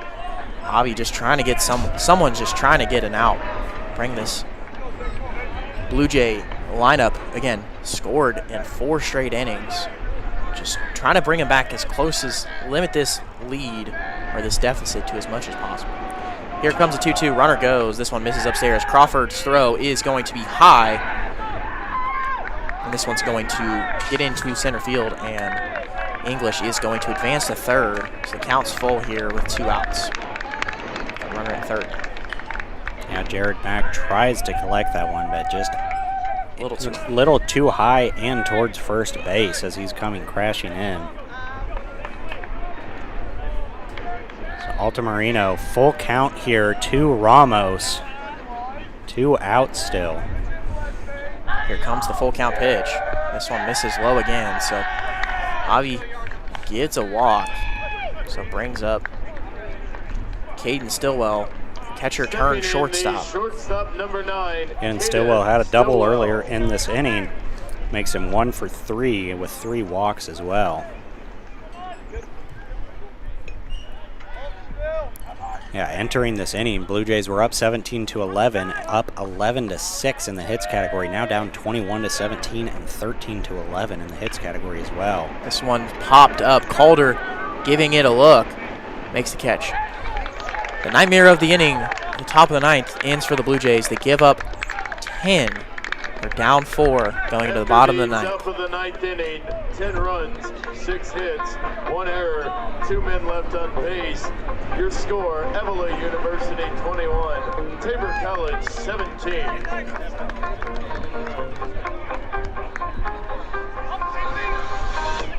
You shut it out, but I can't hear a word you say. I'm talking loud, not saying much. I'm criticized, hard, but it's ricochet. Shoot me down, but I get up.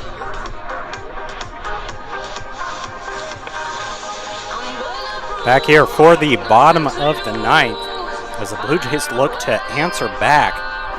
10-run top of the 9th for the Avila Eagles. They were down 6.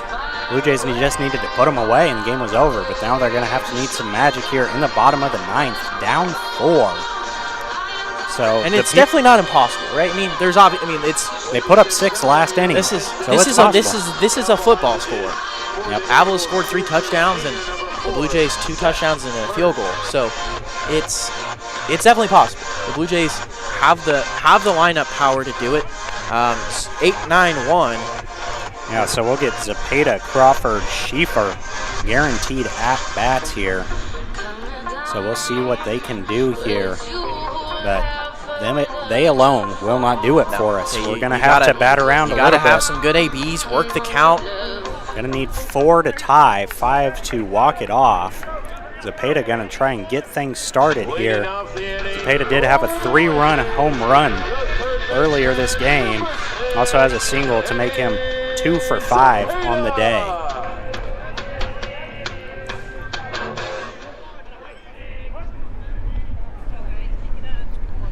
Here comes the first pitch. Slips there. That's where I'd love to see some banana ball. Pass pitch, Just first base. Steals first base. Yeah. Sims threw that one to the backstop, so counts 1-0.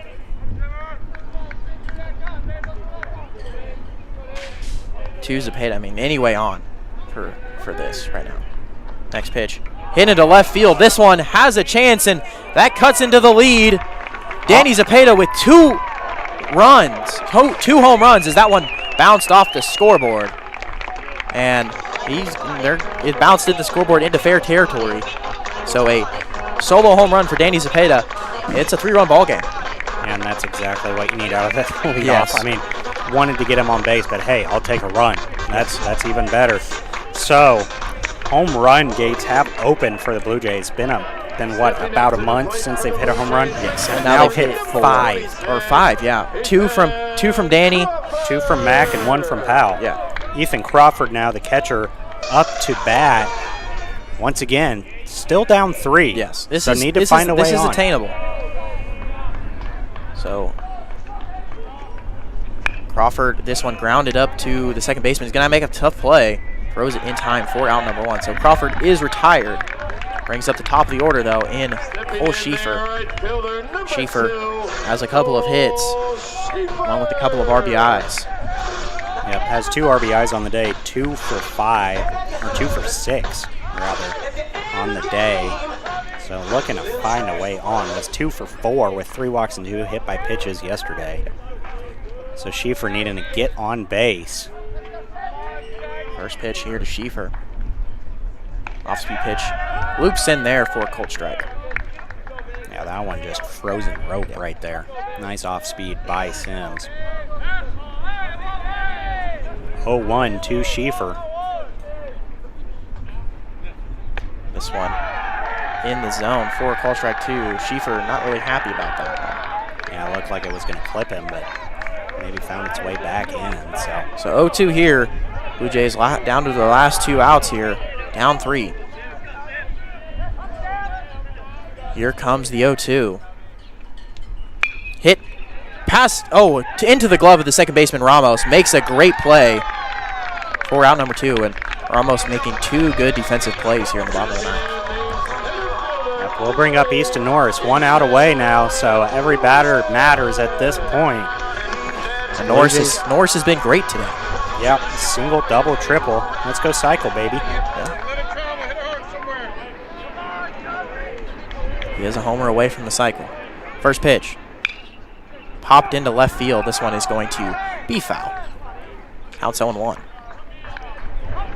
That's where you want to take it if you're him. I mean, wind blowing straight out to left field. Last cycle for the Blue Jays, Tyler Montaloyd. A couple years ago on senior weekend. Here comes the 0-1. This one misses away. Count goes to 1-1. 1-1 here to Norris. Bottom of the 9th. Blue Jays down 3. Pitch misses in the dirt. Count goes to 2-1. Norris having a good at-bat here. Yeah, Sims looking to put this away, play spoiler here for the Eagles. Steal a game on the road against the Blue Jays. Here comes the 2-1. In there for a strike. So Blue Jays down to their last strike here. Whatever that pitch was, it has been working for him. Blue Jays next game after this, Tuesday in McPherson. Here comes the 2-2. Swung on and hit. This one's going to end up foul. Not mad at the defensive swing there by Easton Norris, even though it was going to be a ball. Yep. You gotta, whatever you think is going to be close, you got to put a bat on it just to try to make sure that you keep this game alive. Do not leave the game in the umpire's hands for balls and strikes. Do it by yourself in the batter's box with that bat. Here comes the 2-2. This one hit to the first baseman's glove for out number 3. So the Eagles score 10 in the top of the 9th and come back and beat the Blue Jays. They salvage this 3-game series, getting 1 game. And the Blue Jays take 2 of 3 against the Eagles, but this is a bitter taste left in your mouth. Very bitter taste. I mean, had the sweep in the mouth, up 6 going into the 9th, and end up giving it away. So I mean, just not how you wanted to end the series. You do get the series win, but does not feel good right now. But they will have to recollect themselves going forward. As you said, facing Mac for the midweek series later this week. So and senior weekend next weekend. I believe that's a Saturday-Sunday affair against Sterling College, the Warriors. And really that's gonna turn out to be who's gonna be the 6th seed and who's gonna be the 7 or 8 seed. Yeah, I mean, So- it's every game matters right now for the Blue Jays. They are in postseason mode already. You got to win, got to stay alive, got to help your seeding out. And this one stings. This one hurts. But Blue Jays back in action on Tuesday, and then back home next weekend for senior weekend. And that's when we'll see you next. Yep. We'll come back on Saturday. Senior weekend, there will be a whole bunch of festivities recognizing 16 seniors for the Blue Jays. Some other awards being awarded, but we'll talk about that then. Caleb Apple and Nick Ediger signing off. Have a great rest of your weekend.